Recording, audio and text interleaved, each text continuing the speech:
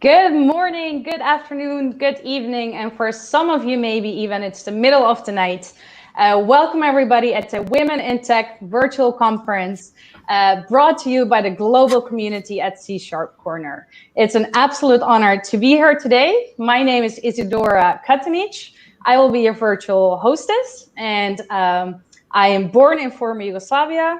I'm raised in the Netherlands. I live in Switzerland, and today I'm hosting the conference from Amsterdam, where I'm currently on a family visit. But of course, I will not be doing this on my own. We have a lot of amazing female speakers for you today who are going to present, and I will be doing this together with my co-host, Annie. So Annie, welcome to the show. Please say hi and introduce yourself. Hello everyone. Very happy to be here, and hello and good morning and good evening from my behalf as well to everyone. So yeah, I am coming to you from Helsinki, from Finland, which is amidst a very bad heat wave at the moment. So if I'm sweating or if I'm putting up my hair, it's just because it's very hot in here, but it's okay. I think it's going to be a lovely time today. Yeah. Well, that's also a little bit a new way of events, right? We're all doing this virtually. We're all at our home or at our home office, streaming literally from all over the world to bring the community together. So, Annie, how has your work life changed in the past few weeks and months compared to like before everything happened? Well, at least for me, I think everyone has experienced a lot of change and a lot of difficulties, and I think good things as well in addition to that. But for me, I work at Microsoft, and we've always had a very good working from home policy. So for me, not that much of a change, but still, I think everyone has experienced a lot, and I work a lot with events and community. So that, I think, for me has been the biggest change. But I think it's also very positive in the sense that we can have these kind of great events where we can join a global community and have a nice discussion and an event together. So I think that's an amazing part of this exactly. Very otherwise maybe a sad time as well. Yeah. No, fully agree on that. Actually, Annie and I, we have met at an in-person event last year at PolarConf, hometown for you, I guess, right? In Helsinki, Finland. And I also believe, also for me, also same like you, of course, we bring communities together at in-person events. Also a whole new world opened to us as well, and also for the women in tech. I mean, I just love it. Also how inclusive conferences are right now. Like everybody can join us from the comfort of their own homes. Everybody from around the world is here, can join the conference today, so they don't need to travel. And yeah, that's of course very nice. And we also have a special message today. Do you want to highlight that, Annie? Yeah, I think we are all very excited to have the first opening remarks that will be brought to you by a very amazing and a very great person and a speaker. I think we're very excited, and it's going to be a little small remark from Charlotte Yarkoni, a Microsoft Corporate Vice President. So let's get to that. I'm so excited to join you for the 2020 Women in Tech Conference. Amidst everything that's happening in the world right now, it's an important time for women in tech and those interested in entering a career in tech to get together. I've always said diverse perspectives are important to everything we do. They make us better, more empathetic people, result in creative problem solving, and lead to innovation. Women's perspectives are important in the dialogues and deliverables of the tech industry, and that's only going to continue to be recognized as more and more of us move our careers in this direction. I'm Charlotte Yarkoni, and I oversee commerce and ecosystems in our cloud and AI division at Microsoft. And while my colleagues these days are more diverse than ever before, I've often shared that I was one of only a few females in my college engineering track. I'm so happy that my experience is officially one of the past, as women are becoming more and more significant force in the tech industry. From software engineering to operations to marketing to HR, the list goes on. And it's encouraging to see that women are more and more actively pursuing careers in STEM than any time in history. There is no denying that we're in the early days of an equality movement that is poised to incite real change. And this applies to gender as well. I'm really proud to be part of a company who's been helping break barriers for gender and pay equality for decades. But our work is nowhere finished. It's gaining momentum, and yet there's still a lot to do. We're all potential change makers when it comes to equality. Our actions and words matter regardless of how large or how small they may seem. I'm excited to listen and learn as you share ideas for improving the gender pay gap, gaining ground on female representation in tech careers, and the differences between thinking and doing, balanced with a healthy dose of technical talk and skill sharing as well. Please enjoy your day, and thank you for the difference you make in this world. That was something. That was amazing. Really great to hear such encouraging words from a great person. Yeah, absolutely. And it's also something, that also you, Annie, and I, we also, of course, deal with that. We are here today for the Women in Tech virtual conference. We both agree that we find it very important to that we as women should also empower women to have that stage today, to have a lot of fantastic female speakers joining us today who are making their time available to share their knowledge, share their experiences, and of course also to use the platform and the C# community, which is a global community, to make everybody aware, of course, for the women in tech. And is there something, Annie, you would like to share, like how you have been working on that topic within Microsoft? I think, well, for me personally, and I think for Microsoft in general as well, even though I'm not here obviously as a complete representation of Microsoft altogether, but it's very important, diversity and inclusivity, and especially for me, obviously, women in tech is very close to heart. And in my past, I've always tried to work with those topics as much as I can. So if there's any opportunity, such as this event, I think it's always good to take our time and give some time to a good cause. Yeah, and I think these issues touch every woman in this planet, as well as I think any other gender that there is, because these issues are not in a bottle, or they are not, just in a box. They are always affecting each other. So if we can bring more goodness, goodwill, and generally more equality, I think everyone will benefit from it. Every person on Earth. So these are very important topics. Izzy, do you have any personal experiences or thoughts on this topic? Yeah, well, for the people who follow me on Twitter or on LinkedIn, I mean, you will often see that I bring the topic to light. I find it very important.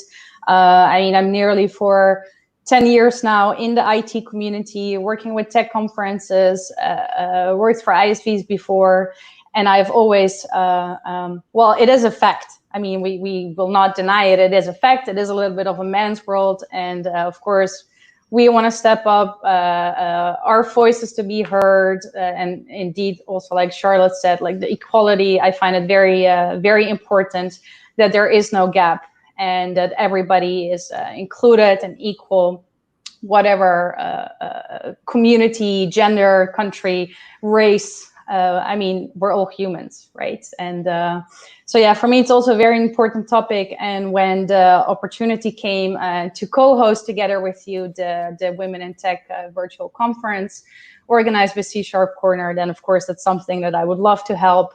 And like you said, that like making time for this also for you, you're doing this really for the community. Also for us in our time zones, we're both dealing with the heat wave. It's weekend, it's the end of the day. We will be here for the next few hours. So I think that also really shows the passion and the motivation that you and I both have. For sure. And I think it also really, you have to thank, or I have to thank, and all of us have to thank the great speakers that we have as well, because they're giving their time as well. And I think it's amazing that we can have and come together even during this kind of time, or during the heat wave even, to discuss together important topics and highlight things, and even just to talk about any range of topics that we have today coming up. So it's I think very great. Because we have a packed agenda coming up. We have two keynotes, a couple sessions, and I'm also personally very excited to listen and to watch the sessions that we have coming up today. And as well, like you said, it really is a group effort today. There are many people also behind the scenes, but as well as on the virtual stage who will be sharing their knowledge today. And we have an audience from all over the world. What we would love is also to see this reaction on social media. So if you're watching, if you're joining, share a photo from where you are today, what time zone, what country. If you're in your home office, maybe you're in your garden. You will see both Annie and I have the Twitter handle next to our name. So share your photos, share your tweets, find us on social media. And we would love to hear your voice as well, also on the topics which the speakers are presenting, or anything else, of course, that we're discussing during the event today. For sure. And I think when the next speaker comes on, I will be sharing a setup, what I'm working with, the setup that I have on Twitter as well. So I think we can all have a small, nice discussion on that side as well. So looking forward to that. Indeed. And like you said, with the setup, that's also something which we have also seen in the past few weeks, how we all had to change and pivot to like the more online world. We saw speakers who usually speak at in-person conferences getting their setups, their cameras, their microphones, some home office with like fully equipped, and wonderful. I'm very excited. So looking at the time, I think we are ready, Annie, to start welcoming our first keynote speaker. Yes, I'm very excited about this one. When I was researching the speakers, this one, the next speaker, I was very excited for. So we have coming up Jen Groover, who I think when I was looking into her, she has an amazing list of credentials, from international speaker, multiple author, multiple times an author, serial entrepreneur, business and human potential expert, spokesperson, and a media contributor. So the list goes on. I think she's a huge package of information and knowledge, and we are very happy to learn from her. So let's welcome Jen. Right.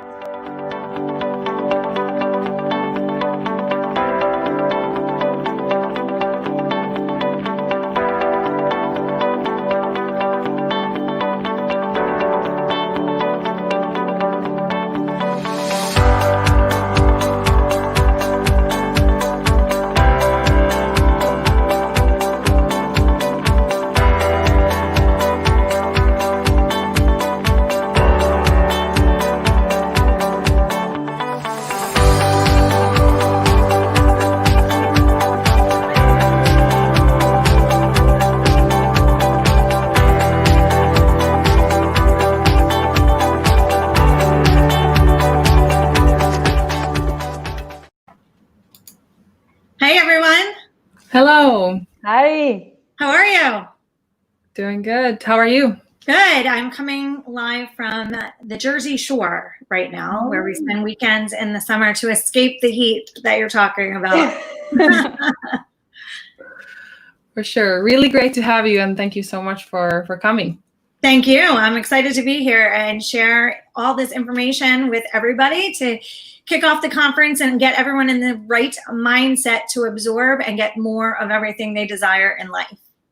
Perfect. So the next 45 minutes are all yours. Okay, fantastic.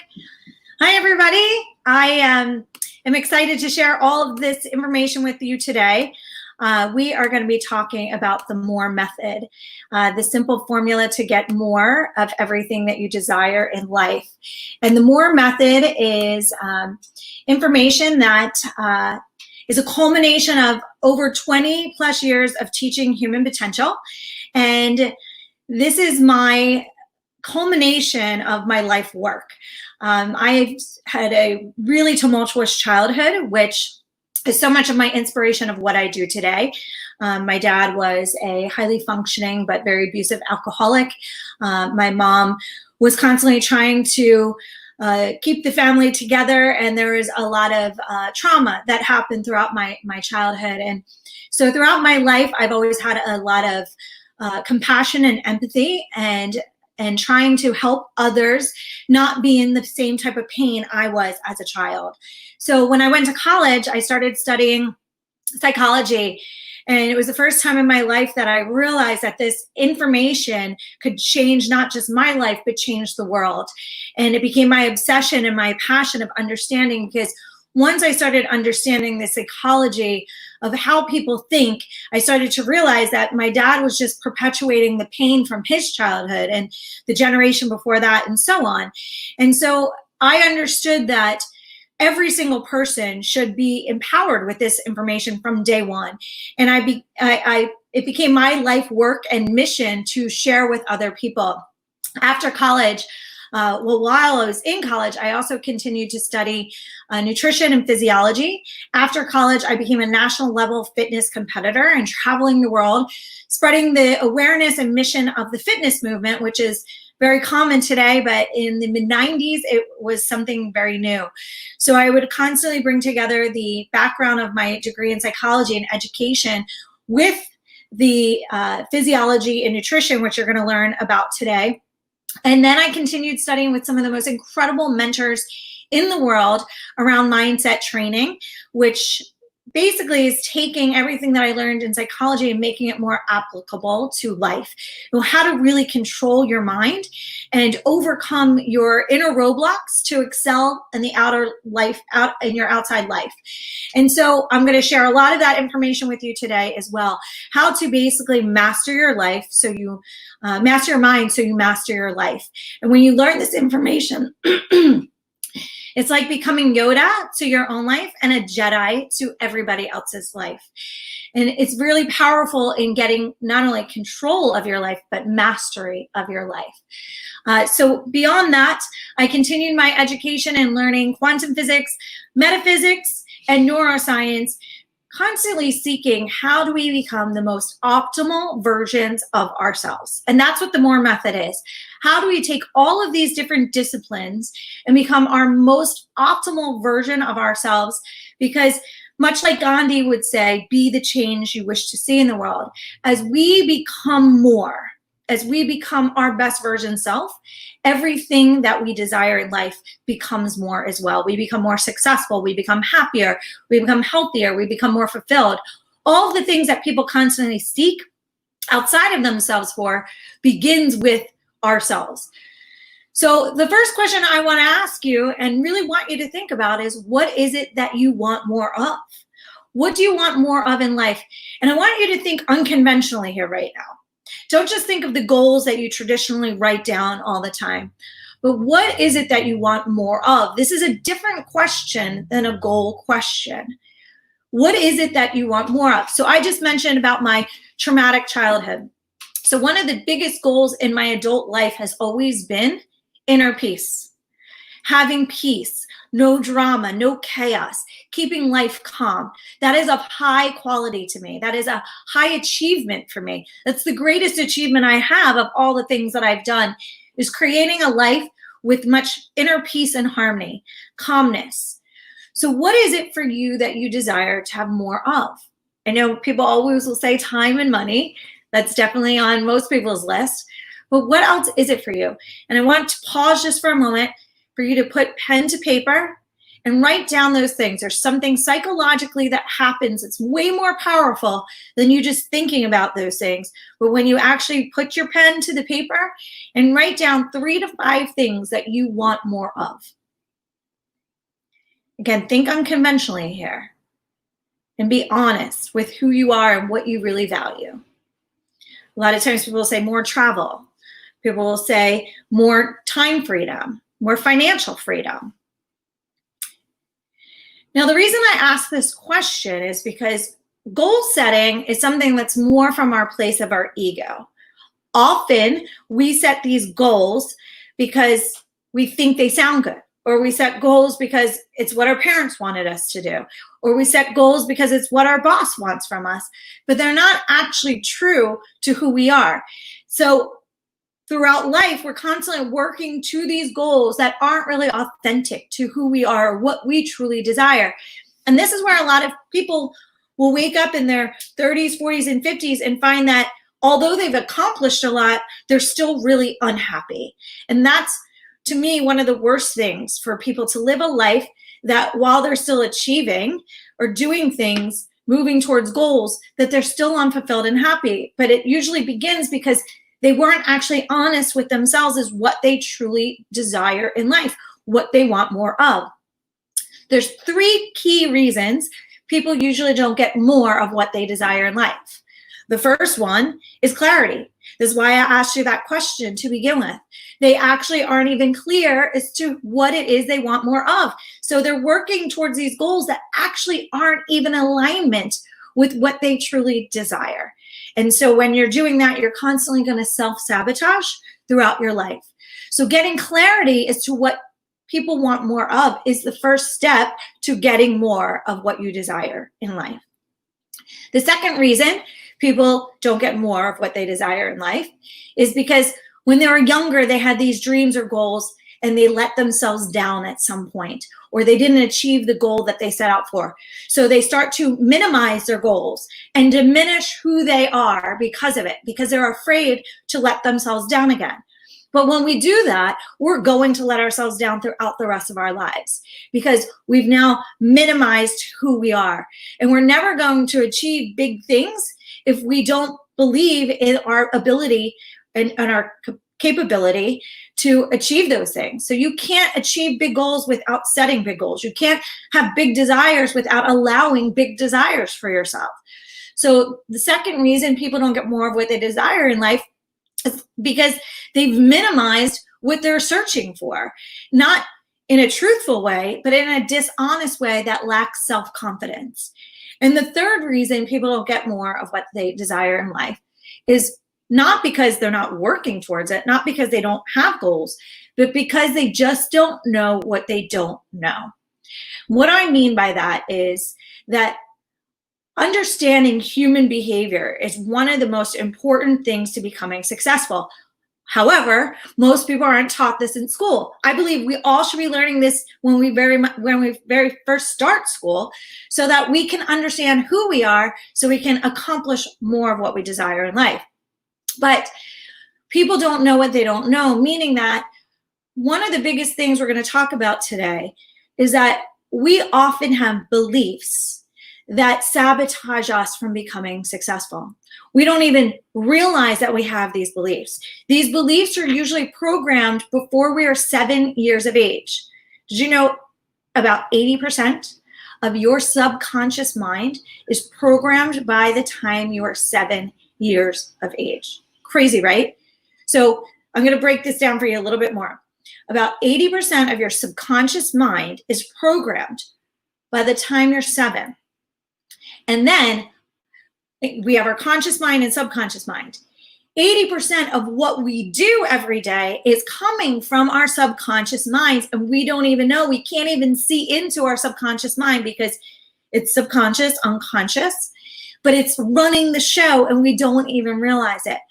And so if we could learn to understand how to really audit, extract, evaluate our conscious mind and our subconscious mind by understanding our beliefs, we can start to change our behaviors, because your beliefs are attached to your behaviors. And so what we're going to talk about today is really how to extract and understand those beliefs that hold us back. Because when I share with you the fact that about 80% of your subconscious mind was programmed by the time you were 7, we now need to start to understand who our programmers were. Our programmers by the age of 7 are usually our parents, our grandparents, our teachers, our community, our religion, what we're watching on television. And so what were those beliefs that were being programmed are going to affect every aspect of your life. The beliefs create habits. Habits create outcomes. So we're going to dive into that a little bit more as we go along. But first, here is a foundation of all success. This formula right here, this framework, is something that I learned from my mindset trainers over 20 years ago, that taught me how to replicate success over and over again. This formula right here is the foundation of all success. In order to be more successful, in order to get more of everything we desire in life, we must first envision what it is. Again, why I asked you, what do you want more of?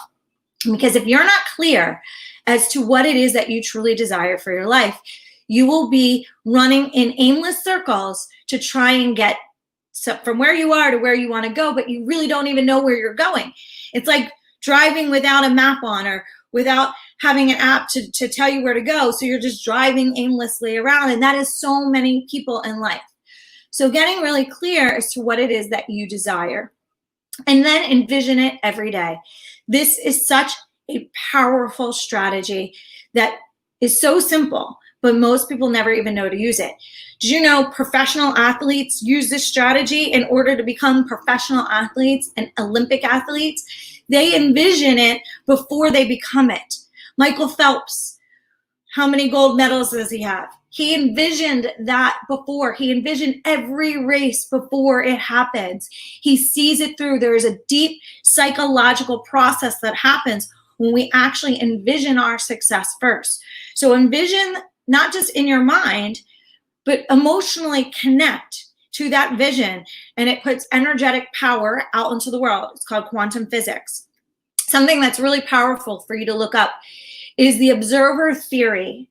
Just Google observer theory when we're done here today, and you'll watch a video. There's one that's a cartoon. It's very simple, Quantum Physics 101, and it teaches you how powerful your thoughts are putting out the energy into the universe.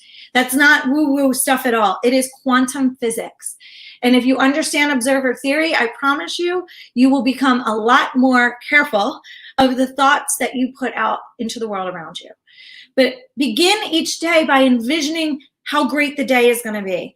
Envisioning what your life is going to be like that week, that month, that year. Envision it and emotionally connect to it. Daydreaming is actually a really powerful strategy, a really powerful thing that we can do every day. Luckily, when I was a kid, I did it all the time. I would actually get in trouble in school for daydreaming all the time. But so much of what I dreamt of my life to be as a child is exactly what it is today. The next thing is we must believe we are worthy and capable of having what we desire. Ladies that are here listening, this is one of our biggest problems and challenges and obstacles to overcome. Believing that we are worthy and capable of having whatever it is that we desire. In 2006, when I was launching my Butler bag company, I recognized that women were creating less than 1% of the wealth in the United States of America. Less than 1% of the wealth. That was probably a global number as well, but I was analyzing the data in the United States. I thought it was crazy. How is that even possible that we're creating less than 1% of the wealth? That's not job caps at all. This is wealth creation. This is female entrepreneurs. And at that time, women were graduating equally from men from universities. And also, they were starting 2.5 to 1 businesses than men. So they were starting more businesses. Why is it that we're creating less than 1% of the wealth in the United States of America? So my psychology mind needed to figure this out.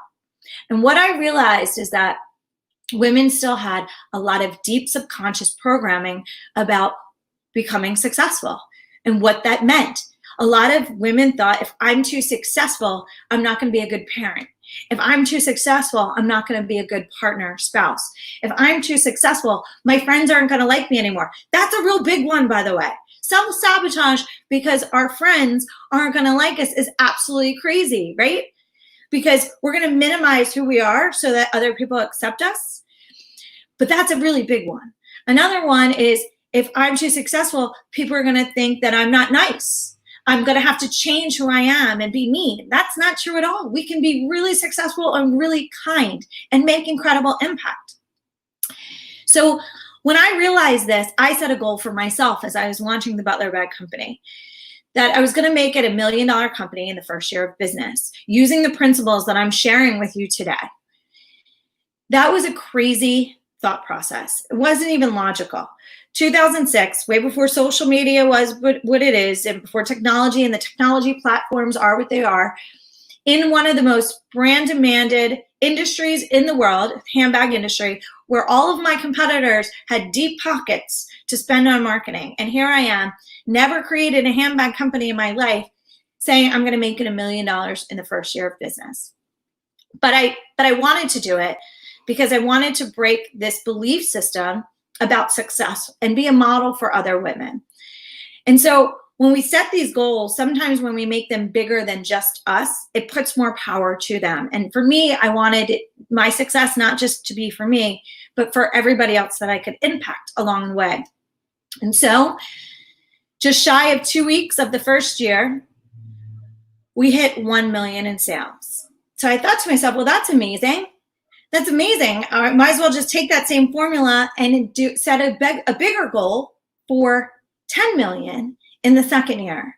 And just 1 week shy of the second year, we hit 10 million in sales. Again, with the same formulas that I'm sharing with you right now. I had to envision what it is that I wanted. I had to envision what my life was going to be like on that journey every day.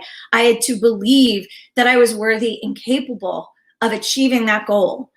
And I had to remove the beliefs and behaviors that were blocking me. I had to change beliefs that I had from my childhood programming. My dad was born very poor. He had what I call a scarcity mindset.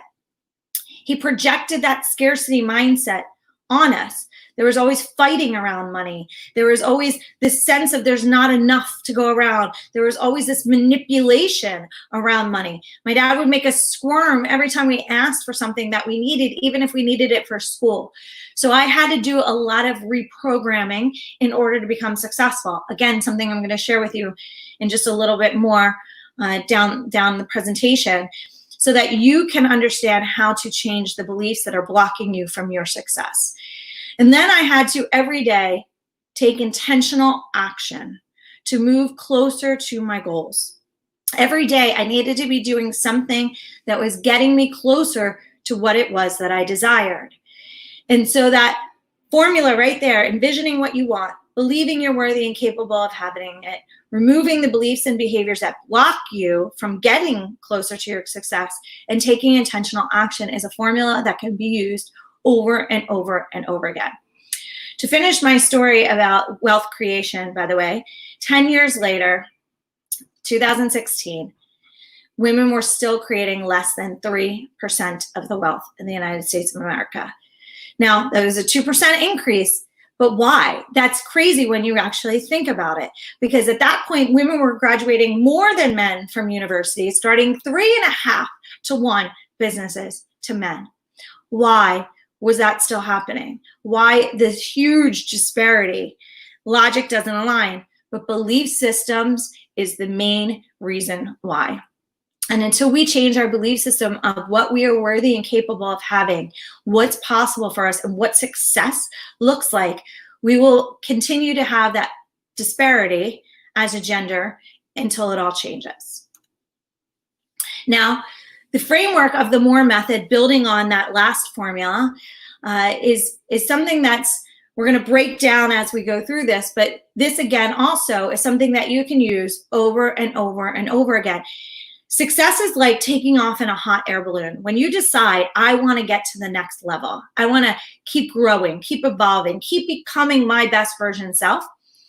Think about when you take off in a hot air balloon. You're on the ground and you have all these sandbags holding the hot air balloon down. In order to get off the ground, you have to take out some of the some of the sandbags. The sandbags are symbolic of your stuff.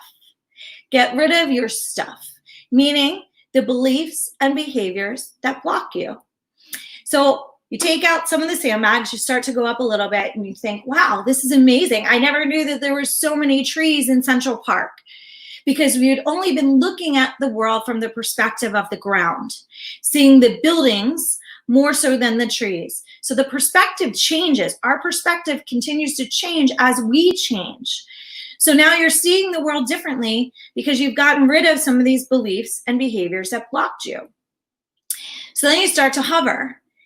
That's where we start to get comfortable and complacent, Complacency is the thief of passion. Complacency is the thief of passion. A lot of people get really complacent in life and then they feel stuck, they feel lost, they feel disconnected. It's because they are not now connected to their passion. Growth equals happiness. The more we continue to grow and evolve, the happier we will be throughout the rest of our lives. And so here we are now hovering. And in order to get to the next level of where we want to go, we need to reevaluate and get rid of more stuff, more sandbags. We have to continue this process throughout our elevation of growth by up-leveling in our lives. It's a constant auditing process, an evaluation process of life. And that's what the MORE method really is not this path of perfection, but a greater, more conscious course of life so that we can continuously course correct when we get off course. We can only do that when we're becoming more adept to evaluating where we are on a regular basis, which is the first part of the MORE method, mindfulness. In order to become more successful, we have to become more mindful of where we are today and where we are tomorrow. Mindfulness is the foundation so that we can start to evaluate where we are and where we want to go. We can evaluate what behaviors that we have today that need to change for a better tomorrow. The next part is optimization of body and brain. When we optimize our physiological state, we will optimize our mental and emotional state. This is time hacking, by the way. A lot of people in that what do you want more of probably said time. I'm going to teach you how to leverage time. I'm going to teach you how to time hack by optimizing your physiological state. The next is R, which is responsive versus reactive lifestyle. In order to get more of everything you desire in life, you must learn how to become more emotionally intelligent, which means you learn how to respond to life instead of react to life. That is how you evolve.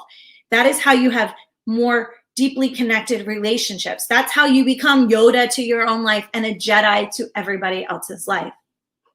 And lastly, the E in the MORE method is learning how to excel in every aspect of life. This is what I call holistic success. We can approach life and our success by approaching it in a holistic way. A lot of people just think success is professional achievement. That's only one part. If you think of the whole circle, and 1/4 of that is your professional achievement, another 1/4 of it is your health and well-being, another 1/4 of it is your relationships, and the other 1/4 is your personal evolution. And if we start to fuel all those quadrants every single day, making sure that we're successful in our health, making sure we're successful in our relationships, making sure we're successful in our own personal evolution, we will have undeniably more professional success as well. So I'm going to break down each one of these letters in the acronym. So beginning with mindfulness. Mindfulness isn't just doing yoga and meditation. Those are activities of mindfulness. Mindfulness is learning to see your life playing out like a movie. You're literally looking down on your own life and watching it play out and recognizing that you are the writer, producer, director, and lead actor of this movie that's playing out. You can change the script at any moment. That is in your control and your power. Yes, things can happen outside of us. Yes, we've all experienced it just in the past few months, and we're living it right now as we're doing this virtually. However, we still get to have control of how we see it, how we respond to it, and how we learn and grow from it. We get to change and pivot when things are not right or uncomfortable or aligned. We still have that ability in our control. And so when we learn to watch our life play out like a movie, and we understand that we are the writer, director, producer, and lead actor, and we can change the script whenever we want, then we can assume more personal responsibility. Personal responsibility is one of the most important parts of characteristics that you need in order to become more successful and more happy and fulfilled throughout your life. We need to become more mindful of our beliefs. I talked about this earlier, and I could speak about beliefs for hours because it's such an incredible part of human behavior, and it's one of the most important key factors in people living to their greatest potential and the life that they desire. But for now, because of time's sake, I'm going to break it down in a couple of important ways for you to learn quickly. Our beliefs control our habits, which controls our outcomes. And I'll show you this right here. We need to first become aware that there's a belief that we have, or beliefs that we have that we need to change, or we become aware that there's outcomes in our life that we are not liking, things that are not happening the way that we like them to happen. What typically happens, if you look at this chart here, is people skip the belief part and they try to just change the habits to change the outcomes. It doesn't work that way. It can for a short period of time. The great example of this is why on January 1st, every single year, the gyms are packed. By January 21st, it's back to the people that were there already in October, November, and December. Why is that? Year after year, so many people have great intentions with great goals. This is it. This is my year. I'm getting to the gym 5-6 days a week. I'm going to get to my perfect fitness shape and where I want to be and eating healthy. And then they use willpower to change their habits. They use motivation to change their habits, to try to change their outcomes. There's a huge difference between motivation and transformation. This is huge, part of human behavior. There's a big difference between motivation and changing your outcomes versus transforming who you are to change your outcomes. Motivation is only an igniter to change. It's only like igniting a fire, but the fire has to keep going. How do you keep the fire going? And so most people try to use motivation for change. Motivation is willpower, changing the habits. Eventually, we will always default back to our old self unless you transform who you are. You can only transform who you are by changing your beliefs first. So, for example, in this gym example, if I hate exercise, I think exercise is torturous, it's painful, I just can't stand doing it, and I think eating healthy is completely depriving, it's punishment, it's terrible, then I am using forceful change in behavior. I'm using willpower in order to get to the gym every day and eat healthy. Eventually, I'm going to go back to my old self. However, if I change my beliefs around exercise and eating healthy, my habits then begin to start to align to my new belief. And then I transform who I am to have sustainable change to my outcomes. So if I change my beliefs around exercise to, I love exercise. I love how working out makes me feel. I love the energy that it gives me. I love the productivity that I get on the days that I work out. I'm so much more productive, and I really value being productive. And I love eating healthy because it makes me more energized and mentally clear and in a better mood. And I love energy and being in a good mood. So I changed my belief around diet and exercise. And I focused on a greater value of my change behavior. Notice I said, I love being productive. I value being productive. I value energy and mental clarity. So we don't just change our beliefs, we attach a new value, a new greater value of the change behavior than the old behavior. So this is a process you can use over and over and over again. How do we begin figuring out what beliefs are sabotaging us? Well, you begin by looking at whatever outcomes you have in your life right now that you do not like, that you are not proud of, that you are not happy about, that you would like to improve. Think about this for a moment.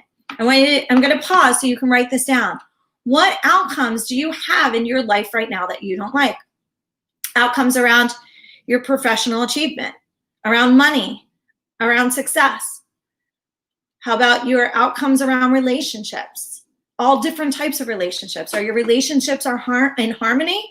Are your relationships constantly in the state of drama, toxic, falling apart? How about your health? Is it optimal? Or could you make improvements? And if you can make improvements, what are the beliefs that you have that you need to change? Think about all aspects of your life, what outcomes you have right now that you don't like, and write them down. And then after this, use this process that I'm teaching you right now. Identify the outcome and then start to evaluate, what beliefs do I have that are holding me back? What are the beliefs that I have around money or success? What are the beliefs that I have around my professional achievement and climbing the ladder to where I want to go? Start to evaluate those beliefs. And remember, a lot of the beliefs aren't necessarily your beliefs. They're beliefs that were programmed in you when you were a child as well. And we start to extract those, evaluate and extract those. Now, here's the next step of the process. Once you identify the beliefs that you have that are holding you back, you flip the belief to create a new belief, just like I did with the gym example. One of the biggest beliefs that I had that was holding me back from greater success was I had a tremendous fear of failure, because I believed if I failed, I was a failure. The reason I believe this is because my dad was in the military, and the saying, the belief that we can't fail, failure's not an option, was constantly said in my home. Failure is not an option. Well, guess what? I understand that on a battlefield.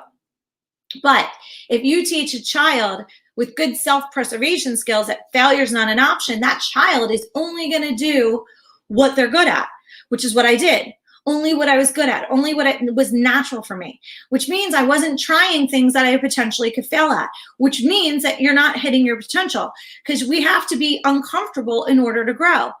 But I was so afraid that if I failed at something, I was a failure and I would get in trouble. So when I recognized this belief that I had that was holding me back tremendously from living my life at a greater capacity and my potential, I had to flip the belief. So my new belief was, I have more fear of regret than failure. That was my new belief. I have more fear of regret than I have of failure. Now, here's the process, right? You identify the belief that or the outcome that you don't like. You identify the belief that's attached to it. Then you flip the belief. Once you flip the belief, this becomes your new affirmation or mantra. So I had to say that to myself over and over and over again. It is called creating new neural pathways in your brain. This is truly programming your brain. So I would say that belief over and over again. I have more fear of regret than I have of failure. And I added to it too, failure is just part of the process on the journey to success. I value success. And I had to recognize that failure is just part of that process. Everyone who's successful has failed. It's just what they've done with the failure. They've looked at the failure. They've grown from the failure. They learned from the failure, but they kept moving forward. Failure is just failure when you stop. So I say this to myself over and over and over again for every day, for months, until eventually it just became who I am. I don't need to think about that anymore. I look at something that is something uncomfortable and I get excited. I'm actually now really uncomfortable with being comfortable. When I see something that I could potentially fail at, I actually look and say, wow, let me figure this out, because that means I'm going to grow and I'm going to evolve. So it's a new belief that I programmed in my brain that now just, I don't even have to think about it. And so that's how we create new programming in our brain. I just broke it down for you. I'm going to break it down again. Identify the outcomes you don't like. Identify the beliefs that are attached to it. Flip the old belief to a new belief that's more powerful for you in alignment with your goals. And then say that new belief over and over and over and over again until you program it in your brain. So it creates strong new neural pathways, which weakens and overrides the old belief, the old programming. And this is what I just said. In order to create true change, one must create a greater value for the new behaviors to replace the old behaviors.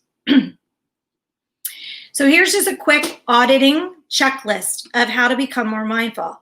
Becoming more mindful of the thoughts you're thinking, the words that you're choosing, what you're doing in your free time. What are you reading? Is it high quality? Is it helping you in alignment with your goals? Or is it taking away from your goals? Becoming more mindful of our feelings. The people we're surrounding ourselves. Are they helping us or hurting us? Are they uplifting us or tearing us down? Do they want us to grow and evolve, or do they want us to stay stuck where they are? And also mindful about the foods that you're eating and how it's affecting how you feel. Now, normally when I do longer trainings, I break these down even more, but use this as your checklist. Am I having high quality thoughts, high quality words, high quality people, high quality habits, and high quality discipline for my body, which we're breaking down right now, which is the O. Optimization of your physiological state supports your mental and emotional state. There's a lot of things out of our control in life. This is one thing in our control, is how we treat our bodies. And how we treat our bodies affects how we feel. Here's a quick auditing list for the optimization of your body and brain.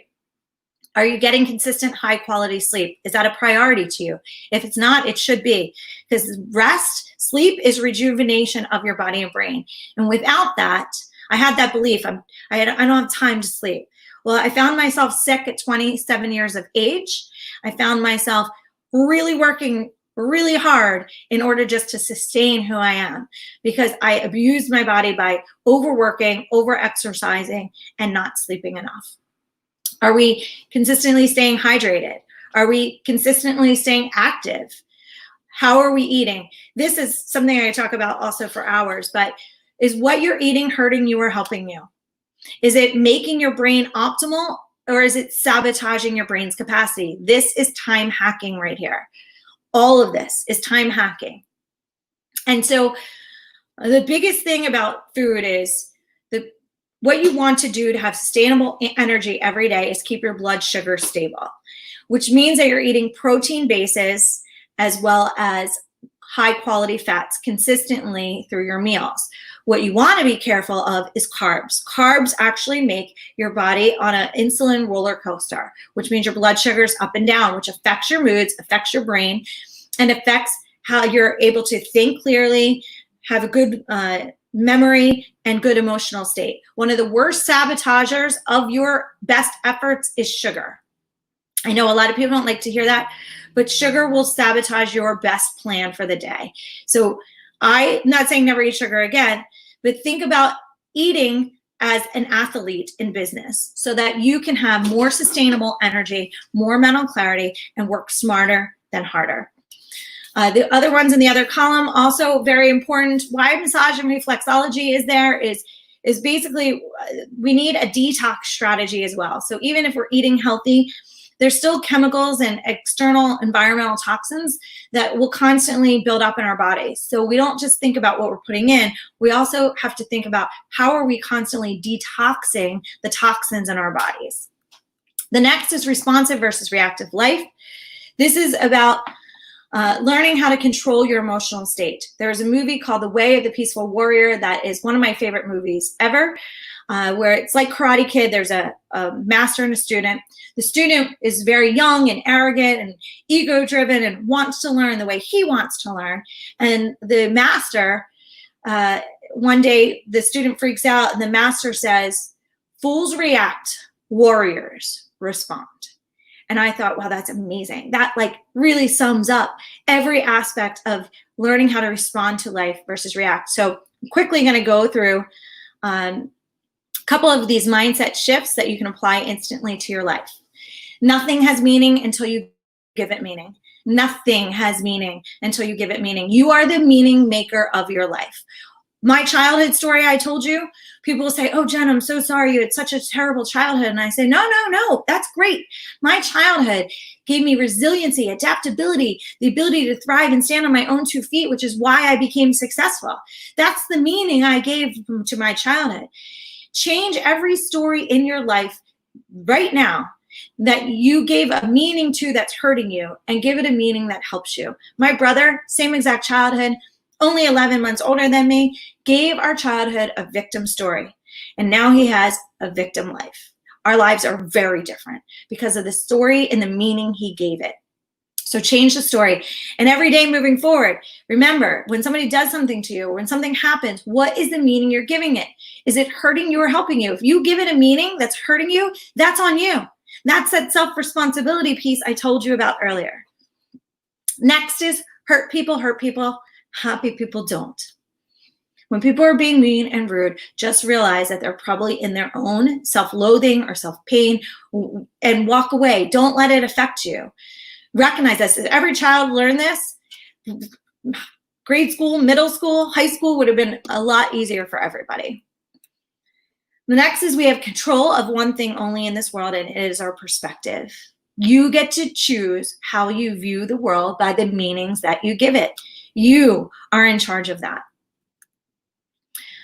What you focus on expands. Are you focusing on negative things and what's wrong all the time? Or are you focusing more on what's right? This is where gratitude practice comes in. The more we focus on what's right, the more we will get of what is right in our lives. Expectations. This could be another 30 minutes of the presentation, but expectations of others is the number one thing that causes self-inflicted pain. Expecting others to think like you, act like you, and be like you causes you your own pain. Letting go of those expectations of other people to think like you, act like you, and be like you will bring such an incredible amount of happiness in your life. Now, quick part of that, when you're in relationship with somebody on an ongoing basis, then you clarify your expectations and make sure that those expectations are agreed upon to have better, more harmonious relationships. Mastery in all relationships begins when we stop needing to be right and seek to understand the other person better. And lastly, excelling in all aspects of life. Nothing in life is exclusive. Everything is interconnected. Your health, your finances, relationships, and personal growth. If one area of your life is suffering, it affects the others. This is why I said earlier to constantly nurture and nourish all 4 key quadrants of your life on a daily basis. I cannot tell you how many people I see in their midlife crisis because they focused on only their professional achievement. They ignored their health, they ignored their relationships, and they ignored their self-growth and really being connected to who they are and what makes them happy and feeling fulfilled. And they find themselves in midlife very unhappy, very unfulfilled, even though they might be really successful. Their relationships are falling apart. They might be going through a divorce. Their kids are going off to college. They don't even know who they are because they were so focused on only one core quadrant of their life. And once that wheel falls off the bus, all the other wheels start to fall off the bus too. Lastly, I said this earlier, growth equals happiness. And here's how to stay connected with me.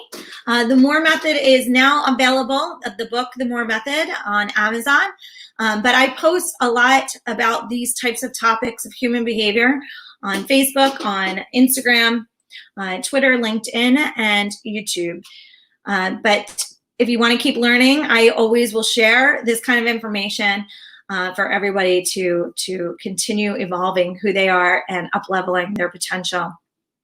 I am now out of time, but I want to thank you all for being part of this today. I was excited to be invited to join you all with everybody all over the world and look forward to stay connected to many of you.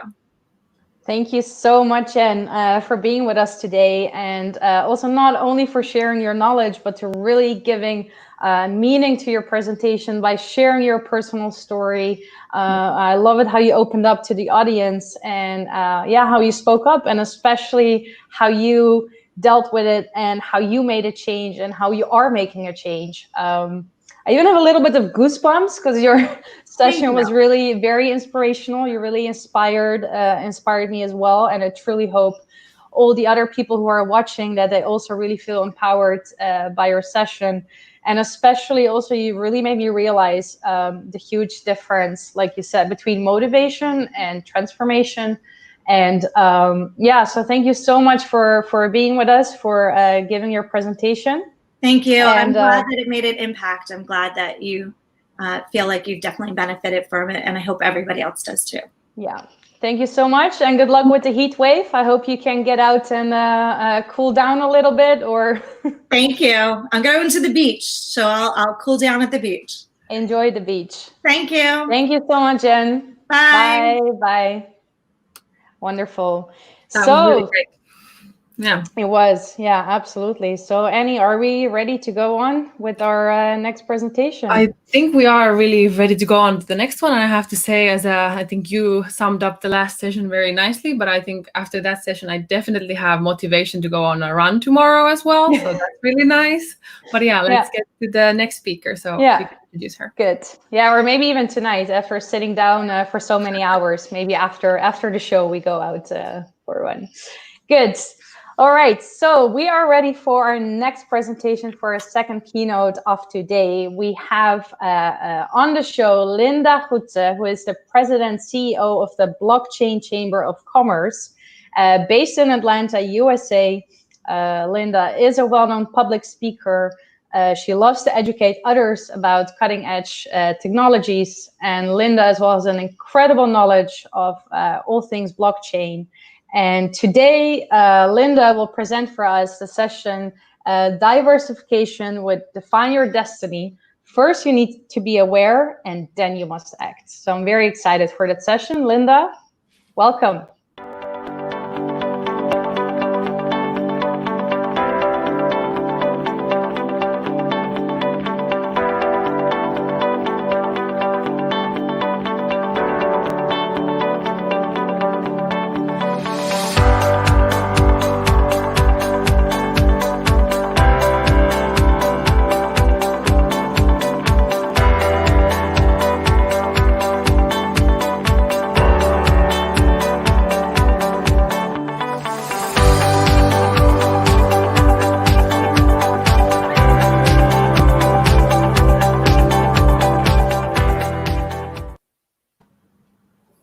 Hi, Linda. Welcome to the show today.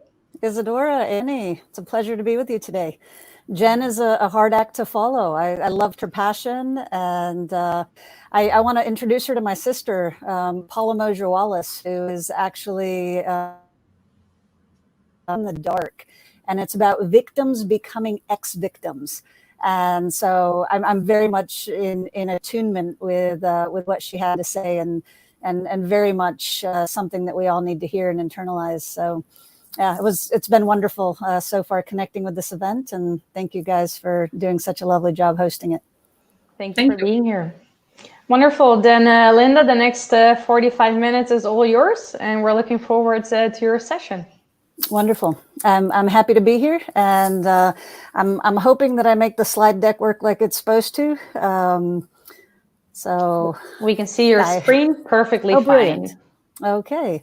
Well, pleasure to be here with all of you today. And, rising above adversity is something that we all have times in our lives where we do that. And it's an interesting time in life for me. I actually moved out of the greater Atlanta area when COVID was an impending situation. And fortunately, with having members of the chamber internationally, we were getting insights into what was going on, and were able to make a choice about where we might be spending time under lockdown. And so we ended up in a more country setting instead of inside the Beltway in Atlanta, which is, if you know Atlanta, it's kind of a concrete jungle a bit.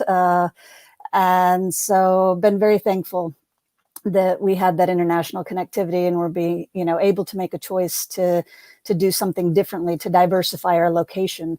And that's what I'm going to be talking to you about today, how key diversification is and how it will determine your destiny. And it's a big topic. It has a lot of pieces to it. And I'm going to see if I can get this going. Obviously, you know that I'm leading the Blockchain Chamber of Commerce, so I'll skip that. Just wanted to be thankful for being part of these phenomenal group of women that are here sharing today.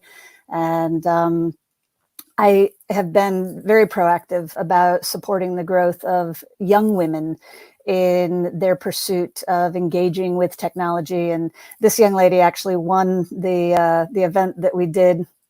It was a mind-blowing opportunity to see brilliant children, many of them Indian, that were focusing on the topic of blockchain and cryptocurrency as part of a debate topic. And so, you know, them giving speeches and debating around an emerging technology and growing their interest in it was just a really fun thing. And it's something that we focus on at the Chamber. And so being part of this event and being able to speak to women in technology just brings me joy. So it's when you're talking about diversification, if you look at this group, you know, there's a gentleman that has his roots in India, you know, there's a gentleman from the Hmong people, Abraham Siang there on the right of your screen, and Adam, Pam, they're actually brother and sister. They're core team members at the Chamber. And if you don't recognize the gentleman in the middle, he's Ambassador Andrew Young. And just a brilliant gentleman, actually brought the Olympics to Atlanta in 2008, was it? And I'm going to mess that up, but no, 1996. Gosh, yeah, it was 1996. Time flies, right? Anyway, he's a phenomenal gentleman. He actually approached the Chamber asking about blockchain. And the reason I have this picture up is because it speaks to diversity. It speaks to diversification of people in your life. And if we all looked the same in this picture, I don't think I would feel the same about this picture. If everyone was, you know, just sameness just isn't diverse. And I love that everyone at that table, we actually had a lovely lunch with the ambassador, you know, had something that they brought that was a different perspective because they were coming from different places. They were coming from different experience bases. And when we're talking about diversification, a lot of people just think about, you know, is my portfolio diversified, right? You know, do I have the right percentage of stocks or bonds or, you know, property, gold, silver, you know, they think about just stuff. And when I think about diversification, I think about community and the people that I'm connected to and what that brings into my life.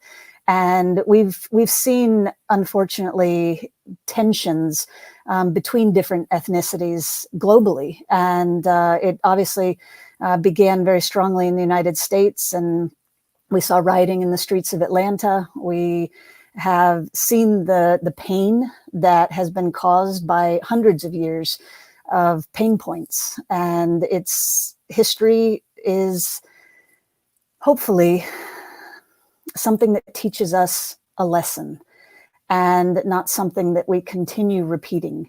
And I love the Chamber because it's one of the most naturally diverse organizations I've ever participated in. And I'm just thankful that the role that I have there and the collaborative connectivity that we have just allows me to have conversations with, you know, people from very diverse ethnicities about what their pain points are, what's the challenge, how do they feel when this happens, and be open and honest, you know, create those moments where we can be truly human together. And I think that's so important to see ethnicity as an important part of how we connect and really create a different way of doing life. If you've just been hanging out with people that look just like you, change that, right? You're missing out on a whole beautiful part of the world that you may never know if you don't intentionally choose to move your comfort zone into a different ethnic group, into people with different traditions, possibly even different religions than you have, or religious connections. It's a way that we could and should diversify so that we can, as people, as humans, move forward in unity and collaborative connectivity, because code doesn't see color. That's the beautiful thing about it. That's one of the things I love about blockchain is it doesn't see color. And there's beautiful diversity to be seen. There's culture differences. There's so many nuances of life that we miss if we don't intentionally seek to connect with people who don't look like us, who don't sound like us, sometimes who don't even smell like us. So that's an important thing to keep in mind. And, as you're thinking about diversification, it's not just that, people look different. It's what can they do? What skill sets do they have? Are you surrounding yourself with people that can do things that you don't know how to do or that you don't have a strong skill set in? That's really, really important. And I believe it's becoming more important as we see different supply chain breakdowns and different pain points internationally with travel. Obviously, COVID has been a very impactful aspect of that. And we're seeing shifts in the way trade is done, in the way travel is taken. And we're going to need to grow more competent in our own local spaces, so that if there are breakdowns, there are still the opportunities, the benefits, the conveniences of life that we would like. So if it's just you, right, and you don't know how to fix and the light goes out, do you know an electrician that is nearby that could drive over? If you have a food shortage, I don't know how many of you were going to the grocery store and just seeing, vast expanses of nothingness. I went to one major grocery store here, and it was, I literally only saw cow tongue and cow cheeks in the bin, and everything else was empty. So when it came to any kind of red meat, that's what I was looking at. And I was like, wow, I'm so thankful that I know someone who raised cows. And, I was actually able to put in a bid to have one of their cows butchered out for my family. That's something that, had I not known them, had I not diversified who I knew, that opportunity wouldn't have even been open to me. And it's stuff like that kind of wakes you up, right? It's like, if I had to feed my family, if there wasn't food in the grocery store, would I be able to? And we'll talk about that a little bit more later. But you see all kinds of different people here, the doctors, people that are painters, mechanics, police officers, electricians, paramedics, even construction workers and reporters and pilots. We need each other. We need each other's skill sets, and we need to be intentional about connecting ourselves with people that have skill sets that we don't have, and upskilling ourselves as well.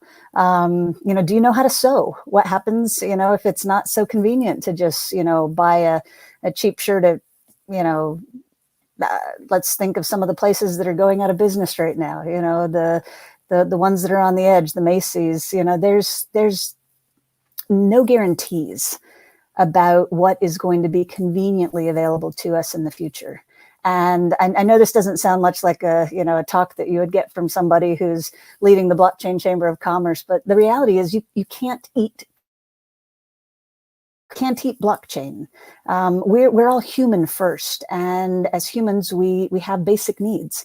And being aware that your diversification is in great part not just where your money is, but where you can get sustainable food resources.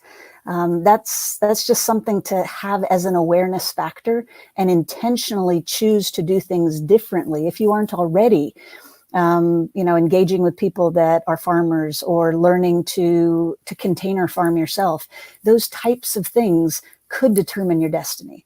And I know that sounds, a little macabre, it's like, oh, there's always going to be food in the grocery store. But the reason diversification exists is because unexpected things happen. And we need to have that awareness and be building towards being prepared.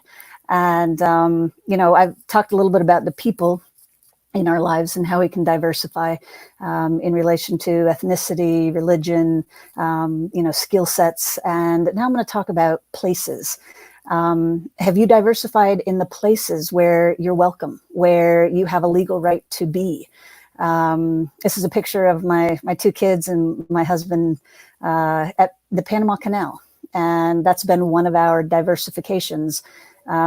It's important just to know that there is a place where you feel comfortable and competent, and that you legally have the right to reside, so that you're not dependent on any specific location or even country to feel that is your only place that you can comfortably exist. And so Español is mi primera lengua. So I was originally made in Peru. And so being in a place like Panama where they speak Spanish is something that I feel comfortable with. And my children love it. They love the food. They love the people.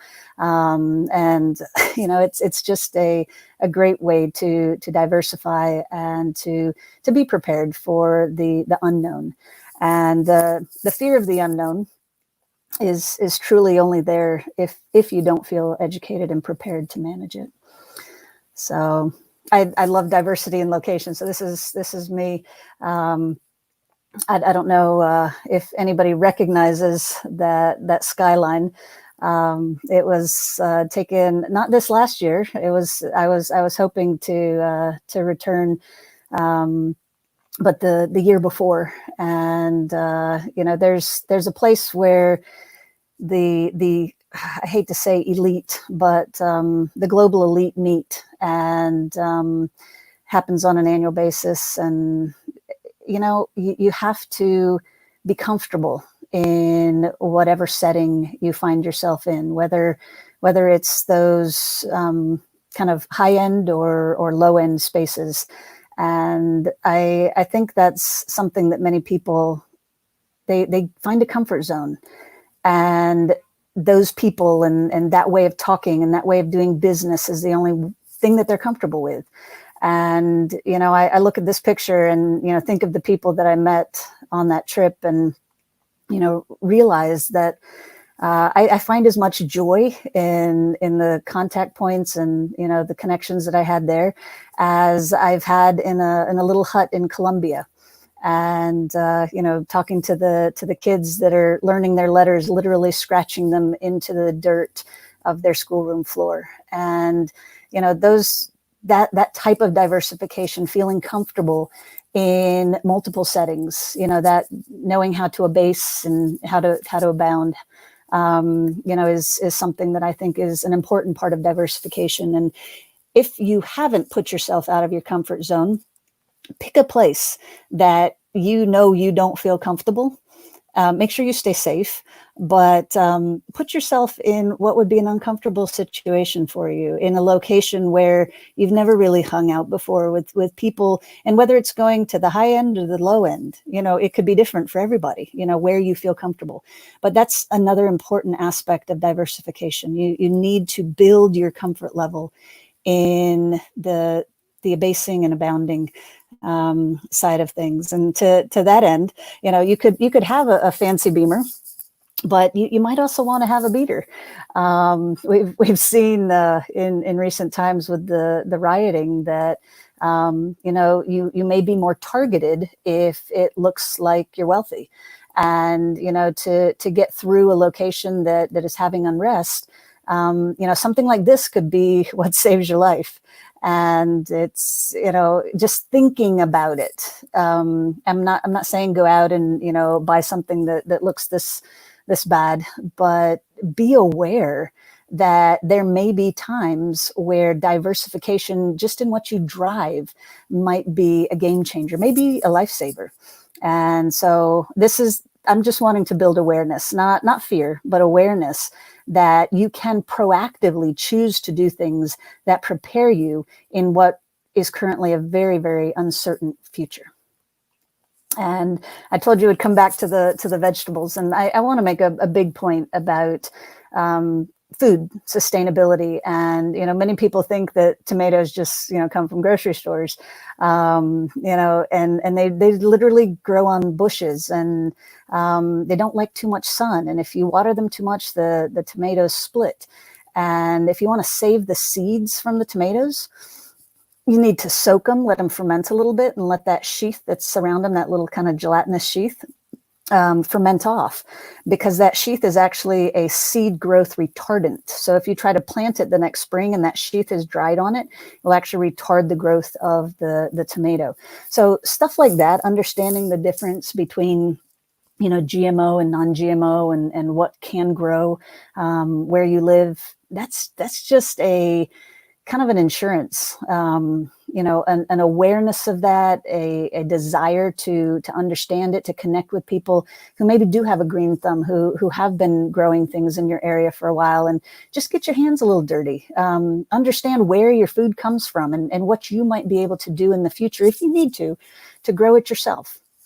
That's something that I just feel is so vital to build the awareness around, that our food is one of our basic needs. And if you don't diversify so that you're prepared to meet your basic needs, then all the money in the bank, all the gold in the world doesn't feed you. So just take it seriously. And the reason I've been taking it seriously is because I feel so connected. I picked this picture because I have it attached to an article that I wrote on LinkedIn. So I'd love to have you guys connect with me on LinkedIn and check it out. It's just, we are so connected. And it talks about the connectivity on a galactic scale, right? We actually are in a universal way connected. The spheres that rotate in the entire universe, they have found that there is connectivity between them, between galaxies. And I can only imagine if those billions of miles are connected, then how can we as human beings that share DNA, how can we not be connected?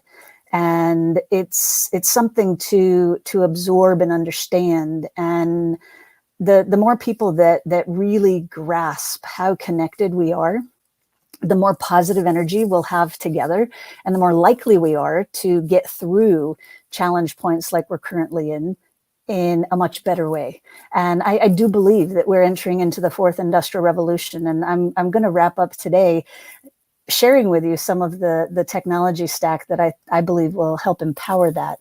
But just taking a minute and sitting in the awareness that you and I are connected. Just the fact that you've heard my voice, that I've shared thoughts with you, that maybe you've looked into my eyes and you feel somehow that your life is going to be different because of it. That's the connectedness, right? And if you change even one little thing, then from across the world, wherever you are, whether you're in the United States, India, the UK, Australia, it doesn't matter where you are, Africa, you could be in Peru, my place where I first grew up, and, the home of Machu Picchu and Huayna Picchu, and just beautiful places and food and people. We're so connected. So I know that sometimes the fear of the unknown is what keeps us from engaging with people that we don't feel we fully understand yet. And I think we need to replace that fear, and we need to replace it with curiosity. And then we need to replace it with knowledge and then action. And I was going to put up a little video clip, but I didn't get it attached in time. Just a quick personal aside. If you see me sweating, I hope I'm breaking the fever of 102.7, I think it was, that I had before I started talking with you today. The last almost 2 weeks have been a really challenging health time for me, but I felt it was really important to connect with you today and to share some of these insights, because it's so important. The more people that get it, that make their life different and are more adaptable and can adjust to change and are more connected to the people in their lives that are diverse, the better we all are. And so it's just an absolute pleasure to be taking this time with you today. And I'm sorry, I feel like I'm just glistening on the screen, but it's a good thing to have a fever break. So I'm going to head into, obviously, the blockchain ecosystem. And this is a shift away from diversification, except for it really highlights how we can diversify when it comes to our social media engagement. And I'm sure you've all seen, the different aspects of news, with Facebook and how they use your data. And hopefully by the end of this presentation, you'll have some insights into how the future may be different.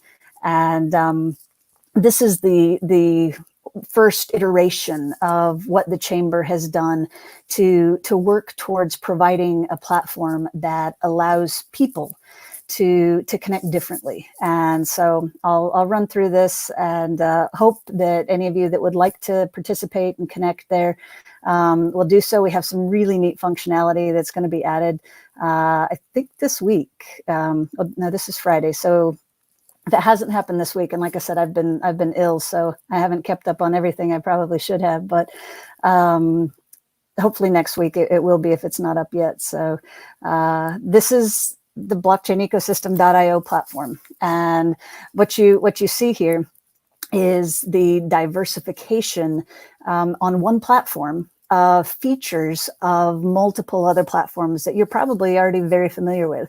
So obviously LinkedIn, you get those individual profiles for contributors. We have that, and we don't call them experts, we call them experienced contributors. So we love to have people connect and showcase themselves and their skills on the platform. There's a knowledge board on there, similar to Medium. We have a community level newswire where anyone in the community can recommend news, and that can be put up on the landing page. So if you think something's important for, you, your company, your country, shoot us a quick note. Say, hey, can you add this?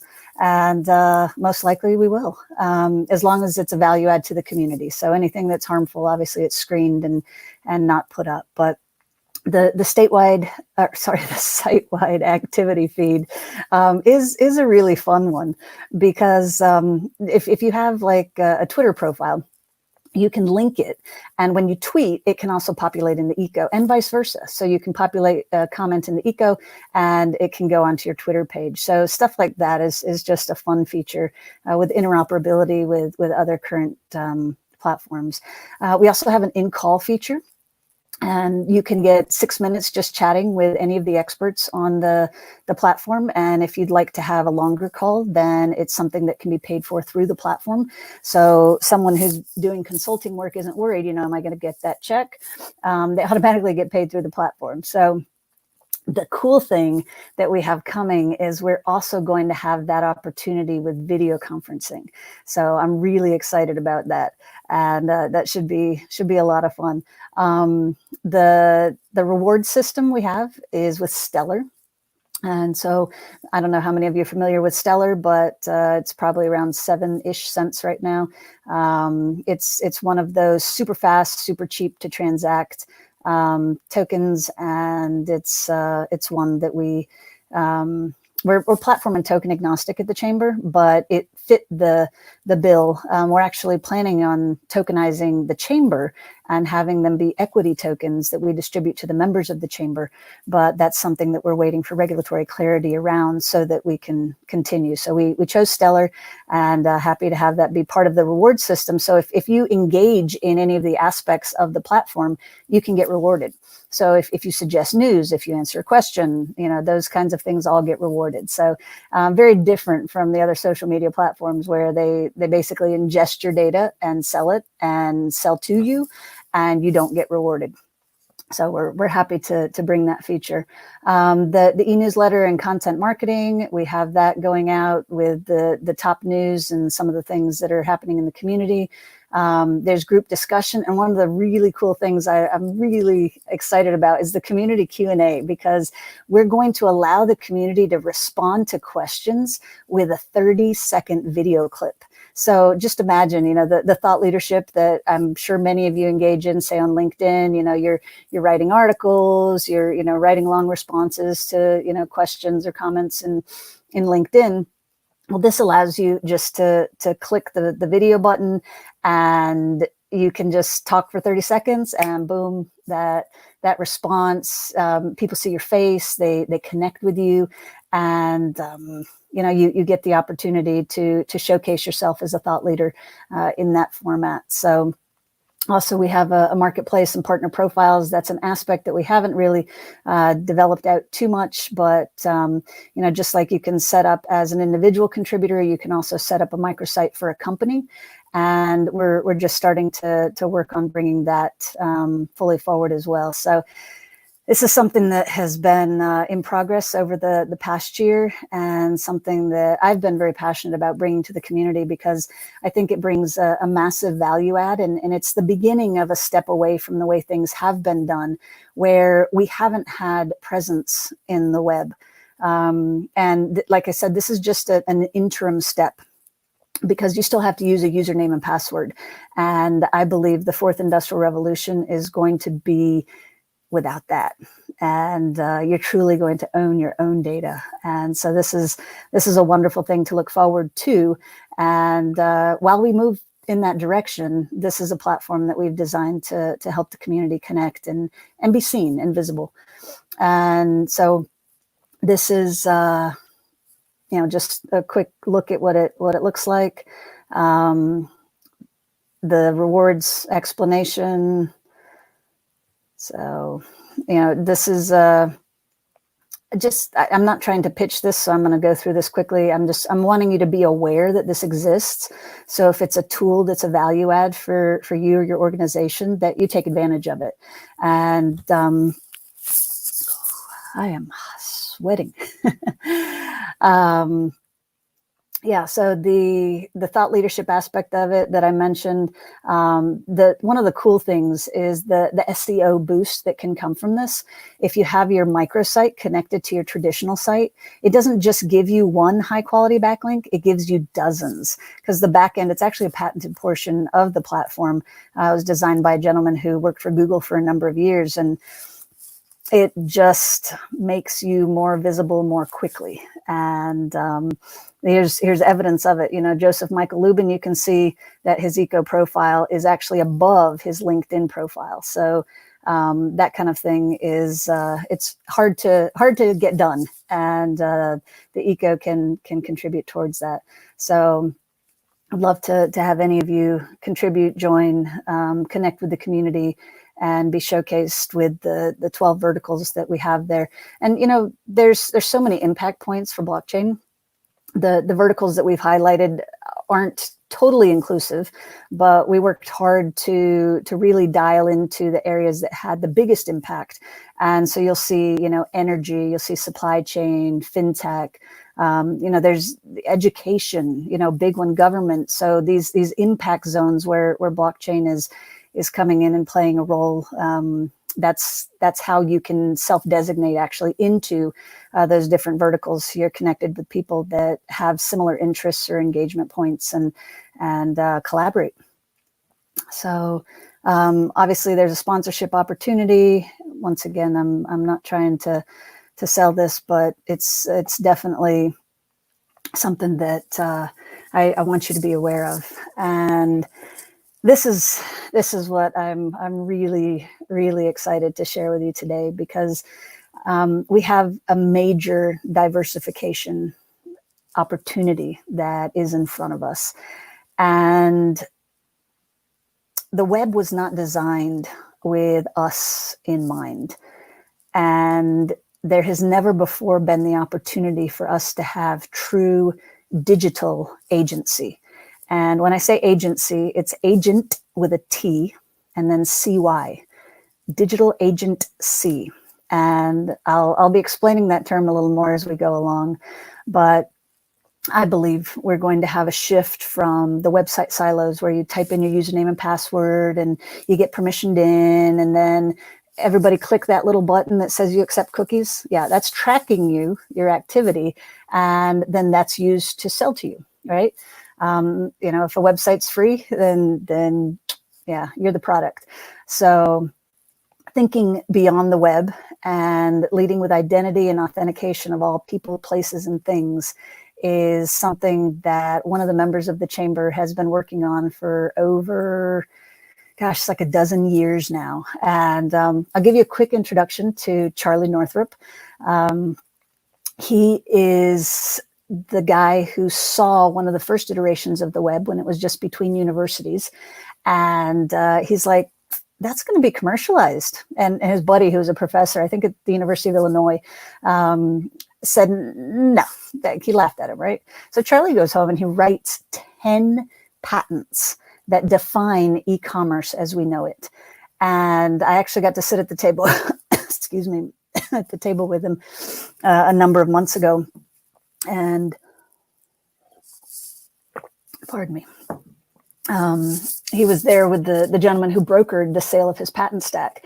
And I was like, hey, Charlie, did we tell you about the email that we got from the winning broker? And he's like, no. He's like, oh, yeah, he forwarded us what he got when he was asking how much more he could bid. And Charlie's like, oh, what did it say? Like, well, it said whatever it takes. And it was signed Bill Gates. So I see Charlie and he's got this proud look on his face. And he's like, okay, wow. And then the next thing he said was, my current patent stack will dwarf that one. And I hope to share enough of it. And I know we're only have about 8 more minutes. But the patent stack that he has enables digital agency. And I think he's right. I think it will dwarf his previous patent stack that one of the most wealthy men in the world was willing to pay whatever it takes for. So this is Charlie Northrup with Neurosciences, and he's looking currently at a world in turmoil. And these are all of the pain points that his technology stack can address.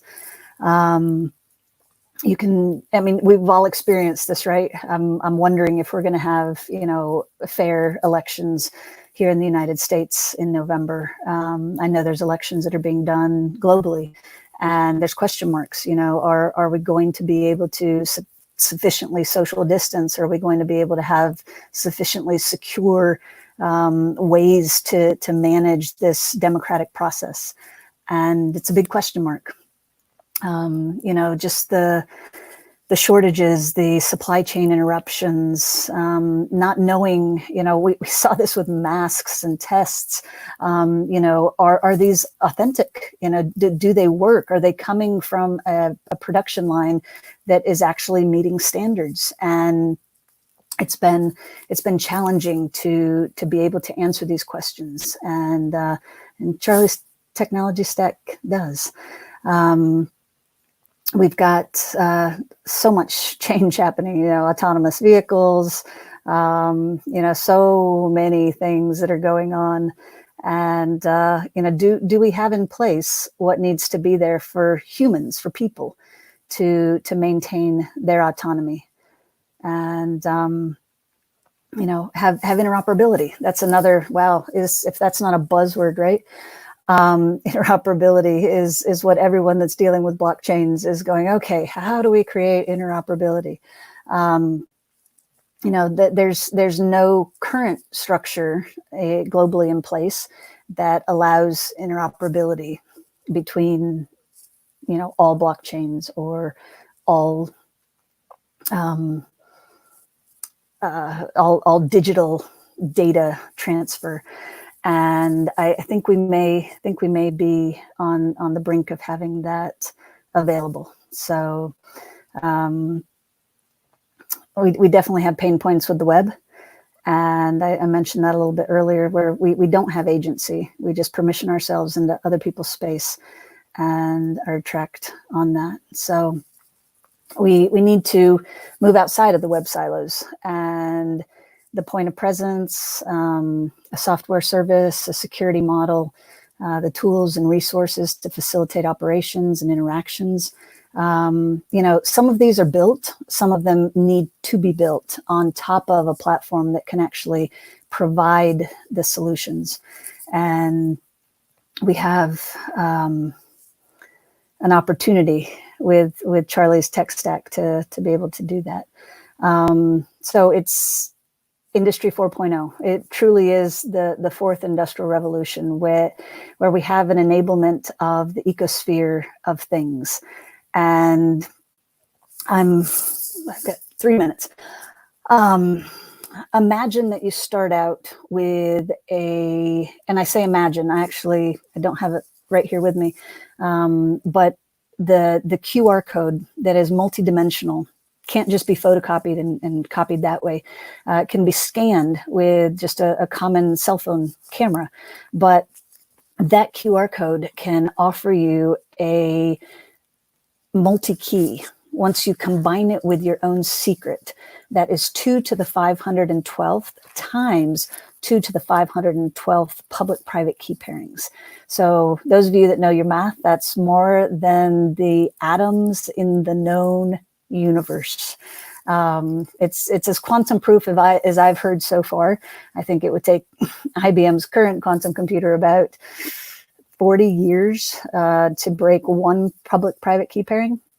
And what you can do in that 40 years with your multi-key would definitely protect you moving forward. But that's the starting point. But when it gets beautiful is when the digital agent that Charlie has coded out, it's over 500,000 lines of code currently, and it is a new way of doing AI. So it knows things, and it can understand nouns, verbs, and modifiers that are put into its vocabulary. And Charlie has coded the word learn, and he's coded the word consider, and even the word forget. And if you can imagine what that enables a digital agent to do, and to do it with a multi-key that is super secure, that allows you to have multiple key pairings that can be assigned to different aspects of your life. So you can imagine, just like a website has a variety of subdomains, your multi-key could insert you uniquely into your .gov, your .edu, your .pet or vet, your .social media, where you are maintaining control of your data, where the nodes that hold and store your data are uniquely yours. And it's just a different way of doing business that this technology enables. And I don't have the time to really go through all of this with you guys, but would love to have you reach out to me. I'm happy to make introductions to Charlie and other members of the chamber. Happy to help support anyone's growth in technology if they're interested in learning about emerging technologies that they haven't engaged with previously. It would be my pleasure to introduce you and to connect and to continue supporting the growth of women in technology. So thank you again for this opportunity, and happy to have had this chance to connect with you. And I'm sorry if I was a little glistening, but it's been my pleasure to be here. Thank you so much. And I think we wanted to give you an extra thank as well, since you were joining us with the fever. So thank you so much for such a great session. Thank you. Absolutely. And I especially enjoyed the different stories that you told, and how diversity is important, and especially the stories from your travels really resonated with me. And I think have you been to Davos? Yeah. Okay. Yeah. And I especially I think obviously introducing a lot of the technologies in the end was actually very helpful as well. And I think we all enjoyed them a lot. Thank you so much. Happy to do so. I fully agree with Annie on that one. And when I saw the picture of the beautiful Swiss Alps, it's like, hey, I believe that's in Davos, Switzerland. So yeah, thank you very much, Linda. And like Annie also said, especially you're having a fever at the moment, so we're extra thankful that you dedicate your time to share with us today. So take your rest, and we hope you feel better soon. Appreciate it. Happy to have been here. Yeah, and then moving on to introducing our next speaker, which I'm very excited about as well. And next up, we have Jyotsna Gupta, who is a software developer. And as well as if you would look into the Mozilla credits, you could see her name there, which I think is absolutely amazing and exciting. So I'm very happy to welcome Jyotsna to the stage.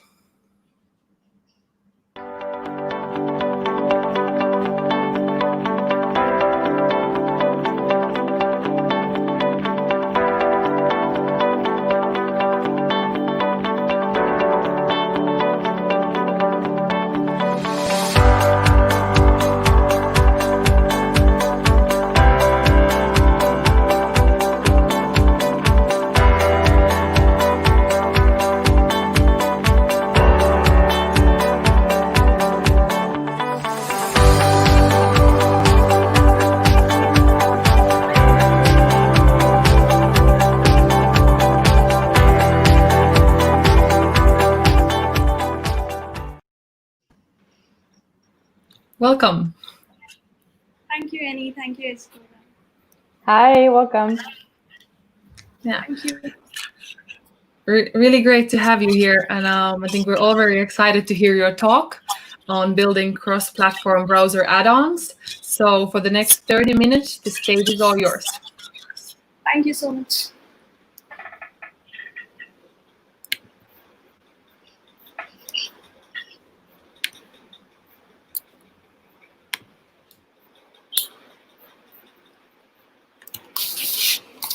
Hello, everyone. I hope you all are doing great at your place and keeping safe. So as I'll be talking about cross-browser extensions today, giving you overview of what are extensions and how can you build one. So let's start with myself first. So I'm a software developer at Exotel. I primarily code in Golang and I contribute to open source. And it's been 5 years that I've been contributing to Mozilla. And currently I'm enrolled into the 2 programs right now, which are Mozilla Tech Speakers program and another one is Mozilla Reps program. And primarily I'm contributing to the add-ons community of Mozilla. So in case you want to reach out to me with respect to Mozilla Tech Speakers program, Mozilla Representative program, or add-ons related queries, you can just reach me out and let me know what are your questions post this. And so today I'll be talking about the agenda would be basically what are the browser add-ons, what are web extensions, what is the architecture of web extensions, and how can you use web extensions API in your add-ons to leverage the benefit of using it, running it over Chrome, Firefox, or any other browser. And also if you have already built an add-on, so how can you port it on another browser basically. So this will be a quite overview. This will give you a quite overview of what are browser add-ons and how can you build one and how to get started with it and how can you go into depth. I'm sure that many of you would be aware what are browser add-ons and you must be, and I'm sure that you might be using at least one of the add-ons, but still let me rephrase for the non-techie people or someone who has not used it. So basically browser add-ons are a small piece of code which you actually use to enhance the functionality of the browser. So it extends and modifies the functionality of browser as per your own convenience. So this was a bit technical. I know that I'm expecting there might be some non-techies or you want to tell your non-techie friends what are browser add-ons. So let me tell you. So I consider browser add-ons as the shoes with lightings. So here we all know that we need shoes we need at least one shoes to step out of our place or whenever we are at place even.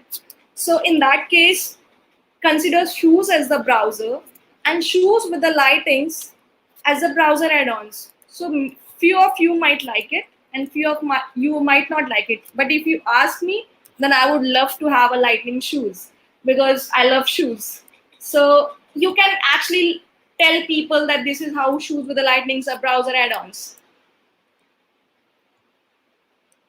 Let me start with some of the examples and let me give you a disclaimer that whatever the add-ons I'm suggesting here, I have not been sponsored to give their names or to put their names on my slides. So it's just my preferences and my choices that I'm suggesting you to use these kind of add-ons to give an overview as well, and the most useful plus most famous add-ons, few of them are. So let's talk about Grammarly. We all need content related help while writing. We all make mistakes, and Grammarly is actually the best tool or best add-on basically when to fix and find your grammar mistakes or punctuation mistake or spelling errors, right? And we all do it, especially while writing mail. We send it very randomly without even cross-verifying it, the content. So Grammarly helps a lot, and it has saved a lot of people's mail content. And let's see how this works. So basically, if you have installed Grammarly in your browser, then you, while writing a mail, it will actually tell you that this is the problem, and it will actually help you to find the fix and find the problems, and it will suggest you can use them. You might skip those suggestions from Grammarly. Let's see other add-ons. So another one is Goetze. So I'm not sure if you might have heard about it, but it's a privacy add-on. So Goetze is a privacy add-on. It actually stops the trackers, block your ads, and also in return it speeds up the website loading time. So in short, it helps you to stay away from the tracking digital footprints. So as you can see that you can actually track, you can see if you are visiting a website, then Goetze will show you how many websites it has been blocked and what is the number of seconds it has actually increased for the page load time. So this is one of the useful add-on for privacy concerns if you're very concerned about the privacy. And let me talk about another add-on, which is again a privacy themed add-on, which is PrivateX. So let me tell you what is it. So basically, we all know that whenever we are using some websites which requires the input of critical information, we should actually view them in the private window or incognito window. So, but the problem is we are already using the normal window on the browsers, and we tend to avoid the extra seconds to open a private window and then open websites, net banking websites or travel booking sites, because we know that if we are viewing the travel booking sites, if let's say we are viewing the flight rates, then it might increase again and again if you're viewing it again and again, right? So like booking.com, if you're viewing the flights, then if you are, due to the cookies and tracking feature, they will again they will again increase the flight rates. So to avoid that, we should usually try to view travel booking sites or net banking sites in a private window. So, but the problem which is that we tend to avoid that, so which is solved by PrivateX basically. So all you need to is it will show you that give you the alert that this site should be viewed in a private window. You just need to click that icon, and then it will open the same website in the new private window. And the best part, it actually removes the default UTM tokens as well from the website URL as well. So which helps you which gives you a second security feature. So I might be boasting about it, but this add-on is created by me, and I created it because it was one of the problems that I was facing, that I had to create a new private window and then open websites. So this made me to create one add-on, and I tried it too. It is a very small add-on, and I just find it very useful, and I thought of publishing so that it could be useful to other people. So next, let's talk about Facebook Container. So Facebook Container is another privacy theme add-on. So I would say that we all use Facebook on our laptop, right? So you might have witnessed the ads of certain products which you have viewed on Amazon. So how does it come to Facebook? It's because of Facebook gets the web activities of your, whatever the web activities of your Amazon or other sites, right? So, but we tend, like, let's say if you're trying to book a website, you will see the same ad on the Facebook. But ideally, we shouldn't get that, right? Because we want our web activities different, isolated from the Facebook. So Facebook Container is an add-on. It's a great app which actually isolate your web activity with the Facebook. So Facebook will not have the control over your web activities. So while using Facebook will know what you are viewing right now on the Facebook only, not what other sites you are viewing. So it's a very good add-on to basically eradicate the web tracking digital footprints. So, and I have been using it and I found it very useful while viewing it on the laptop. And next is TabbyCat. If you see, it's a very small, cute add-on, and it just whenever you are creating a new tab, it shows your cat which blinks, which sleeps, and you can actually even let you pet them. So the best part is it's a very small, cute add-on. And all I'm trying to say here is that your add-on could be a AI-powered startup like Grammarly. It could be a small add-on, like very cute add-on like TabbyCat, and also it could be a add-on like PrivateX, which can help to solve your problem. So if you are facing some issues or problem in the browser, you can try to find the same add-on, or you can try to build one add-on, right? So it's the best thing to create an add-on. It's a diverse set of add-ons which are there published on the Chrome web stores or Firefox add-on. And now let's see what are web extensions. So web extensions are basically a cross-browser system. So by cross-browser, I mean that it's a system which helps you to build browser for either Chrome, Firefox, Safari. So for developing an add-on. And let's see why should you use web extensions. So web extensions, if you go into the depth, so it uses standards HTML, CSS, JavaScript. And I assume most of the techie would be aware of the HTML, CSS, JavaScript. Even if you don't know, then you can start picking up the JavaScript and you can build one.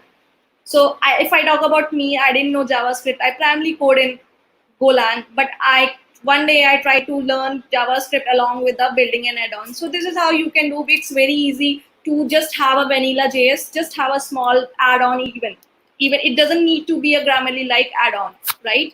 So this is what I would suggest. It's very simple to build. It's very easy, not simple. And also you don't need different codes to run it on each browser. So for Chrome also, for Firefox also, for Opera, Edge, you can use the same code base with zero or minimal changes, and then you can just publish it there. So it doesn't require writing the same code, same logic for different browsers. So this is the beauty of web extensions. And you can find, since they are cross-browser system, so you can find the documentations from all over the places. Even Chrome has their own documentation. Mozilla has their own documentation. So you leverage the benefit of this, right? And now let's see what are web extensions architecture. So the architecture of web extension contains manifest.json. Basically, this is the heart of the web extensions where you start giving the basic configuration. So it's a JSON file which gives you which actually you can input all the JSON features and configs related to your add-on. What are the points you're gonna give, permissions, and I'll show you in the next slide how the structure of manifest.json looks like. But let's see what are the other components in the web extensions are, which are actually, one of them is background page, another one is content strips. It could be page action, it could be browser action, options page, and also web accessible resources. So let's see each one of them in depth. This is how your manifest.json will look like for your add-on. So this is the basic structure. The key would remain the same. The values might vary according to your add-on. So it's very readable. You need to provide the name of your add-on, versioning of your add-on, the description of your add-on. You can provide the icons.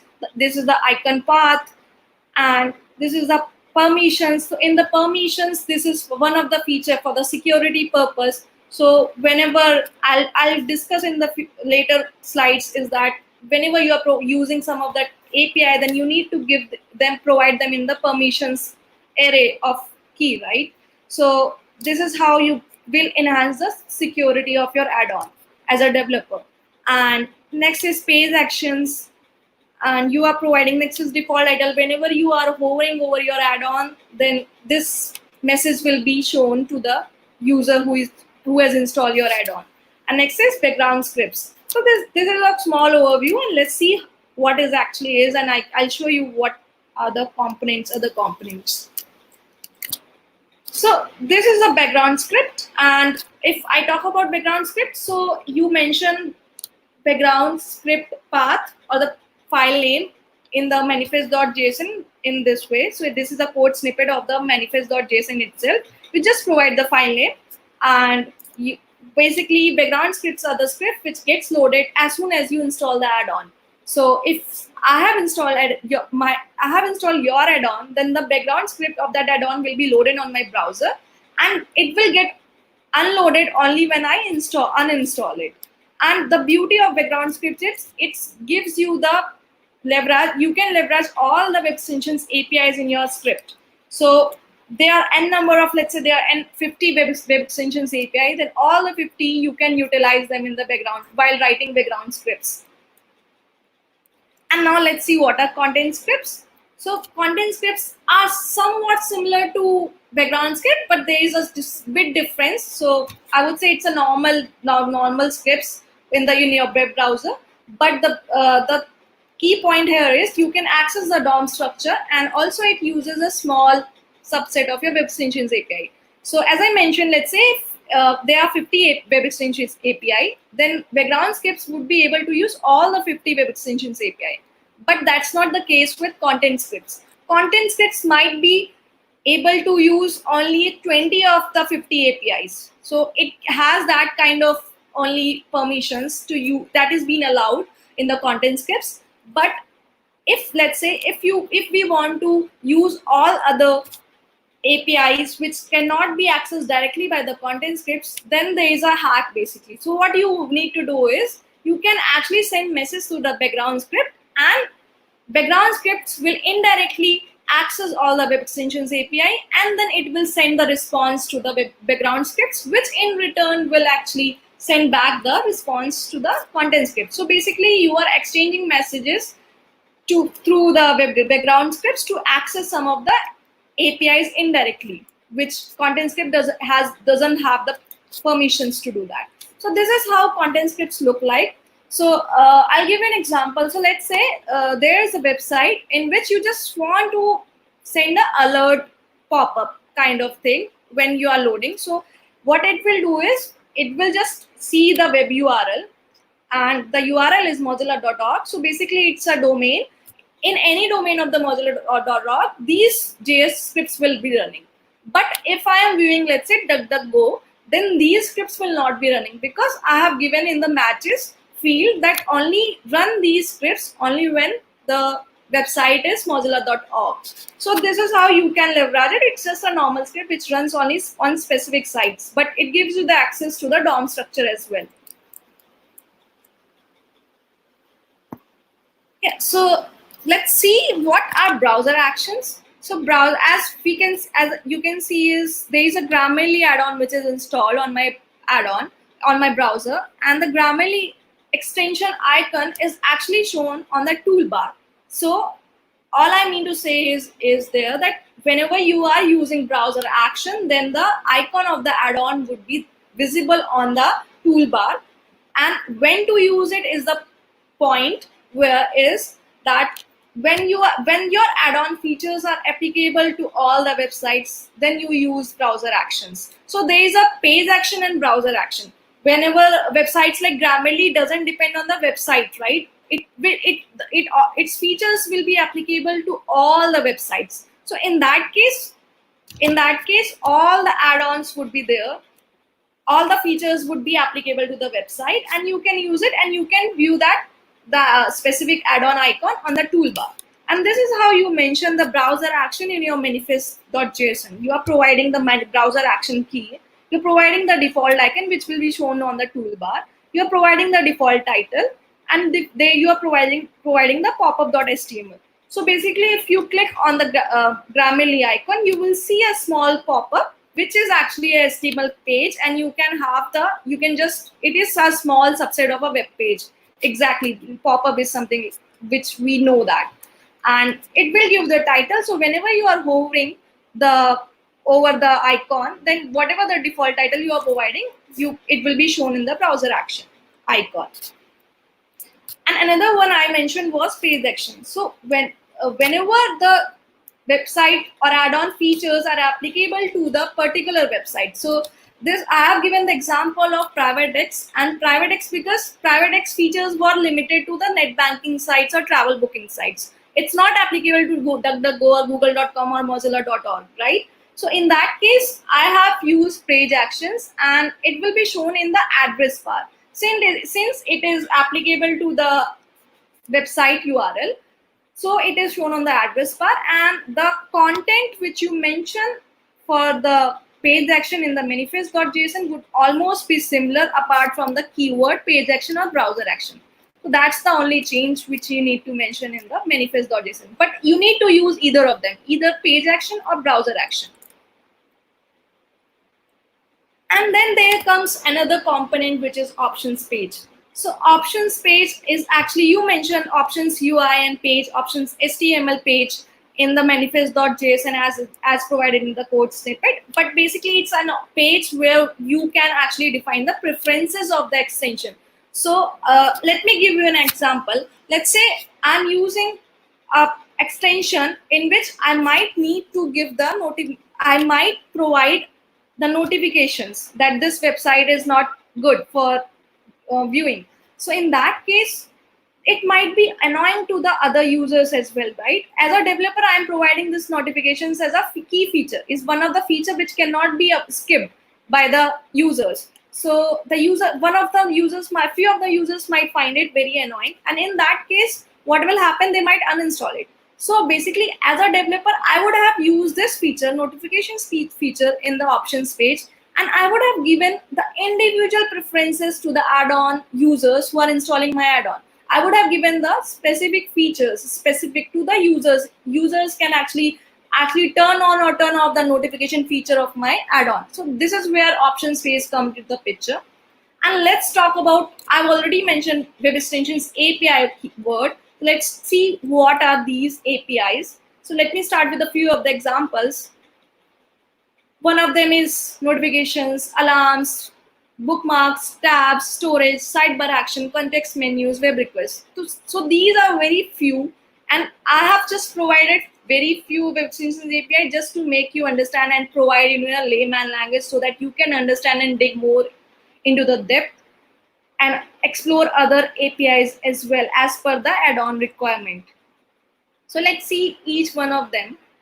So this is the notifications API. So let's say you wanna build an add-on in which you want to send the number of count of the words basically. So what you are doing is you're just selecting the number of words, right-clicking on it, and just using the web add-on feature, which is actually word count, and it will throw a notification to the user. So it's counting and throwing. So to throw the notification, I'm using the notifications API. And it's very straightforward. All you need to do is use this code snippet to create any notifications. So what I'm trying to use is I'm using the browser namespace, notifications API, and the function of a notifications API as create. An alert user is the notifications name basically. Whatever the notification I'm providing, it's the name. And these are the key fields. I'm providing the key fields as what is the icon would be there, what is the title. So title, whatever the title message would be there in the notification itself. So this is very straightforward, and you can use this code snippet to just throw a notification to the user. And let's see another API, alarms API. So as the name says, let's say you wanna build an add-on which can help you to remind yourself that you need to drink the water right now, or after every 15 minutes, the add-on should remind you that please drink the water, right? So for that periodic alarm, you are actually, for that add-on, you might be using notification API to throw the notifications, and also you are using alarm API, which will actually run periodically. Like after every 15 minutes, I'll have delay in minutes as 15 or delay period in time as 15 to create a alarm that it will run in background after every 15 minutes, and it will throw the notifications API. And you can actually drink water whenever it sends you the reminder, because we tend to work a lot and we tend to forget that whenever we need to drink water or not. So this is kind of straightforward. You are just using browser namespace, alarms API, and create function of the alarm API, and you're providing the name, and in which you're providing the values, and it will just create a alarm in delay of 5 minutes. Let's see another API, which is tabs API. So tabs API is one of the API which is used more often, because in browser there are tabs. Any browser will be having tabs, right? You need to use the tab feature most of the times. So what I'm trying to do is, I'm using browser API, browser namespace, and browser action is the actually thing, because you are clicking the browser action. So what is happening here is, let's say I have created an add-on. A user will click the icon of the add-on, and when it gets clicked, it will create one new tab, which is example.org. So this snippet will actually just whenever someone is clicking the browser action icon, then it will create a new tab, which is example.org. And this snippet is quite simple, like on clicked and add listeners. You are just I'm using tabs API, browser namespace, tabs API, and create function of tabs API. And with a simple URL, you can just create it. And whenever it is created, you can call the other functions. And it's pretty straightforward to use browsers tab and .create, right? And there's another API which is quite similar to the tabs API. This one is Windows API. So if you see the code snippet, it's quite simple. So in this, let's take an example. So I have created an add-on in which I want the user to click the add-on icon. And once it gets clicked, then it will actually create a window with the two different tabs, which will be having URLs as developer.mozilla.org and addons.mozilla.org. So I hope you got a difference between the tabs API and Windows API. So basically, in the tabs API, it will create a new tab in the same browser window. But for the window API, it will create a new window. It could be a private window as well, depending on your features, configuration, with those URLs, which you have provided in the code snippet. So it has the same thing. Instead of browser action, if you're using page action in your manifest.json, then you can just replace browser action with a page action. And it's straightforward. And these are the kind of API which are quite common, and it might have given you a confidence that you can also build one add-on very easily. But the most important feature is security in an add-on, as a developer as well and as a user as well.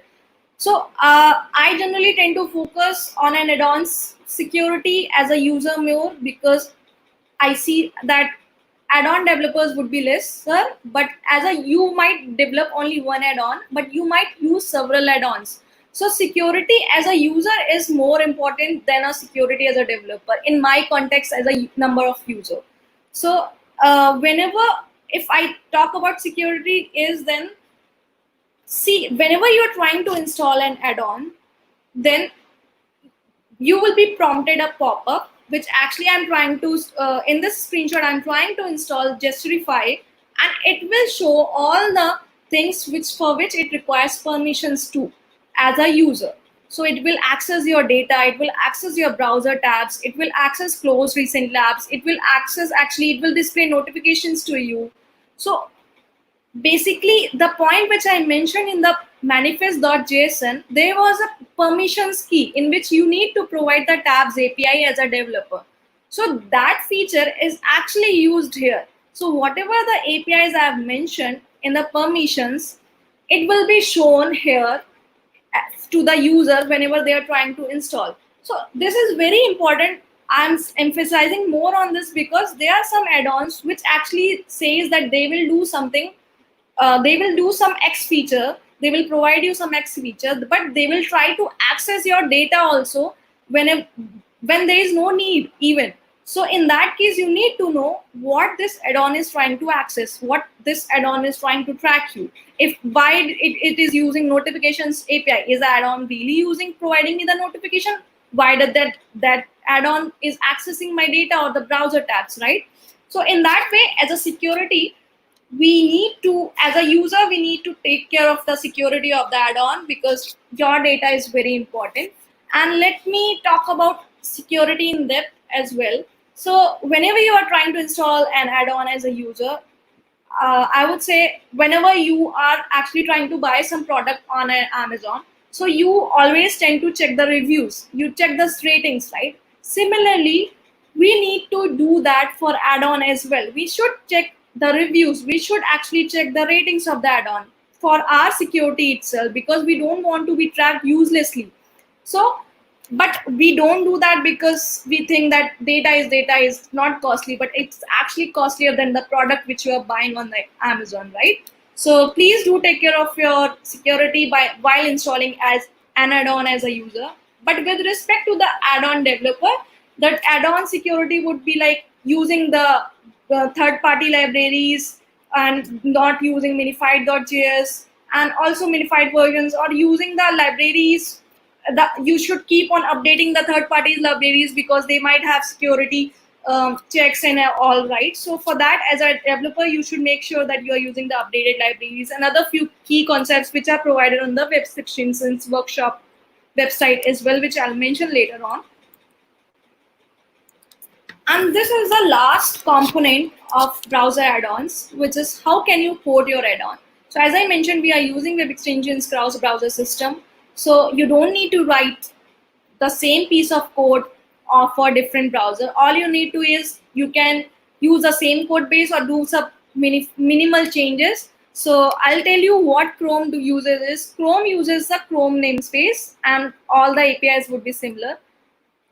Mozilla uses both the namespace, Chrome namespace and browser space. And Edge and Opera uses browser namespace. So what I'm trying to say here is, if you're trying to build an add-on for Chrome, then you need to use Chrome namespace. When you are trying to build an add-on for Firefox, you can use either of them. And let's say you want to port your Chrome extensions to the Firefox add-ons, then all you need to do is just publish it, because Firefox accepts Chrome namespace as well. But let's say just reverse this condition. If you have built an add-on on Firefox and then you are trying to publish it on the Chrome, then I would need to change the Chrome browser namespace to the Chrome, because Chrome accepts only Chrome namespace. In that case, I don't need to do anything. Just Control-Find, select all, Control-Find, and just replace all Chrome browser with the Chrome keyword. That's it. And that's what I did for my add-on. I published it for the Firefox. I used browser namespace, but Chrome was not accepting it. I just replaced it and I just pushed it to the publish to the Chrome Web Store as well, just by a single change. I will talk a lot about the concepts of browser add-ons, given you examples, but let's see how can you start one, how can you start coding one. So I'll give you provide you two options. One of them is Web Extensions UI. So you can just visit this website and actually get started. It will give you the boilerplate to get started with the web extensions. You will provide the name, extension name, you will provide the versions, you will provide the description, you will provide, do you need browser action or not? Do you need background script or not? So in that case, it will give you a boilerplate for skeleton basically for your add-on, and you can just start with the logic itself. It will give you a zip and you just download it and start coding. And that was for the beginners. Basically, if you're a beginner, I'll prefer you to do that. But if you're a hardcore developer and doesn't like UIMS, so you can go with the command line tool, which is WebEx. You can install that and it will actually help you to build, run and test Web Extensions API. And these are very straightforward command line commands: Web Extension run, Web Extension lint, or build. So you can try it out as well if you don't like the UI feature. And next is, once you have built the add-on, what's next, right? While in building one add-on, you need to keep on debugging it, because to check basically if it's working fine or not. So all I'll do is I'll go to Firefox, I'll write about.debugging page it and enable the add-on debugging. I'll just load the manifest.json of my add-on, and this will actually load your add-on locally on your browser at that moment, and you can actually see if the feature if you have built is working fine or not. And this is how you can debug it easily, and you can provide console log or alerts, whatever you want to, how the way you actually debug the JS code. And the last thing, when after debugging, when it is working fine, is you need to publish your add-on. So when you want to publish your add-on on Firefox website, it is free of cost. You can do it. For Chrome, you might need to pay $5 for your first add-on, and later on it's free as well. So just go to this website and just read this. This is one of the blogs from one of my co-tech speaker, and he has mentioned that how can you actually publish your add-on with ease if you're facing some of the difficulties. But this documentation provided by Mozilla is all sufficient in case you want to look for. And these are a few of the resources, and I will actually emphasize more on the first one, because it has all the things for a developer to get started with the extensions. It has beginner level guides, it has all kinds of links, all kinds of security things. If you read it all, you will get everything. And next is, this is MDN website where you can read about how can you build it. I started with this second website itself. And this is the Chrome website, Chrome documentation, where you can see and actually see how can you build one if you're facing some difficulty.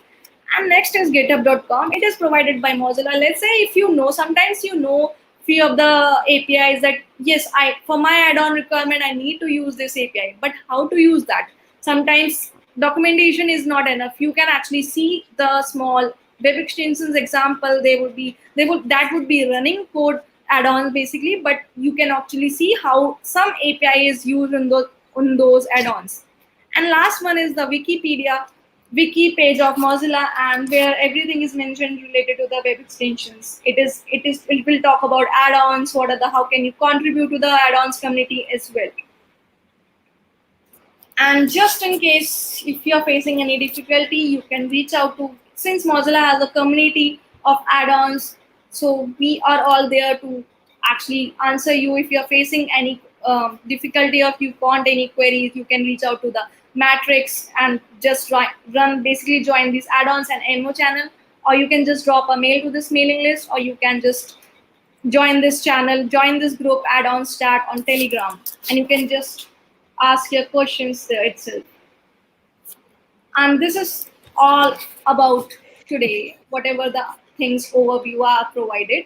And just in case if you are thinking that how can I find the links, then you can just visit this link right now, and you can find the slide at this moment, and you can just bug me or ping me or DM me anything with any queries related to the web extensions. Wonderful. Thank you so much, Jyotsna. Thank you for your time, for presenting today here at the Women in Tech virtual conference. We for sure hear and see your passion. We're actually a couple minutes late, but that's of course because you had a lot of exciting knowledge to share with us. So thank you very much for that. And I hope you stay safe and stay healthy. And we for sure will be following you. Thank you. Thank you, Annie. Thank you. It was nice talking to you. Pleasure. Thank you so much. Bye. Thank you on my behalf as well. Good. Then to the audience, our apologies for running a few minutes late, but we are ready for our next session today. We have on the show, we jump from India all the way to the United States, and that's also the power of having a virtual conference today. Coming up next is Desa Burton, who's an author and speaker. She's the executive director of a nationally recognized nonprofit coding school, Zip Code Wilmington in the United States. So Zip Code supports the economic development of Delaware by providing accessible and affordable software development training to high potential individuals to become software developers and data engineers. So we're very excited to have Desa present today at the Women in Tech conference. So the session will be Mind the Gap and staying competitive in the midst of the tech evolution. So please, let's welcome Desa Burton.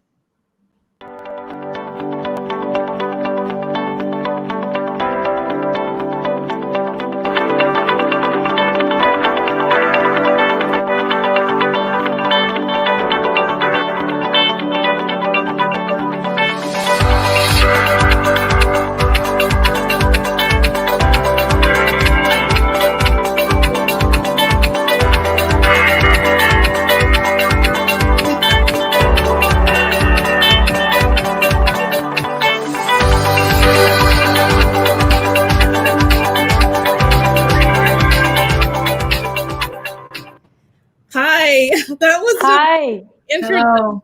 Wow. Welcome to the show. It's so exciting to have you join us today. How are you doing? I'm doing great. I'm super excited to be here. Thank you so much for the invitation to join the Women in Tech conference. I think this is awesome. I love this technology. I love this group. I've been watching the live comments. This is amazing. Can't wait. Wonderful, wonderful. Well, we're very excited for your presentations. We're also very happy to have you here today. So the next 30 minutes are all yours. Great, wonderful. Thank you so much. So hello to CSharpCorner and to all of those who are members or just joining to join this wonderful conference. I'm super excited to be here.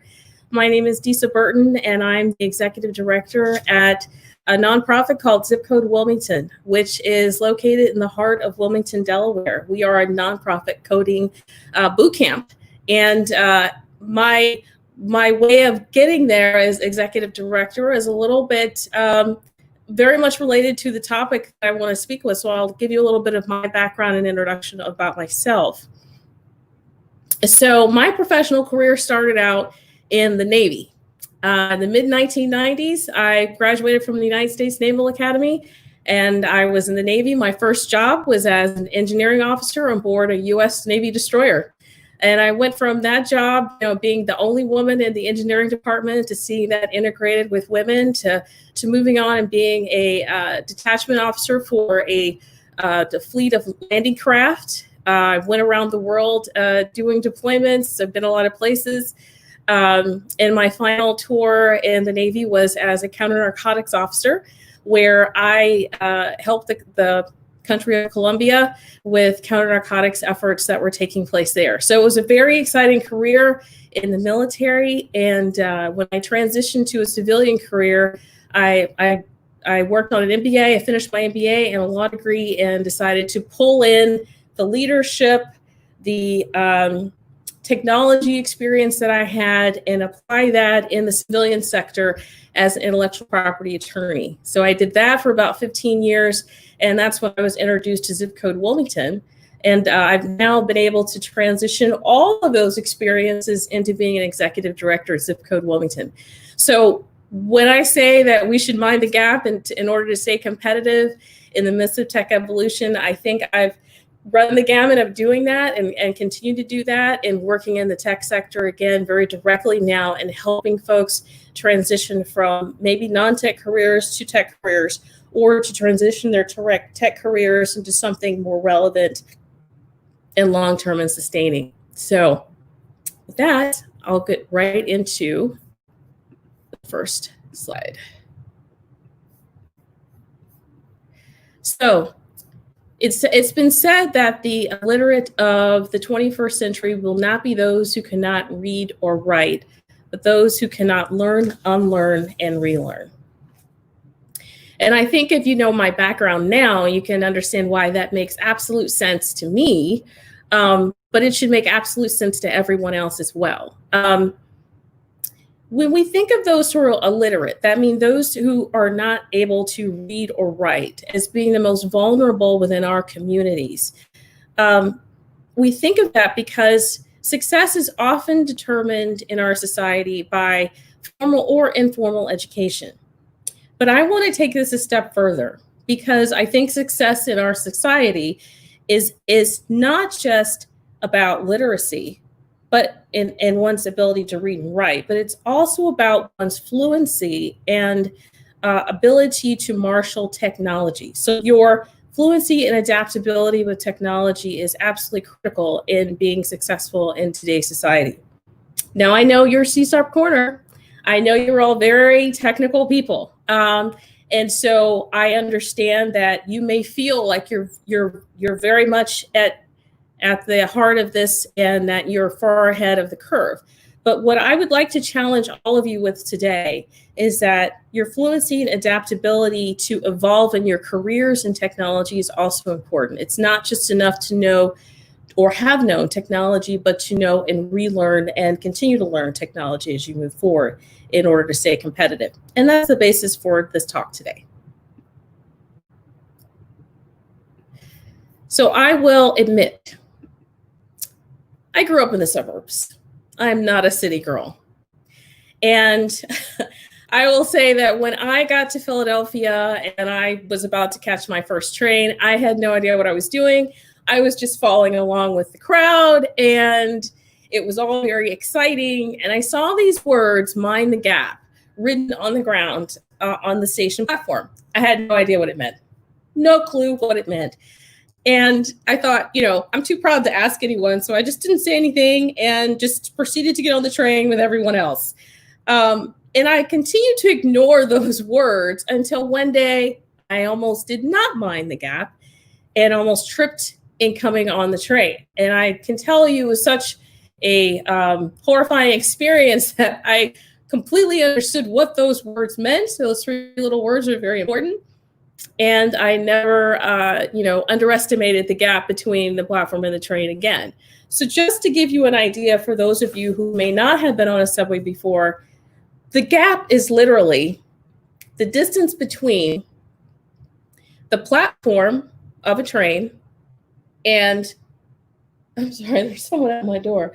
The platform of the train and the train itself. So what you want to be able to do is to make sure that you transition between one and the other and not get stuck in the middle, because literally you could hurt yourself very much in doing so.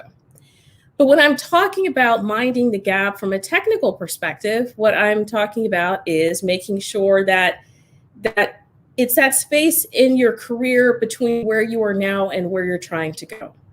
So if you have a gap in your technical skills, if you have a gap in your professional skills, in your personal connections, in your self-awareness, in how you are connecting with other people within the tech ecosystem. It could also be a micro distance. It could be something as small as you start a certification and you don't finish it because you are distracted by other things. Maybe life got in the way, but oh no, when an opportunity comes along and you're not able to take advantage of that opportunity, you find yourself thinking that, oh man, I wish I'd finished that certification. I wish I'd finished that course because now I can move forward. That's a situation where you tripped on a gap because you're unable to move from where you are in your career to the next step. So in order to mind the gap, in other words, close that gap, cover, transgress, and keep moving forward, there are a couple of things you have to keep in mind.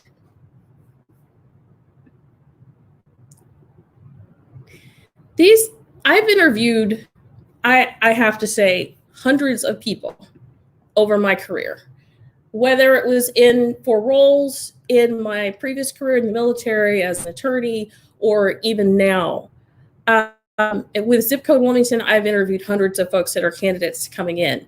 And something that I've seen as a commonality between all of them is that people find themselves tripping over gaps that are purpose, flexibility, or relevance. And I'll explain what I mean by those.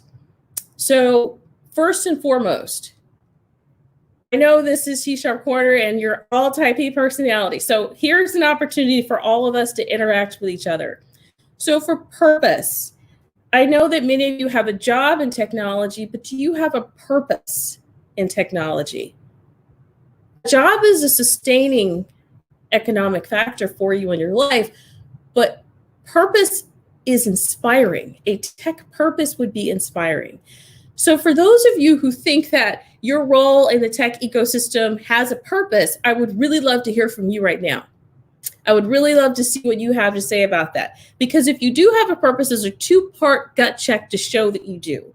And the first is, can you tell me what that purpose is in less than 10 words? If you could use the chat right now, just be live, use the chat and let me know in less than 10 words, if you think you have a purpose in the tech ecosystem, what is that purpose? And the second part of that gut check is, if you do have a purpose, then you should know how to get there, how to maintain that, what your vision is. And so you don't have to put that in the chat, but that's the second part of it. So when I'm interviewing people and I'm talking to them about where they see themselves in the tech ecosystem, where they see themselves with their career, what they're trying to do in order to stay competitive, in order to advance in their careers, the first thing I want to know is what the purpose is. Because without that self-awareness of the purpose, you may not necessarily know the steps you need to take to move forward. And so all of this sort of, analysis of what you're doing to stay relevant, what you're doing to stay flexible that I'm about to talk about doesn't really make sense if you don't know the direction that you're going in.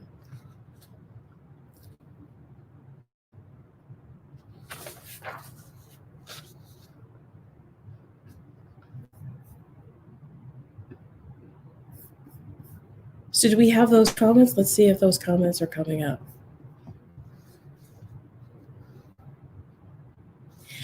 I'll move on to the second one. So flexibility. It is a fact that the shortest distance between two lines, the shortest distance between 2 points is a straight line. But the shortest distance between being an entry-level tech person and an advanced tech person is not. In fact, if you think about it, when you enter your career in your 20s and when you exit your career in your 60s and 70s, a lot of road has transpired, and it probably was not a straight line. So you have to be flexible along the way in order to have the skills necessary to deal with the change of time. So I meet technologists a lot, as I mentioned, and being a great technologist oftentimes means being a really developed linear thinker in certain respects. But what we want to avoid is being a linear careerist, because your pathway to greatness, to doing things that are fantastic, to meeting your purpose, aren't often in a straight line. And they do require that you make turns and you go around bends, and you have to be able to have the skills necessary in order to flow with those changes. So flexibility is one of those gaps where if you're not flexible, if you see yourself as a purist, as someone who only uses one language, who only focuses in one community, who only does the work which is presented to them maybe by their company and doesn't try to keep a broader view of what's around them, then you become inflexible, and it becomes harder for you to transition into new roles and to take on new opportunities if you don't have that under your belt. And finally, relevance.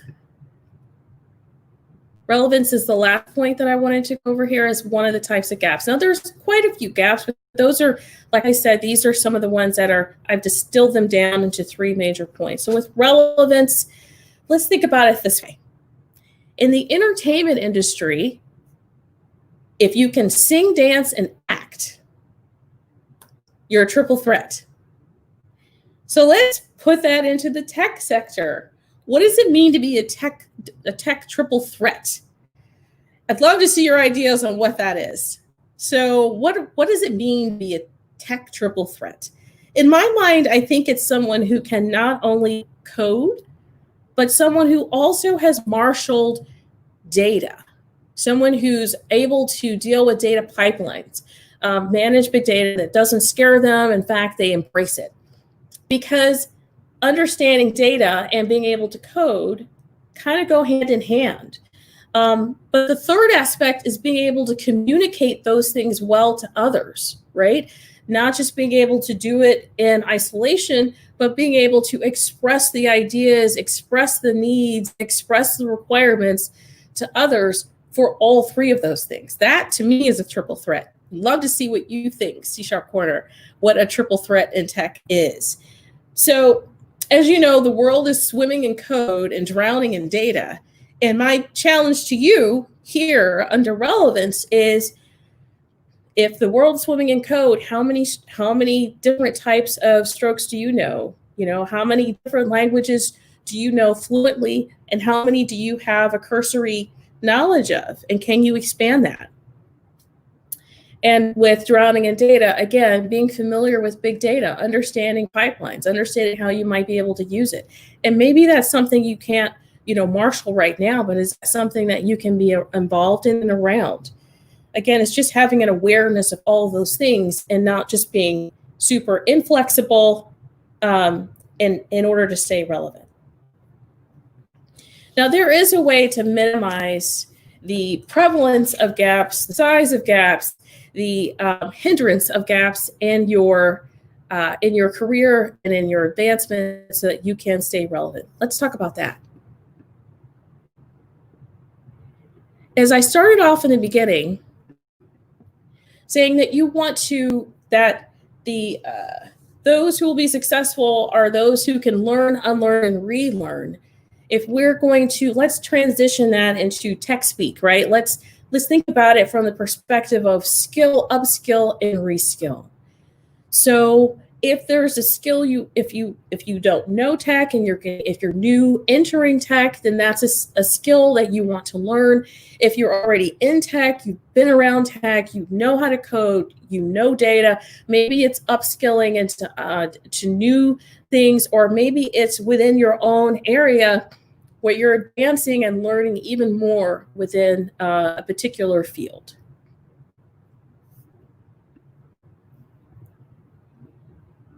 And the way you can do these things, when you consider the fact that, how do you upskill and reskill while life is happening, while you are managing a family, managing a career, and then, you're dealing with all sorts of other distractions that come at you. How do you learn these things? Well, there's a lot of different ways now. We're fortunate in this world we live in to have a lot of different ways of doing that. There are online resources that you could use if you're someone who is very disciplined and you can learn on your own. There are a lot of opportunities to be able to pick up new skills and get those under your belt. And so outside of work, you can learn these things. Even while you are working with your teams, you can incorporate new things. There are coding academies like Zip Code Wilmington that is, if you need more one-on-one assistance. I'm oftentimes interviewing folks who have been in, let's say, the QA sector for many, many, many years, and now they're trying to branch out and get out of that. Or there's some aspect of their tech career where they're seeing that there may be a dead end coming up, and they've got to find a way to transition back up out of it and move into another direction. And so, that's where a coding academy may come in to help you, or something along those lines. But those things are all out there to be able to assist you so that you can move forward. They're definitely available to you. And so as I come to my last slide, I just like to say again, thank you to CSharpCorner for having me join today. I am on LinkedIn. You can reach out to me. Again, I speak with hundreds of people about their careers and where they can move forward and how they can advance. And the thing that is common to all of it is that people are able to, again, have a purpose. So setting a purpose, if you don't already have one, being able to have a vision and path to go forward with that, remaining flexible in your career. So even if things are going great, you're still adding on new skills. And then in order to, and staying relevant, like really keeping your ear to the ground and staying sharp in a lot of things that are going on around you in tech. And I think that's the way that you can mind gap and not trip or fall or hurt yourself between that gap between the platform and the train as you move forward and advance in your career.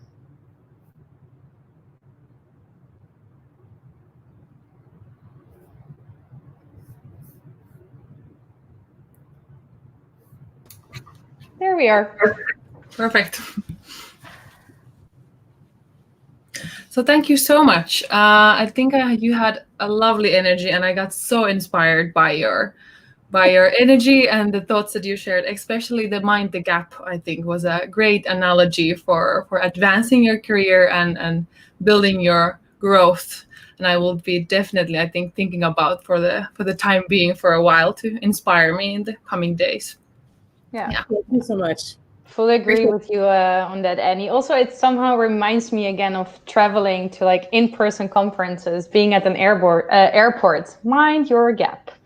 Mind your gap. So yeah, thank you so much, Desa. Thank you. Perfect. Then we can move on to the next speaker, which is going to be a very inspiring one, I hope, as well. And I believe so as well. So we have Karin Wolok joining us, who's a Neo4j program manager, community development and enablement as well. And she's going to be doing a session on understanding complexly connected data using graphs databases. So let's welcome her to the conference.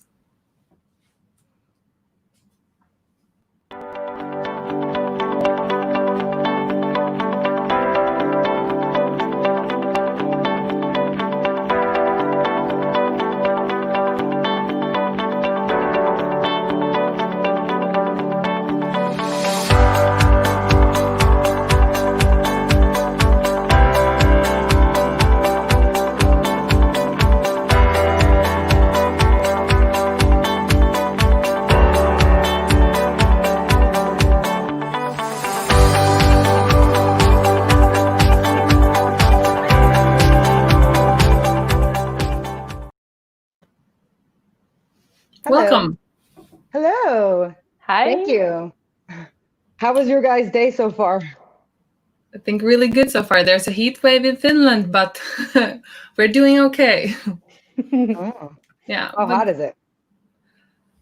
I think it's around 30. Not so bad, I think, globally, but for Finland, it's really, really, really bad. Yeah, if you're not used to it, it definitely makes a big difference. Yeah. But yeah, very much a welcome. I think we're all very excited for your session. So the stage will be all yours for the next 30 minutes. Awesome. Thank you. Okay, so I'm Karin Wolok. I work with Neo4j. It is a graph database company. And I'm going to talk to you a little bit about graph databases and what they are. And if you haven't heard about graph databases, or you've heard a little bit about it, but you don't really understand what it is, you're in for a treat. If you have, then some of this might be slightly redundant to you. But let's see. I'm just going to make sure that my screen is being shared. Can you guys see my screen? Just want to confirm. We can see your screen. All perfect. Okay. Thank you. Great. Thank you. Okay. So let's start here. Okay, so in this presentation, I'm going to go over why graphs, the use cases, the data modeling, querying the graph, and Neo4j. So I'm just going to start off with the very, very basics. Why graphs?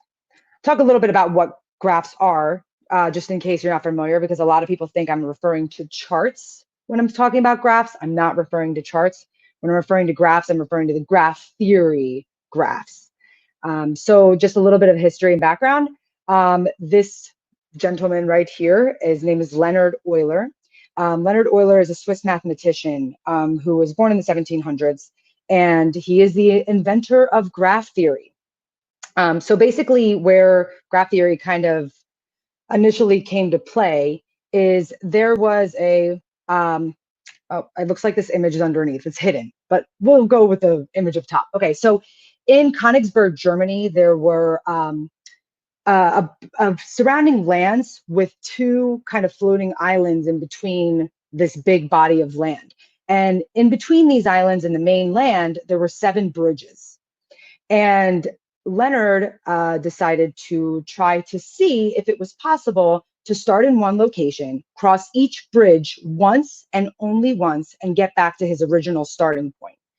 And the way he kind of tackled this problem is he drew out a graph. So for the land masses, he represented them as dots, which are, in this case, well, I'll get in there too, but it's like nodes and it's like edges and vertexes, right? So the dots represent the land masses and the lines in between those dots represent the bridges. And he actually, it's pretty simple approach. He basically just traced his pencil around the graph, trying to hit each dot without repeating the same line. And then they came up with a formula for it. And that's called the if it is possible to cross each bridge once and only once, or not be able to run over the same path again, then it does follow what's now known as the Eulerian circuit. In the case of Königsberg, Germany, it did not follow the Eulerian circuit, so it wasn't possible to do that. But this is the concept of a graph. So a graph is basically made up of edges and vertexes, complexly connected things. So why graphs? This is actually how I see the world. So this is kind of why I fell in love with graphs.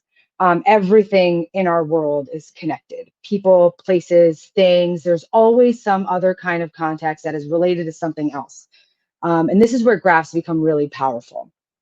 So being able to see how things are connected or related, or finding patterns in things. That's when the modeling data in graphs can be pretty groundbreaking. So this is kind of just mentioned, going back over it. You might already be thinking about like, oh, all the different things that are connected, like if you think about sciences, technology, networks, machines, computers, how we connect to each other, everything is connected. And I will get into actually a couple use cases where I'll demo some of the product itself too. Now with relationships too, is that this is another thing where with Neo4j, being a graph database, is we put a lot of value and emphasis on the relationships between this connected data, which I will get into next. So Neo4j, what is a graph database? So now that you know what a graph is, Neo4j is a native, ACID compliant, schema-free, transactional database. So one thing that I feel like gets lost somewhere in translation is that it is a database. Technically, it falls into the NoSQL category, but it's very different from NoSQL, but in the sense that it allows you to model your data in the shape of a graph, like a network, rather than tables with joins. Now, what makes Neo4j very unique is that you have the ability to model your data as a graph, store your data as a graph, and query your data as a graph. So this is something I think is pretty important to note when you are storing the data. So I'm going to actually go into like the kind of unique differentiators on why having a native graph database is so much different from any other relational type of database that you may have encountered. So first, let's talk about the storage of the data. So most normalized relational databases, I mean, as you probably already know, if you have the opportunity to work with them, they are database, a bunch of tables that are connected with joins, right? And when you are querying this data, you have to make a hop, and then you're indexing, and another hop, and you're indexing. And when you're making a lot of hops, that ends up being very computationally time-consuming, and also very expensive because of that as well.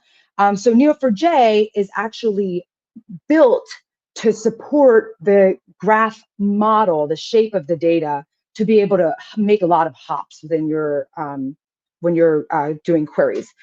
So basically, when you're querying this graph, like even though it's a beautiful visualization, the UI is very nice, the way it's stored is very different. So when you query this graph, you actually find your initial starting point, the first node, and from there, you're basically just chasing around memory pointers. So the benefit of that is that you can do 1 hop or 12 hops inside of the graph, and the traversal time stays pretty consistent because the computer has been to be pretty good at chasing memory pointers.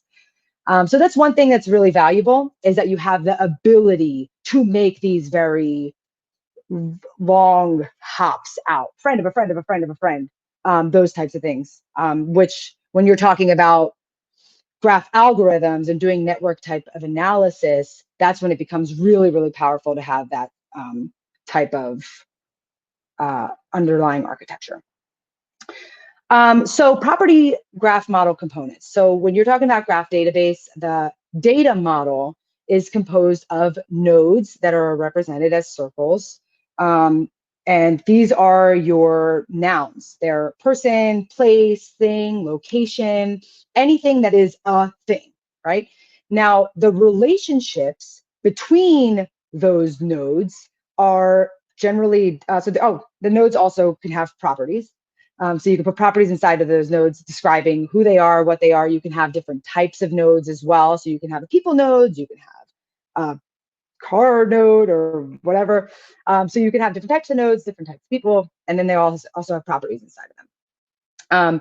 And then those relationships between them, the relationships generally are directional in Neo4j. And these relationships, let's see, yes. So they are directional. You can make them go both ways. You can also traverse the graph backwards and things like that, which I'll kind of get into a little bit. But these directional relationships, you have the ability to also have different types of relationships. You can put properties on there, geospatial information, date and time. These relationships can have values. So maybe Dan really, really loves Anne, but Anne only loves Dan a little bit. These values come into play of like, how are these things connected and how are they related? So in Neo4j, relationships are first-class citizens. So they're almost treated just as important as the nodes themselves. It's not just the nodes, but it's how are these things connected and the intricacy of these relationships. And that's when it becomes really, really powerful. It's super cool. So the other part about Neo4j, when you're using graph databases in general, is the query language. So most relational databases, you're probably very familiar with SQL. They use SQL. SQL is great for what it does. SQL is not great for working with graph type data. So Neo4j actually developed a language. It's an open language and it's used by a lot of organizations around the world. The language is called Cypher. Cypher is basically like SQL for graphs. It differs in the sense of SQL is very much like, give me this, and Cypher is more about pattern matching and complex connections and clustering and all that kind of stuff. So that's where it's really, really powerful, is that doing this network type of analysis. And I'll give you some examples, dig into this a little bit, because it's pretty cool.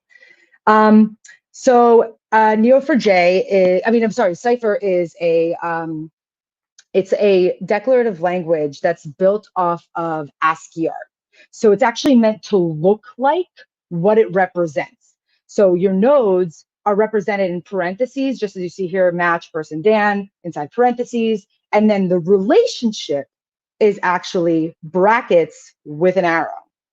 It's pretty straightforward, actually. It's kind of easy to see and understand. Like even if I just go back here, you can see the U is a node. The relationship is in brackets with an arrow to another node. So you're literally just forming sentences. So yeah, so these are your labels and your properties, but this is like kind of the basics of Cypher. It's actually like a really beautiful query language, I think. So here's an example of a query. I pulled this from a blog post. It's like a Neo4j recommendation blog post. And I really like this blog post because I think it shows a lot of not only the values of modeling your data in graph, but as a graph, but also to be able to query it in graph and how powerful that can be. So this is an example of a query where you are looking, I don't know if you're able to see that, it's pretty small, but it's electronic arts is in the middle there, and you're looking for, so their query up top is, I'm looking for a company, which is in your parentheses, and you have develops in brackets with an arrow. So a company that has a relationship that's developed to a game. And then you also have a relationship coming in from the other direction as well. So you have company that publishes a game, if you're able to see that. So you're basically looking for a, where the company is Electronic Arts is below next line, right? So you're looking for a company that develops and publishes a game where the company is Electronic Arts. So this is the type of queries that you could do that are like, you know, with the pattern matching kind of thing. That's very straightforward and you know. Here's another example that I really love this one because I think this kind of shows the power of graphs, and it also gives you the ability to understand like how it really differentiates and why it's necessary to use a different query language when you're doing connected data type of queries. So in this example, the two yellow nodes that you have here is you have Fallout 3 and then you have Borderlands 2. And then around these yellow nodes with these relationships between them you have maybe in blue is like the different consoles that they might be played on. In green is like the different themes of these games. So planes and war and pirates or whatever. Now, as you can remember, the relationships can also be weighted. You know, you can put property and values on those relationships. So you can also consider the fact that this has a lot of planes and a little bit of zombies or whatever. And that you can also calculate those things on, you know, impact of like how highly related they are, not just the shared characteristics. And then in red, you might have like, how is the game played? Is it first person? Are you playing with a mouse or a joystick or a keyboard? Now, if you have a user that likes both of these games and you wanted to say, you know, or you wanted to ask, okay, what do these two games have in common? I just want to know what their shared characteristics are. So normally, if you were using SQL for this would be a pretty extensive query because you have all these different kinds of nodes and different types of relationships. And also just constantly indexing. You can imagine what doing this type of query would take. And with Neo, that's what your query would look like. Oh, actually, there is a little bracket missing in between those two dashes. But so the bracket is missing in between there, but it's supposed to be the relationship in either direction. So it doesn't actually have an arrow, but you can have the game with relationship to a characteristic, any relationship, any direction between these two games. And then you can make that comparison to 200 other games and say, find me another game that has the most in common with these two other games. And if you think about how much of an impact that would make on your recommendation, that's when you really kind of are able to see the power of it. So I think it is important. Graphs are super cool. I am slightly obsessed with them. I love talking about it. I will nerd out about it all day. But it is important that you are using it for the right use case. Graph databases are built for highly connected data problems. If you're going to whiteboard and you're drawing out your data model and it looks like a graph, it probably is a graph. If it's not, don't try to stick it where it doesn't work. I'm sure I don't need to tell you that, but I've heard this before where people were super excited about graphs. They just stuck it in places that it doesn't belong and it doesn't perform well because it's not built for that. So we do have some books, if you guys are interested, graph algorithms that, well, it gets really nerdy into like all kinds of network analysis and centrality and PageRank and all these, you know, we have graph algorithms libraries and stuff like that too. That are cool. So I'm going to give a little bit of a review. Actually, I'm going to show you. So here's where you can get started, but I'm going to actually give a little live demo with the sandbox. So we have a sandbox. It's basically an area where you can just go, you can play around with pre-existing data sets with like queries that are already built in for you to just walk through. You don't have to download anything. You don't have to do anything. It's a really great place to start because it kind of gives you the idea of like what kind of things you can actually do with your data, like get you start to think in graphs. Let me see. Okay, so I'm just gonna, let's see, I'm gonna exit this and I'm gonna go here. So I already have a sandbox open. Okay, so this is kind of squished. So I'm gonna see if I can move this over. Sorry. Okay, yeah, that's good. Sorry, I have a split screen open, so I'm like hoping that it's not as squished as like what it looks like here. Okay, so I'm going to review it's like a criminal investigation use case. I just want to check my time. Okay, perfect. Okay, so it's a criminal investigations use case, and in this case, like our basic data model is we have 4 different types of nodes. We have persons, which are victims, suspects, witnesses, investigators. We have objects. These are documents, evidence, weapons, vehicles, locations, crime scenes, home addresses, places of employment, public buildings, things like that. And then we have events, which are the crimes, phone calls, meetings, arrests, et cetera, et cetera. And actually, this data set was taken from a public data set, but there was only partial parts of the data. I think it was anonymized already. Let me see if I have it in here. It's let's see. I'm seeing if this has the.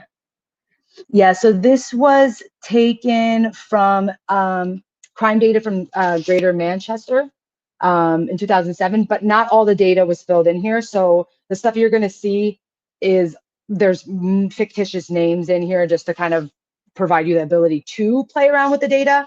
But you know, there is some of the data that is actually slightly accurate but anonymized and stuff like that. So, but this is it's a fictitious data set. Okay, so I'm just gonna show you like the basic database schema here. So let's see. Okay, so here are the different kinds of nodes that you have here at the top, different labels of nodes. So you have vehicles, areas, they're represented by colors. You have the crime, the person. These things here are basically relationships from person to person. So there's a couple different types of relationships here. This one is, so as you can see on the bottom of the display right here, is you actually have information about the person. So you have like it shows you like the properties and everything inside of each node. So in the relationships here is, here it's No's phone, as if you can look right below the display. Family relative. So No's phone means that they have communicated via phone or something like that. No's social network, they're connected via social network. Person knows a person, and this one is living with, if a person lives with another person. And then, you know, you also have the ability to see their current address and all that kind of stuff. So this is kind of like the basic schema. And Neo4j is schema free, so which is also very nice. Very nice. So I'm just going to do a couple queries here that are just pulled directly from Sandbox. So here is, you're able to just literally see the amount of crimes, and you can have the results given to you by the places that have the highest crime rates. So Piccadilly train station, highest crime rates, versus addresses or something like that might have a little bit less. So this is just a very basic query. And let's see, shortest path between people, investigate. Okay, so we'll start right here. Let's see. Okay, so actually you can do queries like this, for example. So this is with a distance, so it's based off of latitude, longitude properties for the nodes. But if you're looking, for example, a crime that has been committed within 500 meters of an address, let's see if I have this in here. Yeah, so let's see. Let's just say 1 Corona Street. Yeah, okay. Yeah, so this is like, these are crimes that have been committed within 500 meters of this address. Now here is like, so you have a Detective Larive, and we're gonna run a query on him. We're gonna try to see what crimes he investigated. And then it gives you this result. So here is our detective. As you can see, the properties are on the bottom, who he is, his rank, his surname. And then you could see the different crimes that have been investigated, and the locations of where they were. And you can kind of play around with this data set, which is also kind of nice. It's a visual representation where you can kind of just play with it. There is also a lot of different visualizations that you can put on top of your graph to be able to do more type of visual analysis. So yeah, there's different areas and postal code just to give you a little bit more depth in terms of the location. And let's see. So sorry, I'm getting distracted here with stuff. Okay, shortest path between people. So in this query here, we are looking for a crime that has been, let me see, this query here. So it's a crime that is under investigation, being, let's see, being investigated by an officer with this badge number. and the people who are related to other people that this person is investigating. So this is basically where you can start. Let me see, this is not the right query for that, but that's okay. So you also have the ability to do some graph algorithms on top of your graph database, which is really cool. You could do things like community detection, basically seeing things that are highly connected to each other. You have the ability to do shortest paths. So like, let me see this one. So this is all pulled from Sandbox. You can literally go to these guides and walk through one by one. It gives you like the different examples of the different types of queries you can do and what type of results you get, and then kind of digging into it a little bit more. But it gets really very interesting. So let's see. So this is you're doing an officer that investigated a crime related to drugs, and the person who knows another person who is related to that crime, right? So sometimes if you're talking about like things that are like fraud rings or criminal investigation and things like that, these relationships between people provide a lot of insight that can help you identify if there is like a gang, for example, or if you're looking for a fraud ring. You know, sometimes those things are distantly connected. People use graphs for all kinds of things. I think this is a pretty good use case, just generally speaking, because you know, a lot of people can kind of visualize how these things are all intertwined and connected. But there are people who use it for like network and IT management. You know, they have their different systems set up and dependency graphs. So if something goes down, what other things might be distantly connected that might be impacted by it? Or if you're looking for, people use it for knowledge graphs you might have heard of too. So like NASA, for example, builds their lessons learned database, like their knowledge graph, using Neo4j.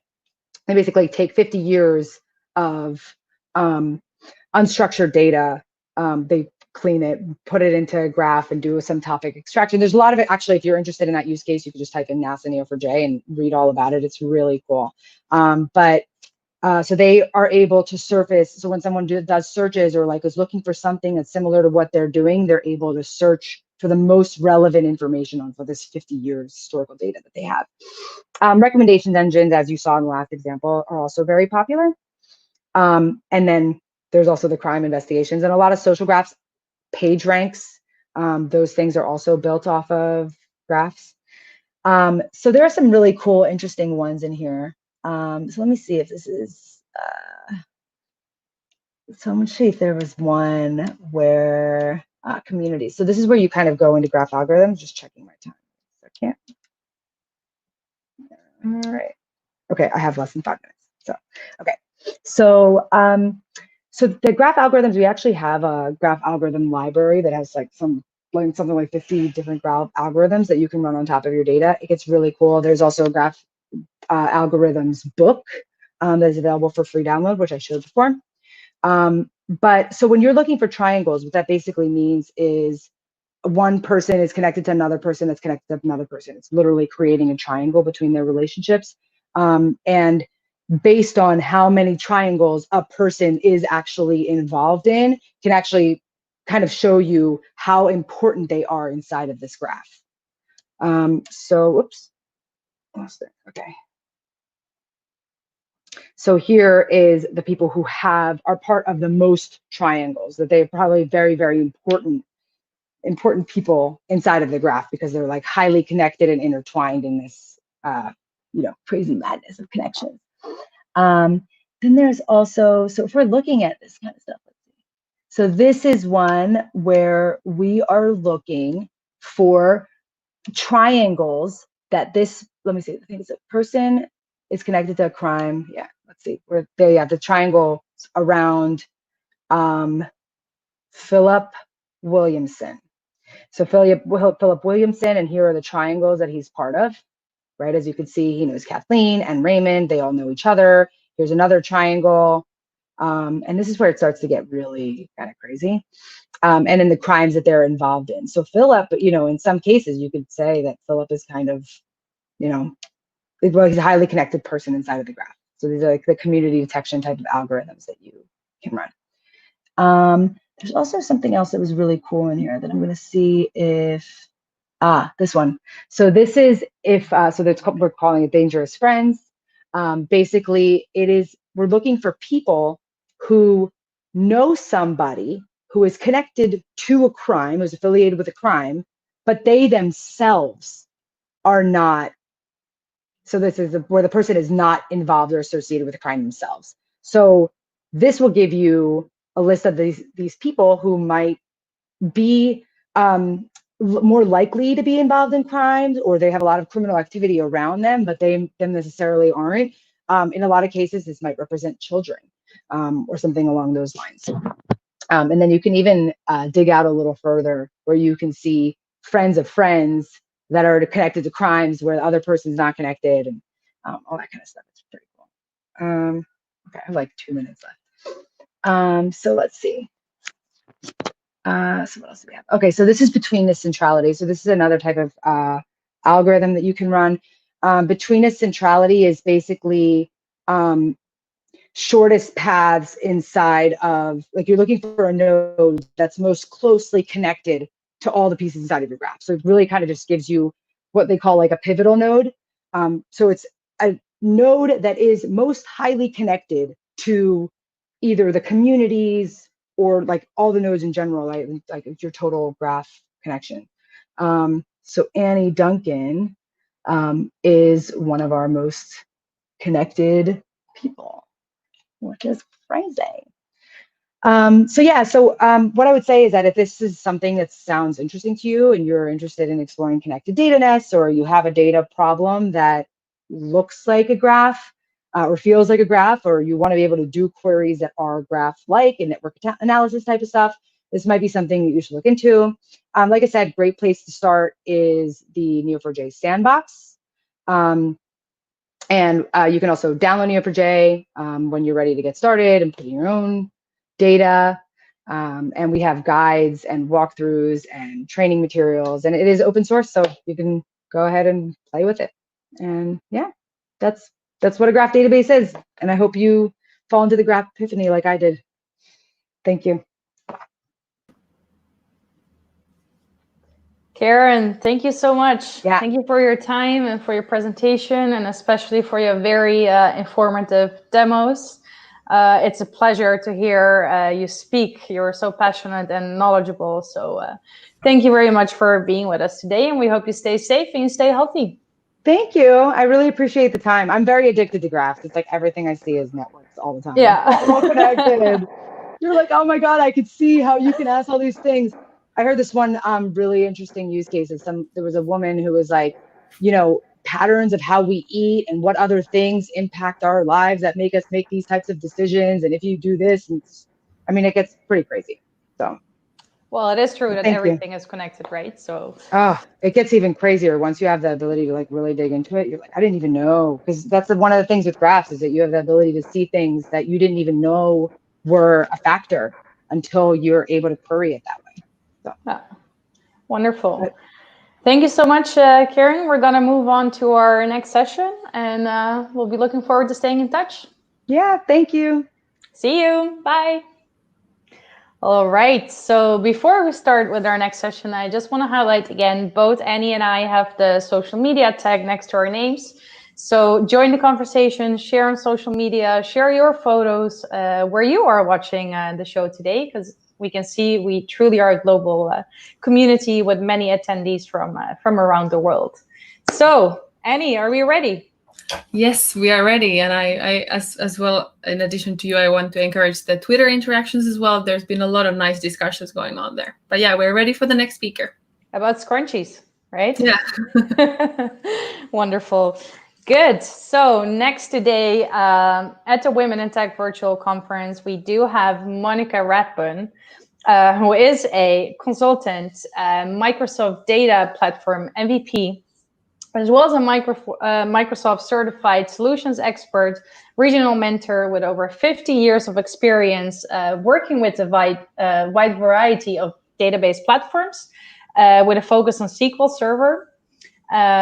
She is also the leader of the Hampton Road SQL user group and a frequent speaker at IT conferences. And we're very excited to welcome Monica today here with us for the Women in Tech virtual conference. So let's move to Virginia, United States for the session I'm in, Survival Techniques for the Lone DBA. Welcome, Monica.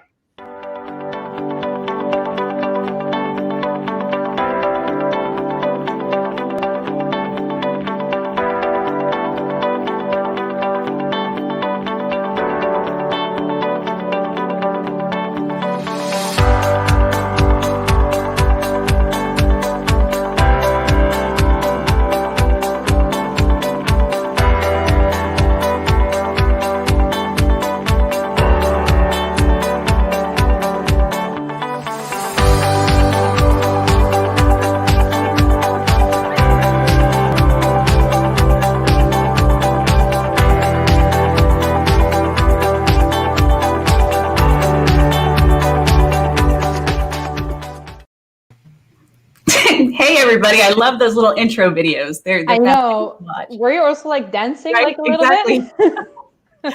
Thanks for having me here today. So far, this has gone really well. I appreciate you guys providing the platform for us women in technology to get our voices out there. So thank you. I appreciate it.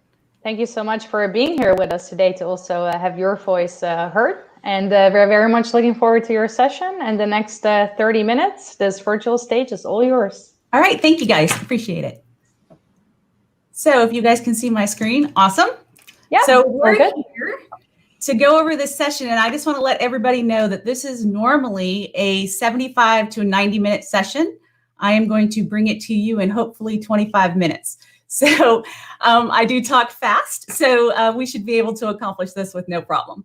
If you want to watch the full session, it is on my website. I encourage you to go and download it and take a look. So this is Survival Tips for the Lone DBA. I am Monica Rathbun, and I show this slide of all the things that I'm involved with just to kind of emphasize that even though you're a lone DBA and you're doing it all yourself, you can do even more. You're able to do it. I've done it. We're going to talk about how being a lone anything, whether you're a database administrator, whether you're an admin, a sysadmin, or whatever facility you're doing your job in, that you can do it and you can do more and you're not alone, and people like me have done it and we thrive doing it. So I want to kind of go over how I survived being a lone DBA for the amount of time that I did, what I loved about it, and what are the good things that you as a lone DBA should take away and say, you know what, I'm able to do this. I'm significant. I can accomplish a ton, and I am extremely marketable because of that. So let's take a look at some of the things. This is kind of a condensed agenda. We're going to talk about being it, that it's just you. We're going to talk about putting away some of our own insecurities and not trying to be the master of everything. It's okay not to know something. How to get outside resources, how to make it so you aren't alone and you are able to work with a team, although there's not a team in your current position job. You have a team out there that you might not know about. Managing expectations, how to not be a yes man, a yes woman, how to be able to tell the company you cannot do something or they shouldn't ask you to do something as an army of one. Leaving yourself some breadcrumbs. As a lone DBA, we do a ton of stuff. We are responsible for so much in our day-to-day that sometimes we can forget what we did an hour ago, what we did last week, what we did last month, and forget about the code we touched 6 months ago. Leaving yourself breadcrumbs helps you survive this kind of scenario. And we'll talk about the best ways to do that. And then we'll talk about number 6. They know you're smart. The people who hired you know you're smart. You don't have to prove it. So let's talk about some ways that you can actually work even smarter and better without having to prove yourself. And other people have laid the foundation for you. So let's get started. It's just you.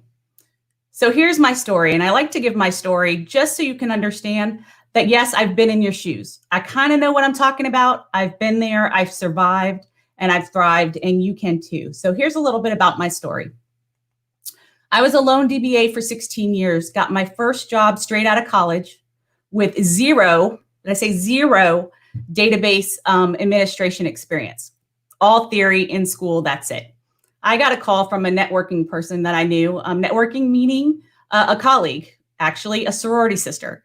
She actually was in charge of the human resources at the Port of Virginia. And she knew I was graduating with an IT degree. And she called me and said, hey, you need to come interview. We've got a brand new position. Come do it. Well, I got the job and I was in charge of the port's entire database infrastructure. 56 SQL Server instances, 40 servers themselves, and 2 Oracle databases. Fast forward to that, I actually worked for Massimo Zanetti. It's the 3rd largest coffee company in the world. After 12 years, I transitioned to them and I took on 16 instances, 15 servers, and I still got stuck with 1 Oracle server. You can never seem to get away from that. As a lone DBA, when I told the port that I was leaving because I was there for 12 years, I was the only one doing the job, they freaked out. They said, you can't leave because you have all of our knowledge. You are the only one maintaining stuff. So guess what they did? They kept me on staff full-time while I worked full-time for the coffee company because they got put in a position. So what did I do? I worked full-time for 2 companies for 2 years to keep them afloat. It's not a situation that you want to put yourself in. So part of that is what I'm going to go over and how to make sure you can leave one job to go to the next. My knowledge base then and now is everything but the kitchen sink. As a lone DBA, you have to know every facet of SQL Server, every facet of your job. You cannot be an expert on anything. So I knew a little bit of everything that got me through my day and kept the port and the coffee companies running. Here's what the challenge was. I'm very much a type A personality. I want to know everything. I want to be a perfectionist. I want to learn what I need to learn to be a master at whatever it is I need to tackle. Well, when you're a lone DBA, you cannot do that. You have to change your mindset. You have to learn just enough to get the next point done, to get the next project going, to make sure the server is up and running. So you need to have a broad skill set. You need to be a self-learner. Do not rely on the company to train you. Do not rely on others to give you the information. You need to do what you're doing today and attending conferences and training sessions on your own, such as the one that I have on the screen, to up your skill set and make sure you're ready to tackle the next thing that falls your way, because it's just you. And because it's just you, you need to be able to have the knowledge or the skill set or the know-how of where to get that information on your own. You cannot rely on anybody else. So these are some great things that I've actually learned from myself, including CSharpCorner, that helped me grow my knowledge base.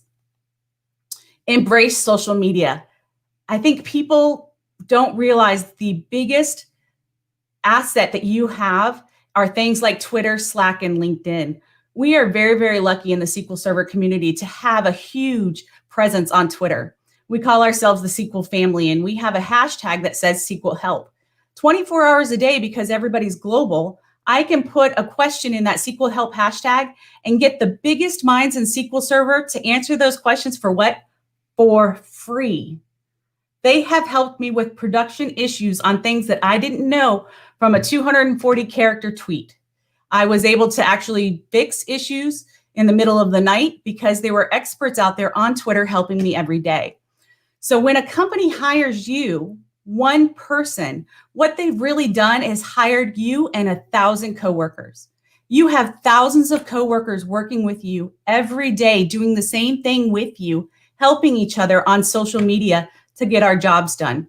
So if you take away anything from this presentation, this is the slide you need to really, really think about. If you're not taking yourself and diving into what the social media can give you, you're missing out and probably creating a little more work for yourself than need be. So definitely take note and dive into it, because we're out there to help. Building your network. You can't do it all on your own. We all write code. We all have ideas, but sometimes our own ideas we think are right may not be what's best for the environment. So sometimes we need a sounding board. We need somebody to throw ideas at, even though we're just by ourselves in that office as the lone DBA. So how do you find these experts? 1, social media I talked about.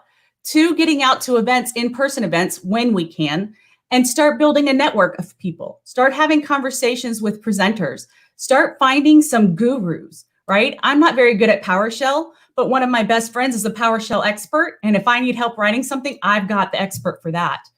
I'm not fantastic yet when it comes to things like Azure. However, I do know some Azure experts, and those are my people I'm going to go to. Maybe I need a code review. Maybe I need to have somebody that's really good at T-SQL that can look at my code and say, hey, Monica, you're not doing something right here, and they can help me make it better. How do I find these people? I just start talking to people. I talk to those speakers. I start building a network on purpose for things that I may need later, and those experts is who you need to get in touch with so you can go to them and get that second set of eyes. Saying no is okay. How many people like to say no? I don't. I don't want to disappoint people. It's very hard to tell your boss no, but no is an answer, and no is okay. You've got to manage your company's expectations, right? Workload management. You're expected to do the work of 5, 10 people, maybe a whole group of people. 20 people is what's really needed, but it's only you.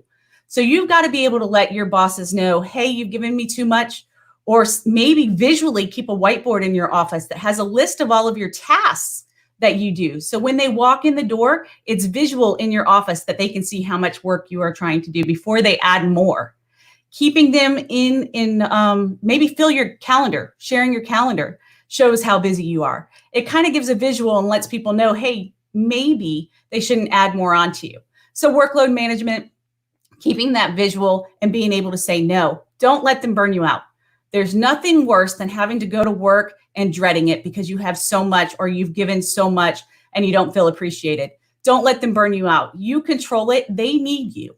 You are important to that company. Lay the law. Make restrictions. Be able to take a little bit of control from that. Get some tools. Get some tools. We have 2 arms. But if you have tools such as monitoring tools or things that clean your code, or there's lots of different tools out there that allows you to accomplish tasks with a push of a button rather than having to write a lot of code or investing a lot of time. Sell them on paying the money to get you some tools. It's cheaper to get tools than it is to hire another you. So definitely do that. It makes your life easier. Use your boss as a shield. Make them say no, right? Make them deal with the hard to deal with other employees in the company that kind of make your job a little harder or tend to throw a lot of work your way. Use your boss. Create a relationship in which you can have them help manage the other people in the company's expectations of what they expect you to do. Admit you can't do everything. It's okay to say it's too much and I can't do something. It's okay to hire consultants. Hire a consultant so you can breathe, right? So you can take a break, so you can take a vacation. Hire a consultant to work with that other vice president that you don't like to work with on projects that you have to work with on the next one. Let somebody else do it, right? It frees up your plate so you can actually do stuff that you enjoy or invest your time in something new you want to learn. Don't be afraid of it. There is one company when I worked for the port, if you hired a consultant, they said, oh, that means you can't do your job. That means that you're incapable of being able to do that. And as a woman, I don't like to do that, right? We all have this, we must be perfect at everything, otherwise we don't try it, or there's this insecurity about our own jobs that we don't want to give it to somebody else. Guess what? Your sanity is important. Freeing up your plate is important. Your in-house knowledge, what you know about the company, how things work, why data is the way it is, why code was written the way it is, that's your safety net. A consultant can't take that from you. Another employee or a new hire can't take that from you. That knowledge is key. You don't have to worry about it. Hire the consultants, get some help, don't burn you out. Leave yourself breadcrumbs, right? Again, my mind, I'm getting older, but I do a lot of things all the time. So I call this my hit by the bus handbook. Take everything in your head and dump it to documentation. Write a book, a physical book, run book that talks about all the jobs, that talks about all the code, what calls what. If something fails, they need to do A, B, and C to fix it. If B fails, they need to call you.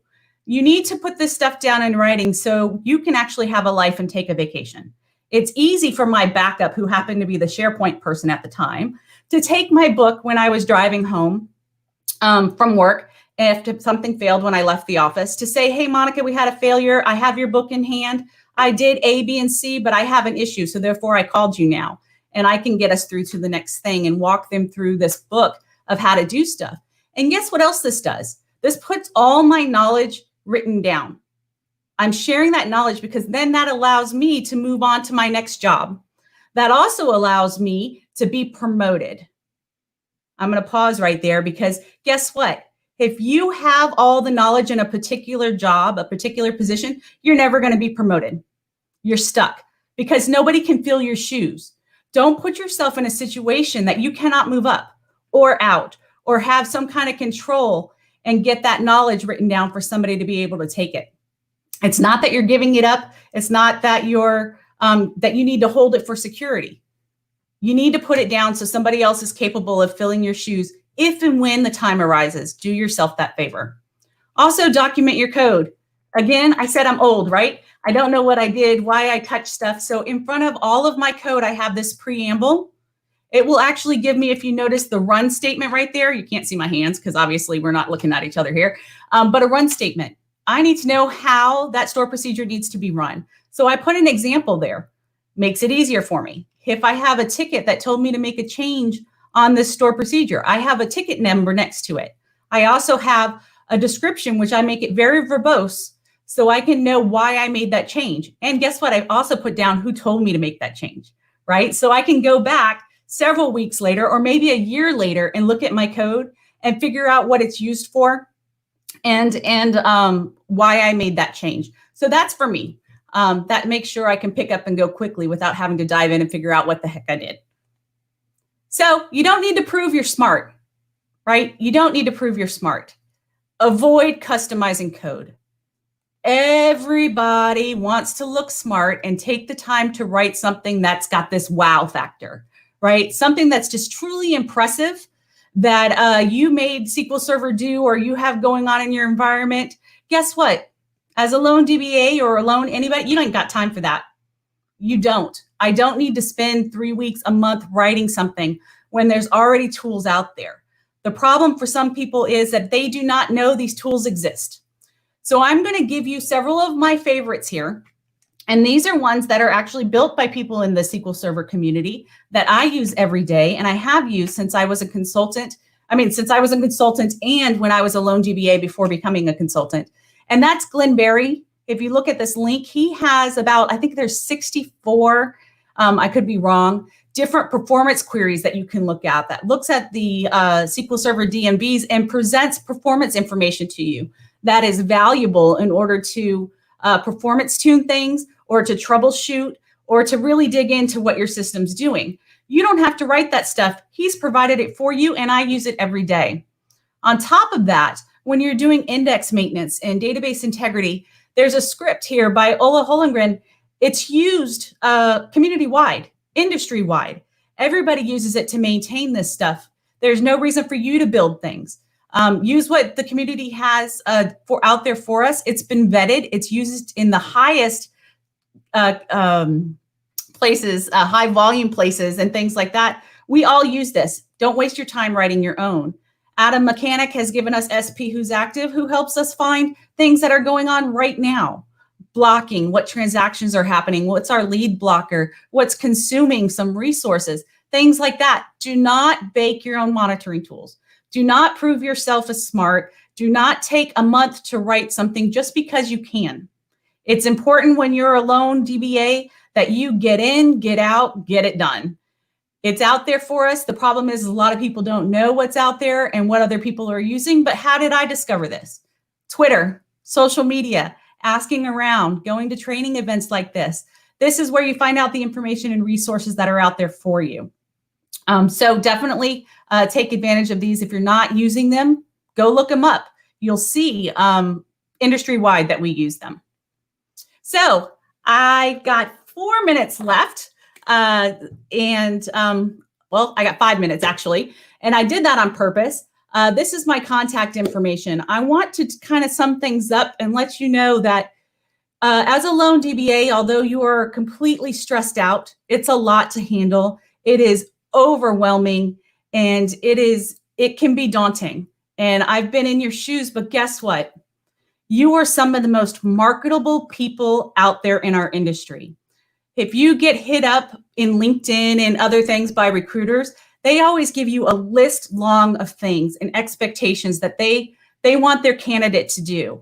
There's a lot of people in our industry that have a very narrow field that they're really great at. They're experts at something.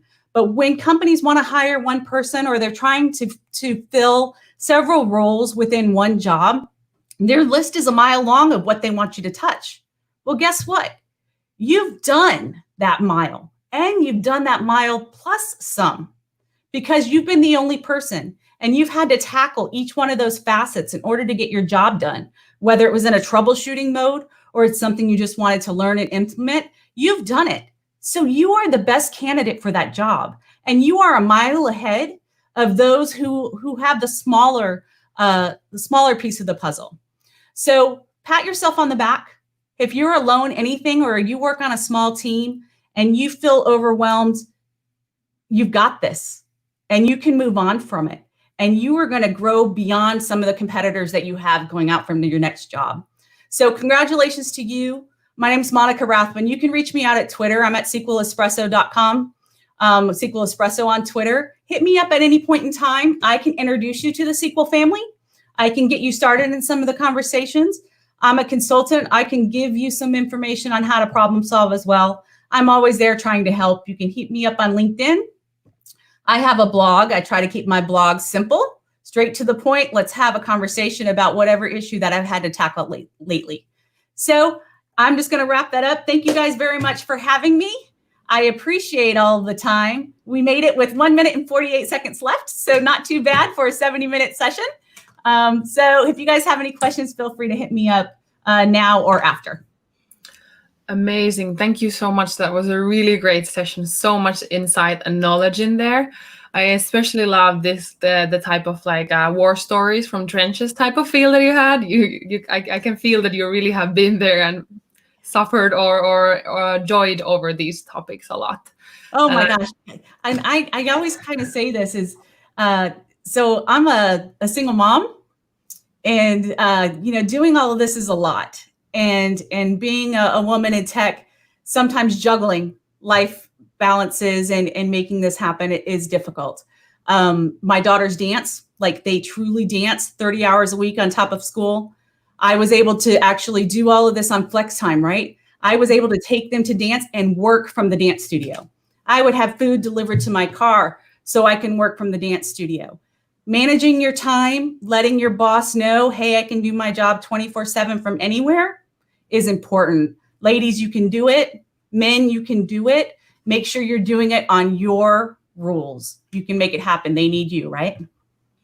So. For sure. Really great. I loved it so much. Yeah. Thank you, Monica. Thank you. Yeah, that was for us also, I think for Annie and myself, it's also very cool that we can follow the sessions and listen in. And yes, we still have like 2 more minutes to go. So I did see, so you have your own SQL Server user group, right? Which you lead. And so what I wonder, how are you dealing with the current situation? Like, are you having an in-person user group, or is everything kind of stopped for the moment? We're doing virtual.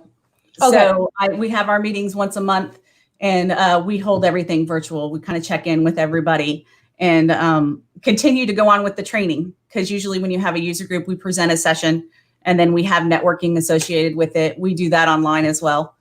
So yes, I run the local user group here. We keep in touch.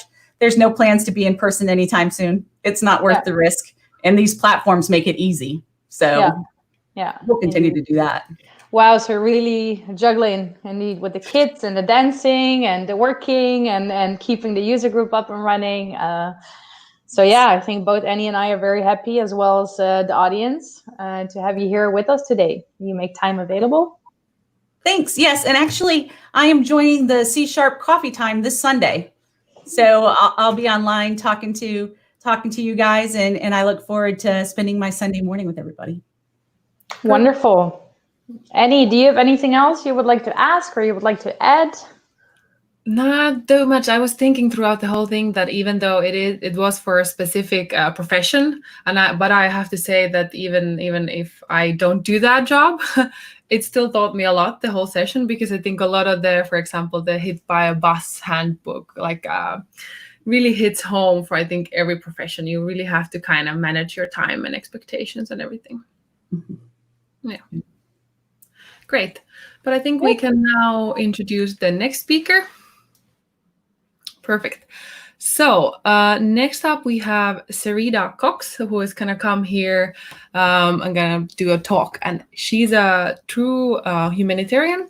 And she brings her personal experience with foster care, devoted commitment to a number of youth development initiatives, and an over decade of experience in executive level management in Silicon Valley, corporate strategy consulting, and nonprofit strategy consulting, to her work as the co-founder and CEO of her own company or organization. So happy to welcome her to the virtual stage.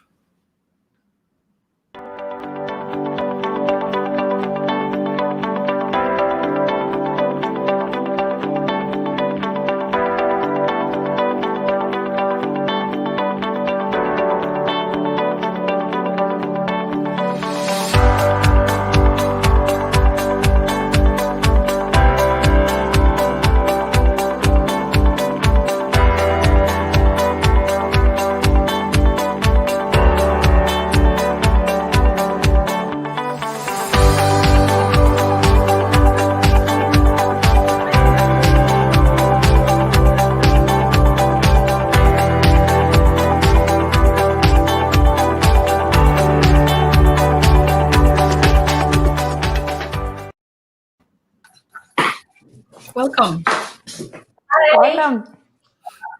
Thank you so much. I am so thrilled to be here. Want to make sure my screen is being shared as well. Can you see?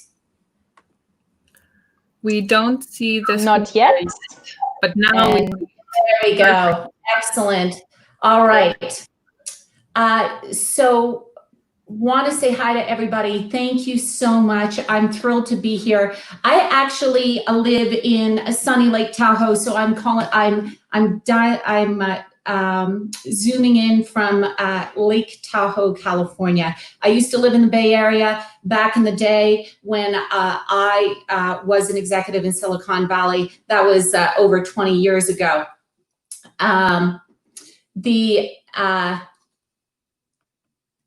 Sorry, I'm having a little bit of difficulty with this. Hang on. Well, today I'm going to talk to you about doing good with tech. Now, I just want to make it really clear, having been an executive in Silicon Valley, that women in tech is actually a really, really good thing. And it's very good for the industry. It's good for society. But seriously, technology itself has so much power for doing good, and we clearly aren't exploiting it. Doing good is not something you need to give your career up on. You don't need to have a cataclysmic event like I did to make the decision to do good, to leverage your technology and all of your talents for good. So for me,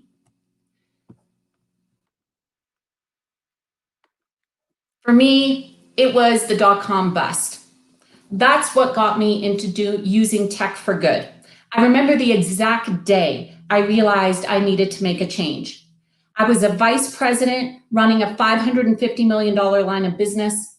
I was the youngest and only female executive at 3Com Corporation, and I was riding high. I was jetting between offices in Silicon Valley and Singapore, and making deals. I was doing pre-IPO parties every single night. Life was great.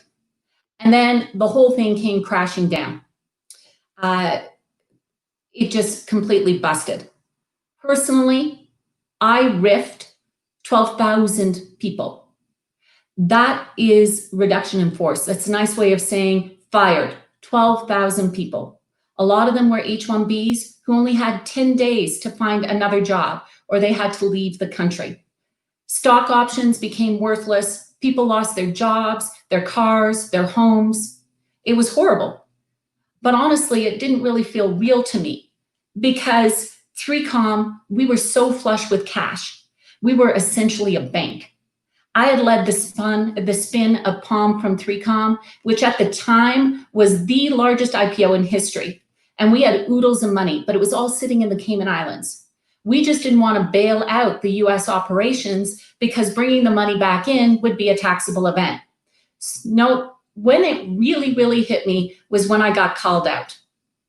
It was at our quarterly all-staff meeting with employees video conferencing in from around the world. I sat on the stage with VPs while our president announced our second round of RIFs. Suddenly, this guy jumps up in the middle of the room and starts yelling and demanding to know why we were axing his friend's department entirely, why we were just throwing away great IP, years of blood, sweat, and tears. He called us each out by name. As he yelled at us, I realized who he was, or rather what department he must be in, and that his whole department was on the chopping block next. We had already planned our next quarter cuts so that we could make our quarterly projections. He was going to be gone, his entire department gone. That was my wake-up call. Honestly, what the hell was I doing? Why did I care more about my career than helping people? That was the day I quit.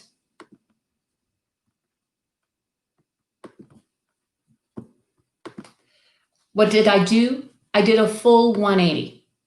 I went on and reinvented myself in the nonprofit sector. My focus, the most disenfranchised, the most vulnerable kids in all of America, foster kids.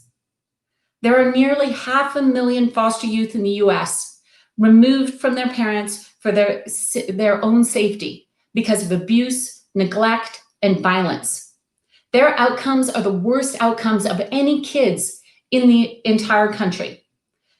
At the age of 18, 19, or 20, when they age out, 50% will be homeless. 50% will be unemployed. Those employed will only be earning $7,500 a year. And less than 8% will ever earn a college degree. I fundamentally changed my course of my career, and I don't regret that for a minute. What I do regret, and I hope you never regret, is that while I was conquering the corporate world, I didn't think about also helping those who need it most.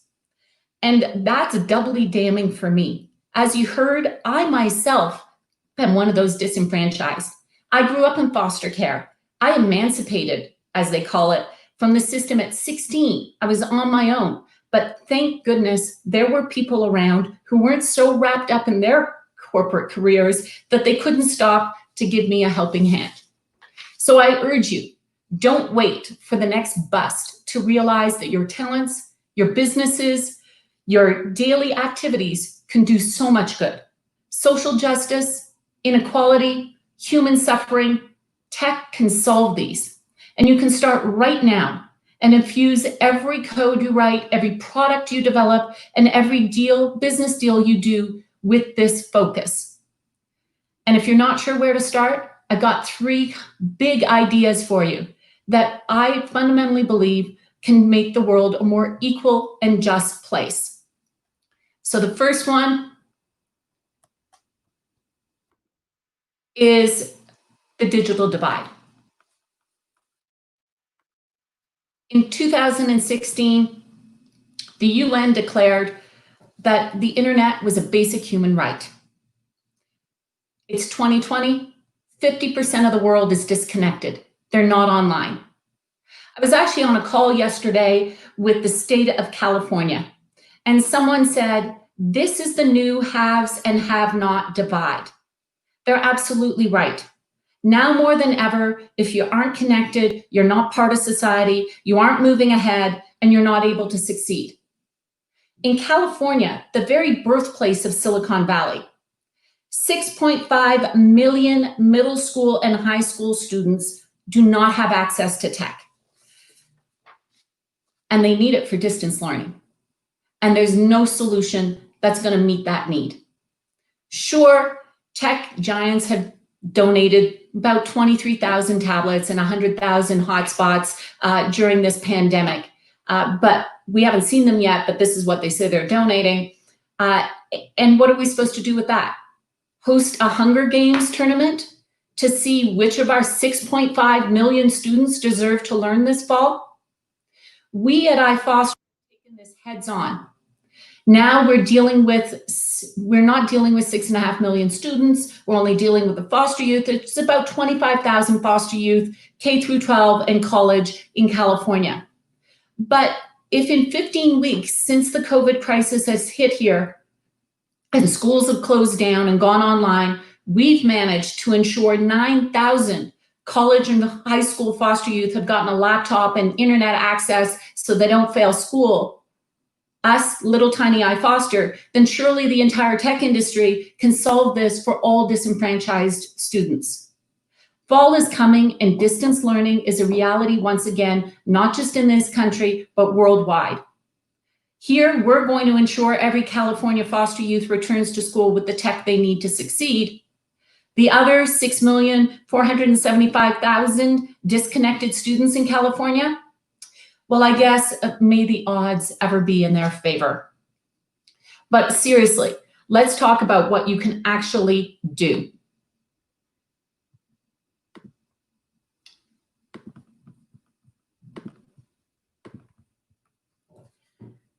Internet for all, access for all. There's really only two problems to solve. One is cheap device connectivity, and the other is the connectivity. Moore's law would suggest that we should be getting cheaper and cheaper devices. Sure, there's like rock bottom price devices like $50 tablets and $150 Chromebooks, but seriously, they don't work. Raspberry Pi has proven that you can actually have a computer, but how many kids can get a Pi and know how to put it together so that they can do their homework? We can do better. But honestly, the bigger issue is connectivity. 50% of the world is not online. Back in my day, 20 years ago, we were talking WiMAX and mesh networks that would blanket the city with high-speed internet. I even remember San Francisco was going to be a pilot. It's only 7 miles by 7 miles. How hard could that be? 20 years later, we're still talking. And no, San Francisco does not have ubiquitous high-speed internet for anyone. Internet is not for all. And we in tech have nicely created a new form of disenfranchisement and elitism. The haves are online and the have-nots are not. So next time you write a line of code, design your next awesome app, or launch your next great tech company, think about the 50% of the world who can't benefit from your creation. How will you serve them? I like to think, quite frankly, about Frankie. I'm going to show you a couple of pictures of Frankie. These are Frankies. This is who I think about when I think about how we serve everybody. These are pictures of kids living in the Appalachian Mountains of West Virginia. These pictures were taken within the last 6 months. You know, they don't even have a great internet service in West Virginia. Even in the big cities, they're on dial-up. These kids have nothing, but they do have big hopes and dreams. If only they could get connected to the rest of the world. Imagine what they could do, what they could achieve, who they could become. Each of you have a Frankie in your country, in your home state, and maybe even in your own city and town. How will you get them access to the incredible world that you're creating? So access, number one thing you can work on. Number two is community. So once you get access, then what? Our last speaker, Monica, actually talked about community. Community is hugely important. Getting connected is the first step to equality, but once you get connected, what's out there for them? What can help them with their particular needs? One of the greatest things about the internet is that it brings people together.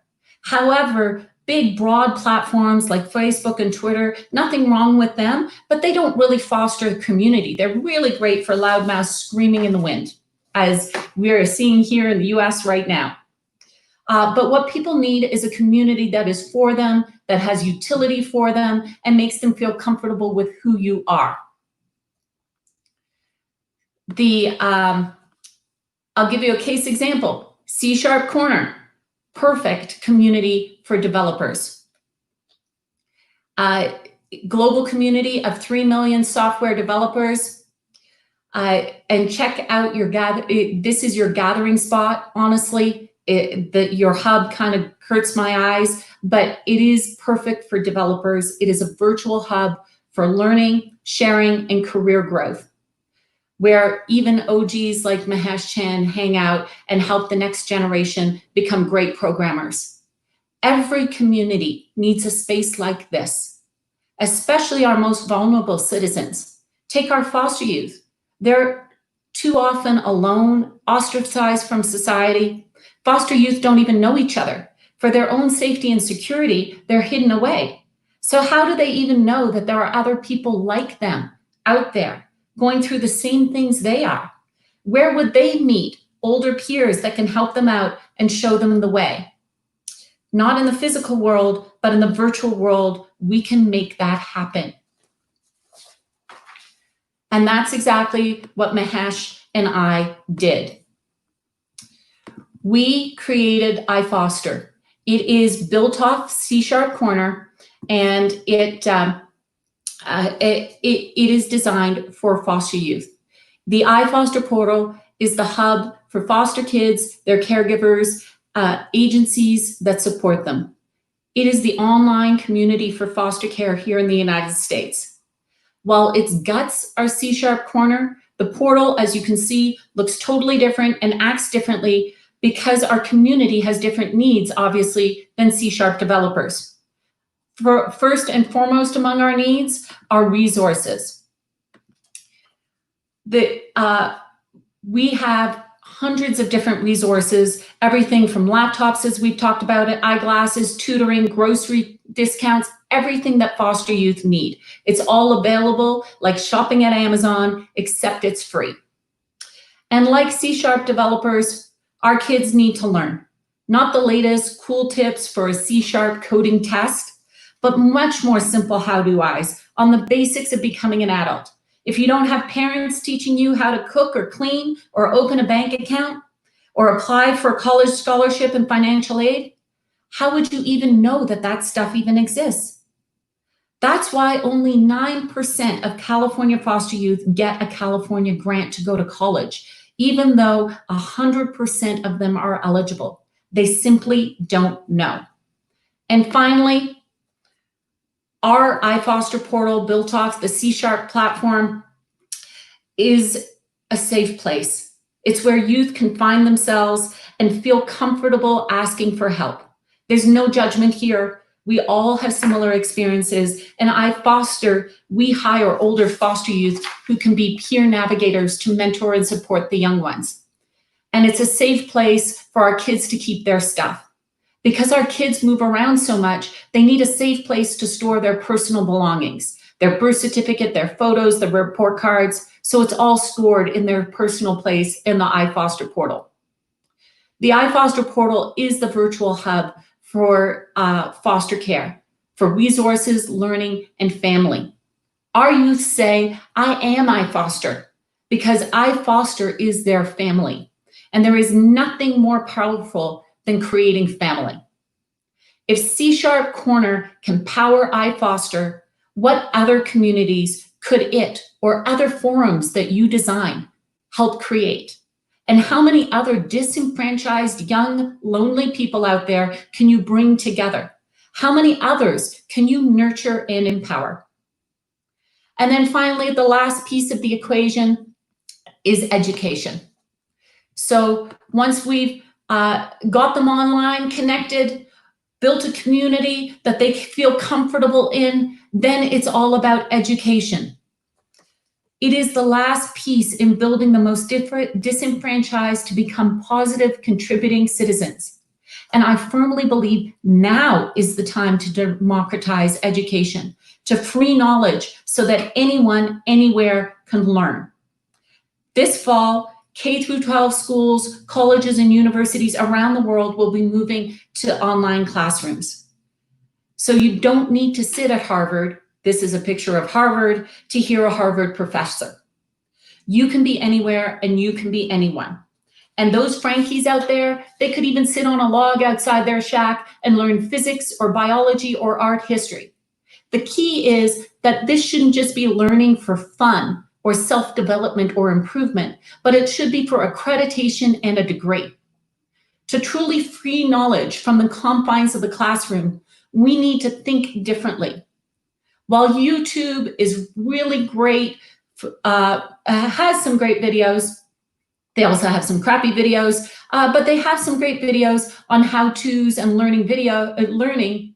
They're just bits and bytes of information.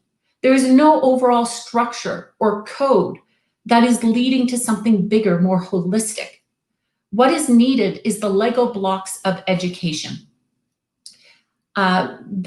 Small chunks of material that's easily digestible in the breathing room of everyday life, yet they build upon each other to achieve competence in mastery. And of course, it needs testing to measure mastery and to assign credit. To give you a case example at a very small level, you all can do something much bigger, is what iFoster is doing with our jobs program. So we have a 30 hours job skills training program that helps foster youth earn permanent employment online. We're not just talking, and we're moving it all online. And we're not just talking about doing it with talking heads, but it's interactive learning modules that take no more than 15 minutes each. They build on each other. And there are quizzes to measure mastery and attain certification.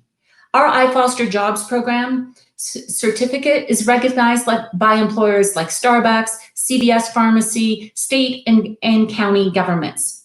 So while a job training center is nowhere near where our Frankies live in the woods of West Virginia, I guarantee you there's probably a Starbucks.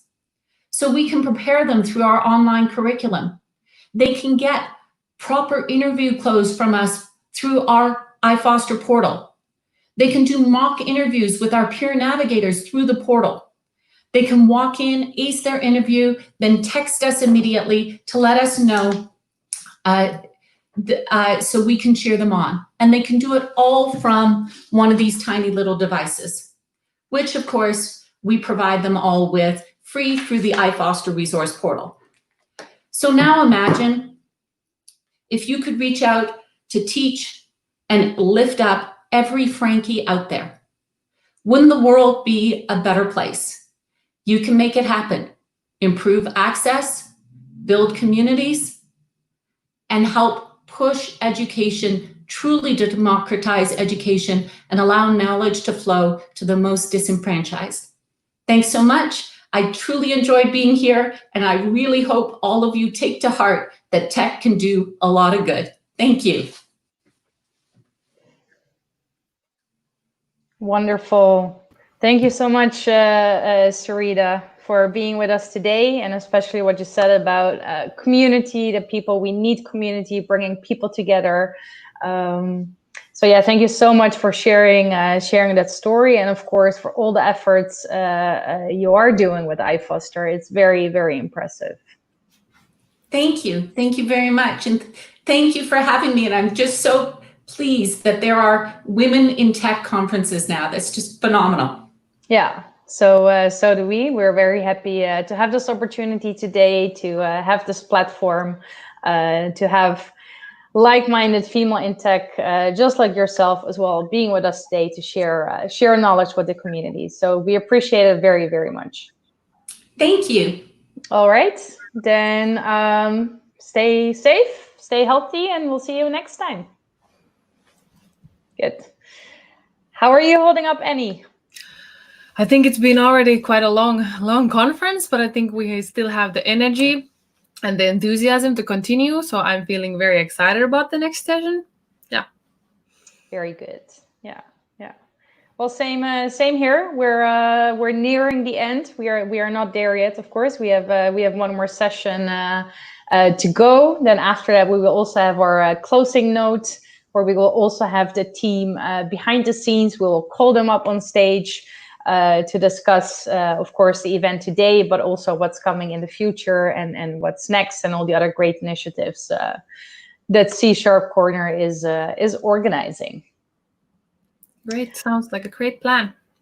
All right, then let's go. Last but not least, we will soon welcome our next speaker on stage, which is Nikita Sajdev. She is the co-founder at Luna Management, which is a model management agency Nikita is running with what I've seen, limitless creativity, thousands of talents in all shapes, sizes, races, ages, very diverse.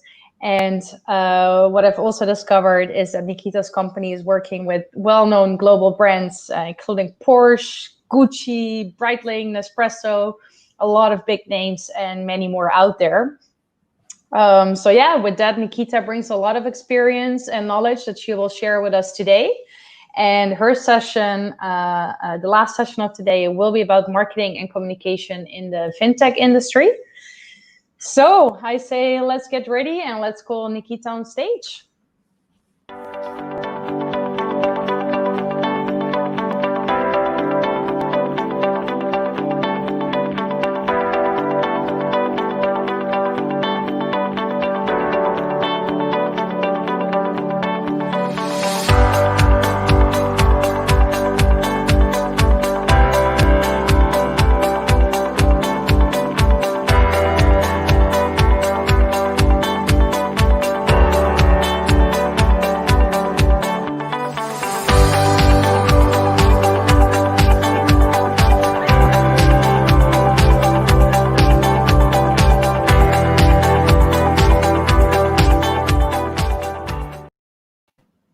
Hi guys, hi, nice to meet you. Thanks for that introduction. Hi Nikita, welcome. It's great to have you here. We have seen you had a very impressive journey. We would love to hear more from you, and especially to join your session. And where in the world are you right now? I'm in Houston, Texas. Oh, you're in Houston, Texas. Yeah. Okay, wonderful. Well, then, if you're ready, the virtual stage is all yours, and we'll be looking forward to watching and listening to your session. Great. I'll just go on to my slides now. Yes, so you already heard an introduction from the two wonderful ladies. So I started off with Luna Management, and we expanded to Luna PR, which is a marketing and PR agency. So today I would like to talk about marketing and communications in the crypto, blockchain, and fintech industries, as it's very different from typical I would say the modeling world. But before I do so, I'd love to give you an introduction about myself. I have a degree in chemistry from the University of Texas, and I soon realized that I didn't want to do anything to do with chemistry, and ended up doing a business degree from James Cook University in Singapore. The only condition that my dad had was that I had to pay for my own degree this time. So while I was looking for jobs in Singapore, I got stopped in a shopping mall and asked to do a TV commercial for a hair dye brand, which I casted for. I got the commercial, and eventually it basically paid off a semester of my tuition in one go. So that was really exciting. And since then, after that moment, I wanted to just continue doing those commercials for as long as I could. I graduated. I managed to pay off my own degree through modeling, and then I decided to eventually start my own agency. And of course, my business degree helped to do that. When I started my own agency, I also had a very big interest in cryptocurrencies. It was around 2017. So while running the agency and while trying to be different and diversify and have models of all types of ages, races, and sizes, because I saw that gap in that market. I was also making videos on my social media about how amazing Bitcoin was. And eventually, I got noticed by Huobi Exchange, which was the largest exchange at the time, who asked me to become their host. and my career just kind of took a fork. I continued with the modeling agency, but I also was very much interested in crypto until finally I tried to find a way to synergize both my worlds, which was the media world and the tech world. And I decided that it's time to bring in a PR agency that can bring media into tech and raise awareness for tech. So that's a little bit about me. And this is a little bit about my agency.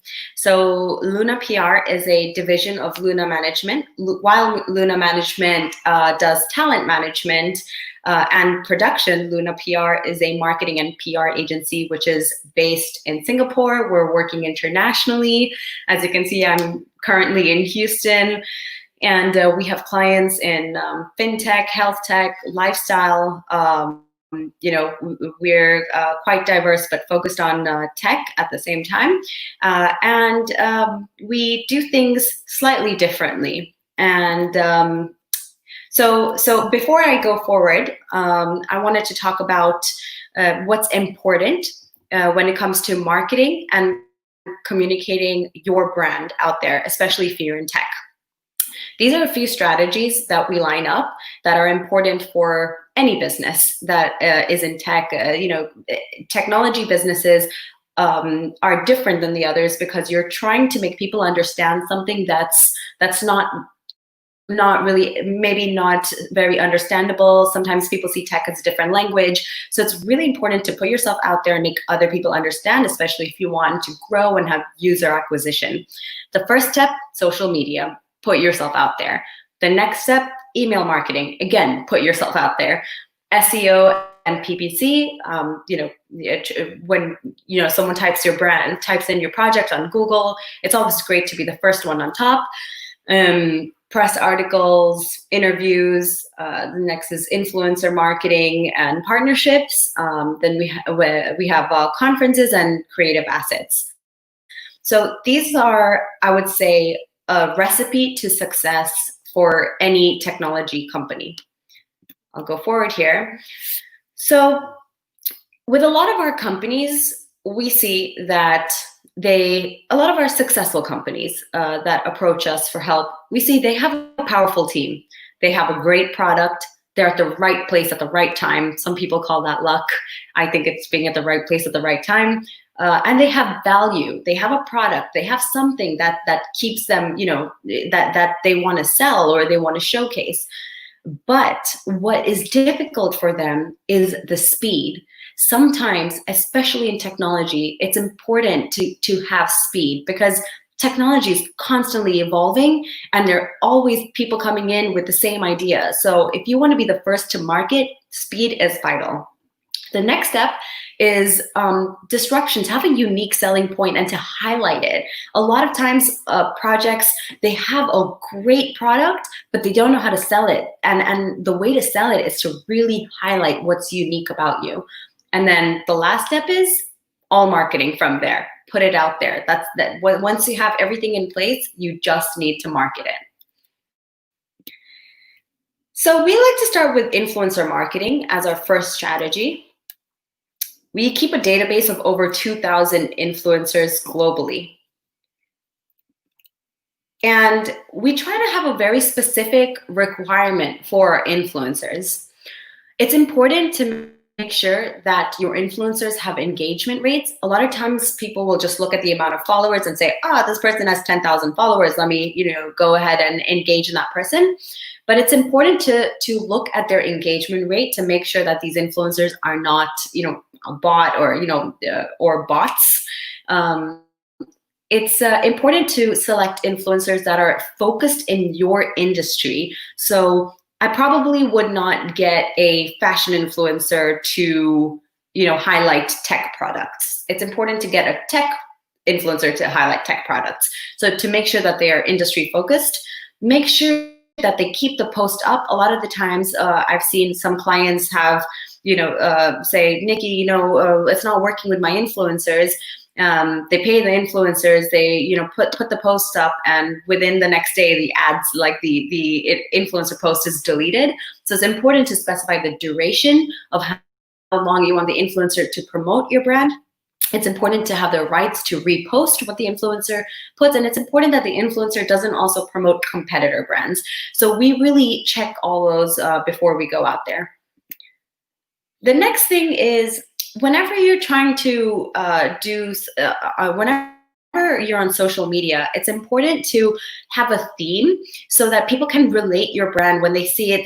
The same colors remind them of their brand. These are like subliminal messages that actually play a really big part and people kind of underestimate. So what we do is we look at the company's logo. We look at their website, we see what colors they're using, and then we use that. We do a theme proposal, and we use that for all social media channels. And this actually goes a long way. And the last thing with social media is we keep presence everywhere. And this is a good tip for anybody trying to, increase their social media and their marketing. A lot can be done through just social media. That's why I'm emphasizing on it so much. Use all the channels. There are so many platforms out there. Use all of them. Just be present everywhere. Of course, it helps having someone to manage it for you because it can take a lot of time. We do spend almost half a day on our clients' social medias, trying to make sure that we have something on all their channels. But, it's completely worth it because don't underestimate the power of social media. The next step is email marketing and investor relations. Now, every company has a different goal, of course, but a lot of our clients are startup tech clients that usually want, email marketing or investor relations before they start marketing. Sometimes we see that marketing and investment can be a chicken and egg situation where investors want to see that there's marketing done out there, and to market, you need some funding. So it is a very, as I said, chicken and egg situation. But that's why, it's good to go hire someone or go with a PR agency that can understand that and help you with that. So in our PR agency, we help our clients with investor relations. It's really important to make sure that, that when marketing cannot be done, that we can help you find the sources of funding. PitchBook is a really good software that we use. It's slightly pricey, but we use it as a company where you can find investors of all kinds and very targeted investors. So let's say you have a mobile phone app coming out soon. We look at the competitors, your competitors, and see which investors invested in your competitors, and then reach out to them.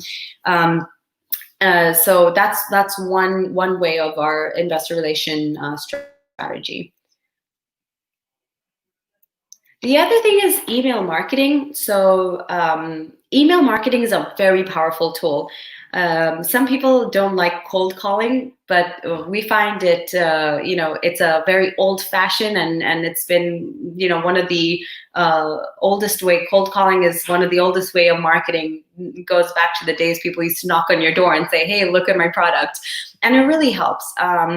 Email marketings have helped increase sale revenue. They increase leads. They improve email engagement, conversion rates. They and they help you build your database. Now, there are a lot of platforms you can use for email marketing. We sometimes do it manually so that we can make sure that each email is targeted and specific to what our, what message we're trying to send across, and doesn't come out too salesy. But if you're in a rush and you need to send something quickly, then we use platforms like MailChimp. So SEO and PPC, I'm sure a lot of you guys use this for your companies. A lot of CEOs and founders who are listening to this, I'm sure a lot of you guys use SEO and PPC.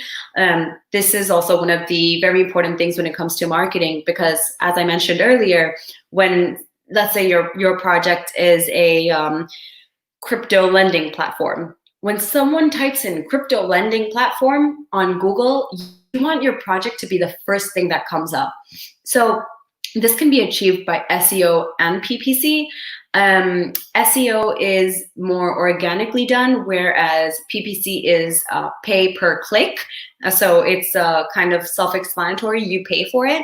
And when integrated, these two work best. So as you can see in my next slide, with organic searches, you get 42% results.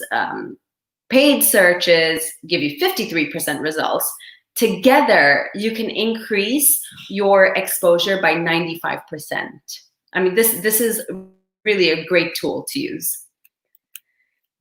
The next thing is, as I said, I started off making a lot of video blogs.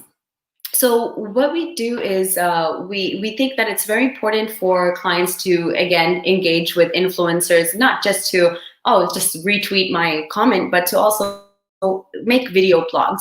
Videos are one of the best ways to explain a product because people can visualize it, people can see you. It's like you're having a discussion with them.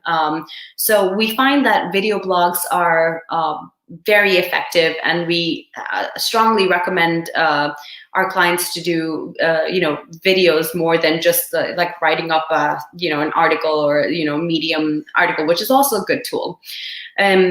This offers viewers a different perspective when done on a video. So there's a few types of videos that you can do. One is to hire an influencer and do like a video review of something, of your product, especially if it's in tech and it's a bit complicated. It's good for someone to kind of put it in layman terms.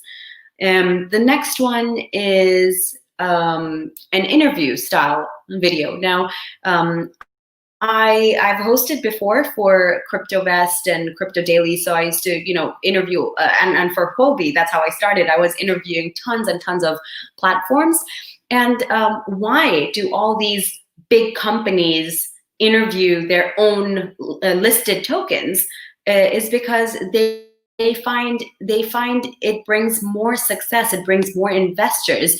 Investors don't have to read through, an 18-page white paper to understand your company. Instead, they can just watch a video and kind of hear it from the founder itself. This is a very effective way as well, and I highly recommend for companies starting out to do an interview and then repost that interview again on all social media platforms. It'll bring you massive exposure.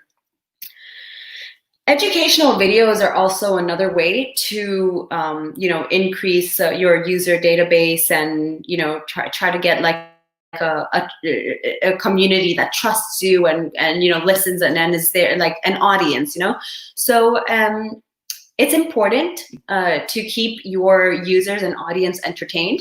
And so we also feel that having your own video blog is a great strategy. We provide brand ambassadors. So luckily from our talent management side, we have a lot of hosts, a lot of, hostesses or hosts that can come in and translate your white paper into a video. And we have a great production crew. So we've done this for a lot of clients. And one of our very successful strategies was a video blog in a few different languages. So I lived in Singapore for 10 years, and we had a lot of clients that were international. So we used to do video blogs in Russian, Korean, Mandarin, Japanese, and English, because those were the countries that were very tech savvy and had a lot of tech investors. So we thought doing videos in different languages was a good way to kind of reach out to investors in those countries. Next up, we have press and interviews. This is also very important. It helps with SEO as well. It helps bring your company's name, brings you more exposure. We have a large database and a very strong relationship with journalists and publications. So we connect a lot of our clients with media, podcasts, and interviews with bloggers and influencers and hosts. And over here, these are some of our clients. So recently we had, a tech entrepreneur approach us who, wanted more exposure. we also had, a few other, tech projects approach us who, after this company that you can see on the left over here, it's called OO, with 5 O's. After we released their article, they actually received a few calls, for and from investors who were interested in, looking into their project. So, media, it's a given. It's a great way to get your name out there. So this is a few of our social media platforms, some of the portfolios. So going back to what I was saying about the theme, if you remember that slide that had like the color combination, a theme is very important. So as you can see, a theme and pattern, it resonates to people, especially if, and this is more specifically for Instagram, but to have like a repetitive theme will let people kind of automatically connect your brand to, a picture or post that you put up.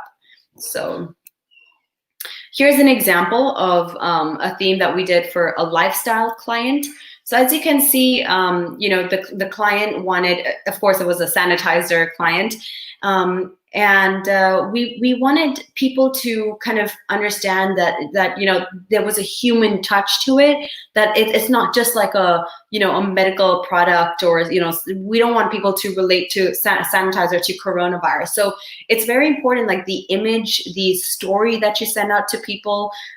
There's a lot of subliminal messages that you send here. As you can see, there's a mother and her baby, there's a family. People resonate to that. So depends, what do you want people to resonate to when they see your brand? And that's what you have to put out there on social media. Campaigns are a fantastic way to grab attention. We do quite a lot of giveaways.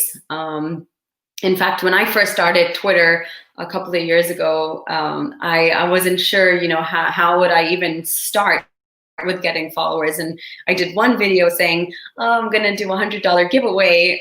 Just follow me and tell me what's your favorite altcoin right now. It's a crypto related giveaway. And I was giving away $100 in Bitcoin. And that just went viral. 100,000 views within a week, 5,000 followers. I mean, we really think that it's important to grow yourself organically, and campaigns are a great way to do that. There are different kinds of campaigns. You can do competitions, you can do polls, you can do events, charitable giveaways, partnerships. So yeah, there's a lot of different strategies that you can use. Next up, now this is something that people also underestimate most of the time. The founder of the company is a representative of the project. So if you have a company and you're the founder, you're the CEO, one of the co-founders, you want to put yourself out there. If you see some of the greatest CEOs, Elon Musk, Steve Jobs, Bill Gates, they really put themselves out there. They carry themselves. They represent the brand. They are the brand. So it's important to build an online presence for yourself as well. If you're a founder, if you're a CEO, imagine if you have an amazing company and someone types your name on Google and you have nothing out there, or you have something that's a bit strange out there, like a high school picture of yourself with your ex-girlfriend. We don't want that. So we want to show that you are the brand, that you put yourself out there, that you are representing the project as well. And so we always speak to our CEOs, and we find that a lot of CEOs, they kind of just miscalculate the step, and they think it's not important. But yeah, we do build a lot of CEO profiles, and it doesn't mean that the CEO has to be out there and take a bunch of selfies of themselves, but it means that you have to speak about your brand, talk about it, highlight what's going on, be personal, really relate to people, show them that your brand is your baby, and people will understand the value of your brand. To do that, going back to, the CEOs, a good strategy is to join conferences, to speak in panel discussions. So what we do is we give you like a 3-month schedule, or you can plan in advance a 3-month schedule of the best conferences, and reach out to these conferences and tell them what you're doing, and show them, really put yourself out there and speak to the audience. People might be inspired. You never know. If you're too shy, we have a lot of CEOs that are too shy and they just don't want to put themselves out there. Well, we sometimes provide brand ambassadors to represent the company on the founder's behalf. We found this worked really well in Asia. We had a client from China who didn't speak very good English, and he was a bit conscious about it. So he asked us to provide him with a brand ambassador who had knowledge of tech and knowledge, and kind of studied his company, and went up on stage and spoke on his behalf. And he was really satisfied and happy, and felt at ease, because funny enough, some people are more scared of public speaking than they are of death. So yeah, we understand that, that's totally fine. And that's it, guys. That's it from me. Thank you so much for, having me, and if you have any questions, I'm happy to answer them.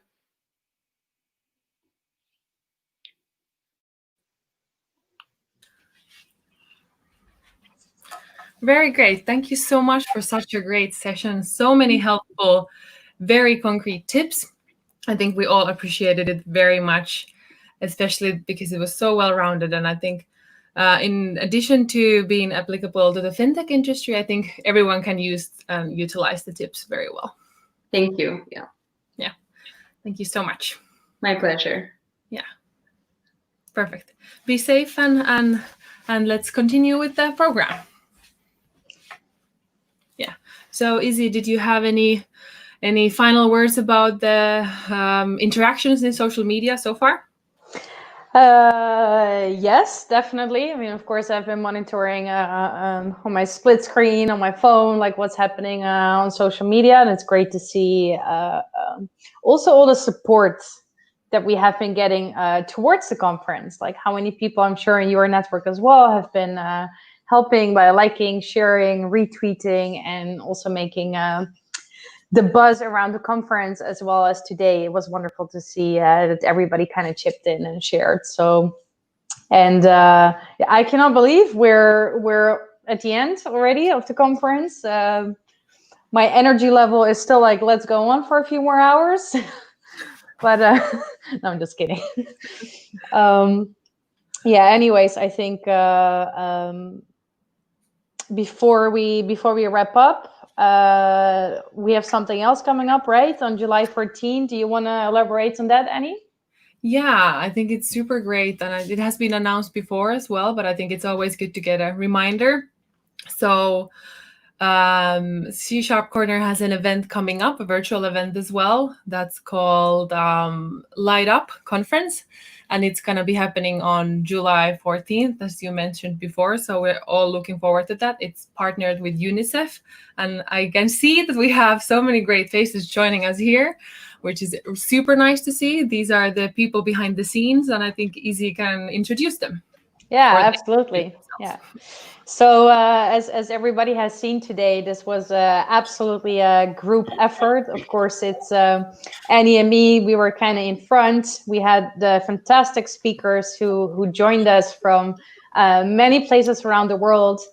And of course, we also had a great team backstage who today gave the platform to us as women in tech, to the other speakers. And I think that's a great example for the world. This is cooperation we had today, this empowerment we had today. So I would also really like to thank these fantastic men who are as much part of this conference as anybody else who you have seen today.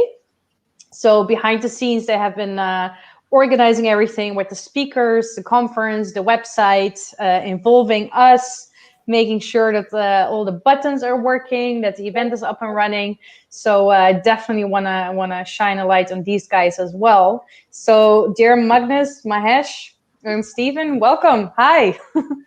Well, that was great. Well, Wow. yes. This though, I mean, thank you for giving us such an undeserving intro. This was all you guys, honestly. We do many events, and I think Mahesh can speak to those. And it's more about being, I suppose, in a sense, opportunistic in this industry, because there are so many people out there with such a wealth and great knowledge that want to share. And if we have any opportunity to tap into that great resource, we are so thankful and nothing else. This is just too much fun, actually. It is. And I think first of all, you both did a wonderful job, like very professional. I'm really amazed, like Magnus, where you were so many years. And again, great job. And Simon did an awesome job, keeping everybody in the loop. Behind the scenes, Simon. I saw those 20 glasses of water. So hopefully you're not floating today. Can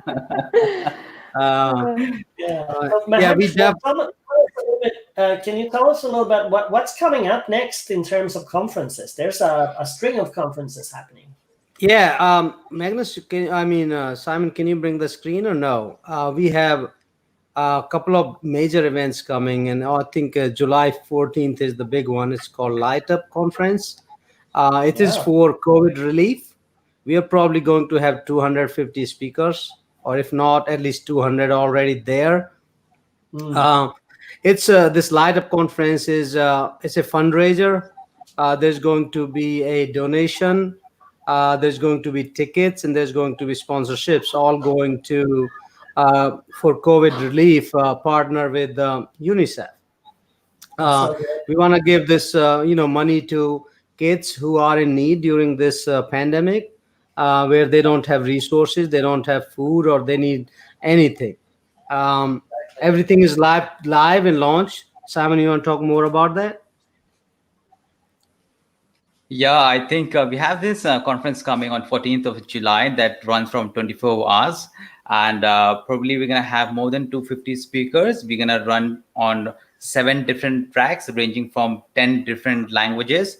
Most our focus will be on Microsoft technologies, entire Microsoft stack from AI, DevOps, everything. And all our speakers are developers, professionals, cloud developer advocates, Microsoft MVPs, CEOs, CTOs. So it's going to be a really fun one. This was 6 hours. This one is going to be 24 hours. And I think Annie and I will not be there for 24 hours. Well, maybe you guys can find us in Twitter or something, but we'll definitely this is going to be watched. One thing I want to add is this is probably going to be watched by 10,000 plus people. It's around the globe, different languages. And any of you would like to join for whatever need any kind of any engagement, any promotions, these are all community events. Our goal really is not only just to do these events, but make sure that we give the message that we need communities more than ever before now, because everybody's going through these struggles. They're sitting home. Some people are working bored, and some people are fighting at home. Everybody's fighting at home these days because everybody's home. Exactly. Yeah, so that's also why I really think that's a beautiful initiative you will have on July 14th. And then maybe Mahesh, you can also tell the audience. So basically everything we did today, I mean, that's all part of CSharpCorner. You are the founder. I believe somewhere in the 90s you started it, right? Yeah, so tell us a bit more. I mean, I don't like to talk about myself a lot, but yeah, I did start it was CSharpCorner was kind of created in 99, but launched officially in 2000. And a little story behind that is I grew up in a village where I had no resources. Nobody was there to guiding me, mentoring me, and like what to do. So everything I learned by myself. I made so many mistakes. I wish somebody told me I would have done the same thing in 10 years. That took me 20 years. Right. The purpose was really to build this community where anybody, especially people who don't have resources or money, they can come and learn. That was the initial idea. And we keep everything free. It's a community driven. And that's the end goal. End goal is to give this access to information and knowledge to more and more people. And it's growing now thanks to all of you. Everybody kind of pitch in these days. Magnus has been involved for several years. We used to do these in-person conferences in India and even different places, but this year we got stuck with these virtuals. But again, looks like this is kind of working out well. And Magnus said we are having fun. I mean, I think you said you indicated, like in one of the sentences there, you said that we need this more than ever, and I think that's very accurate, because honestly, I don't know in the world that during my lifetime, and probably longer, that we have ever been further apart. And it's because of this pandemic, right? We can't meet each other, and we have to find new ways to interact and new places to be. In the meantime, right, I'm sure there will be a day when we travel again. We just don't know when. And in that space, in that time, creating at least some connections like this as much as we can is probably very important. Yep. Good. And then I mean, that's it. I think we'll let you guys close this. Thank you again for doing that was what, 6 hours, 7 hours. Great work put together within last 2 weeks.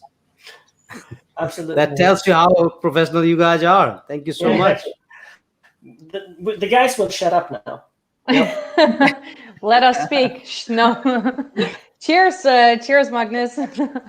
Yeah. So, well, what can I say? I think this has been awesome. Also, we see now.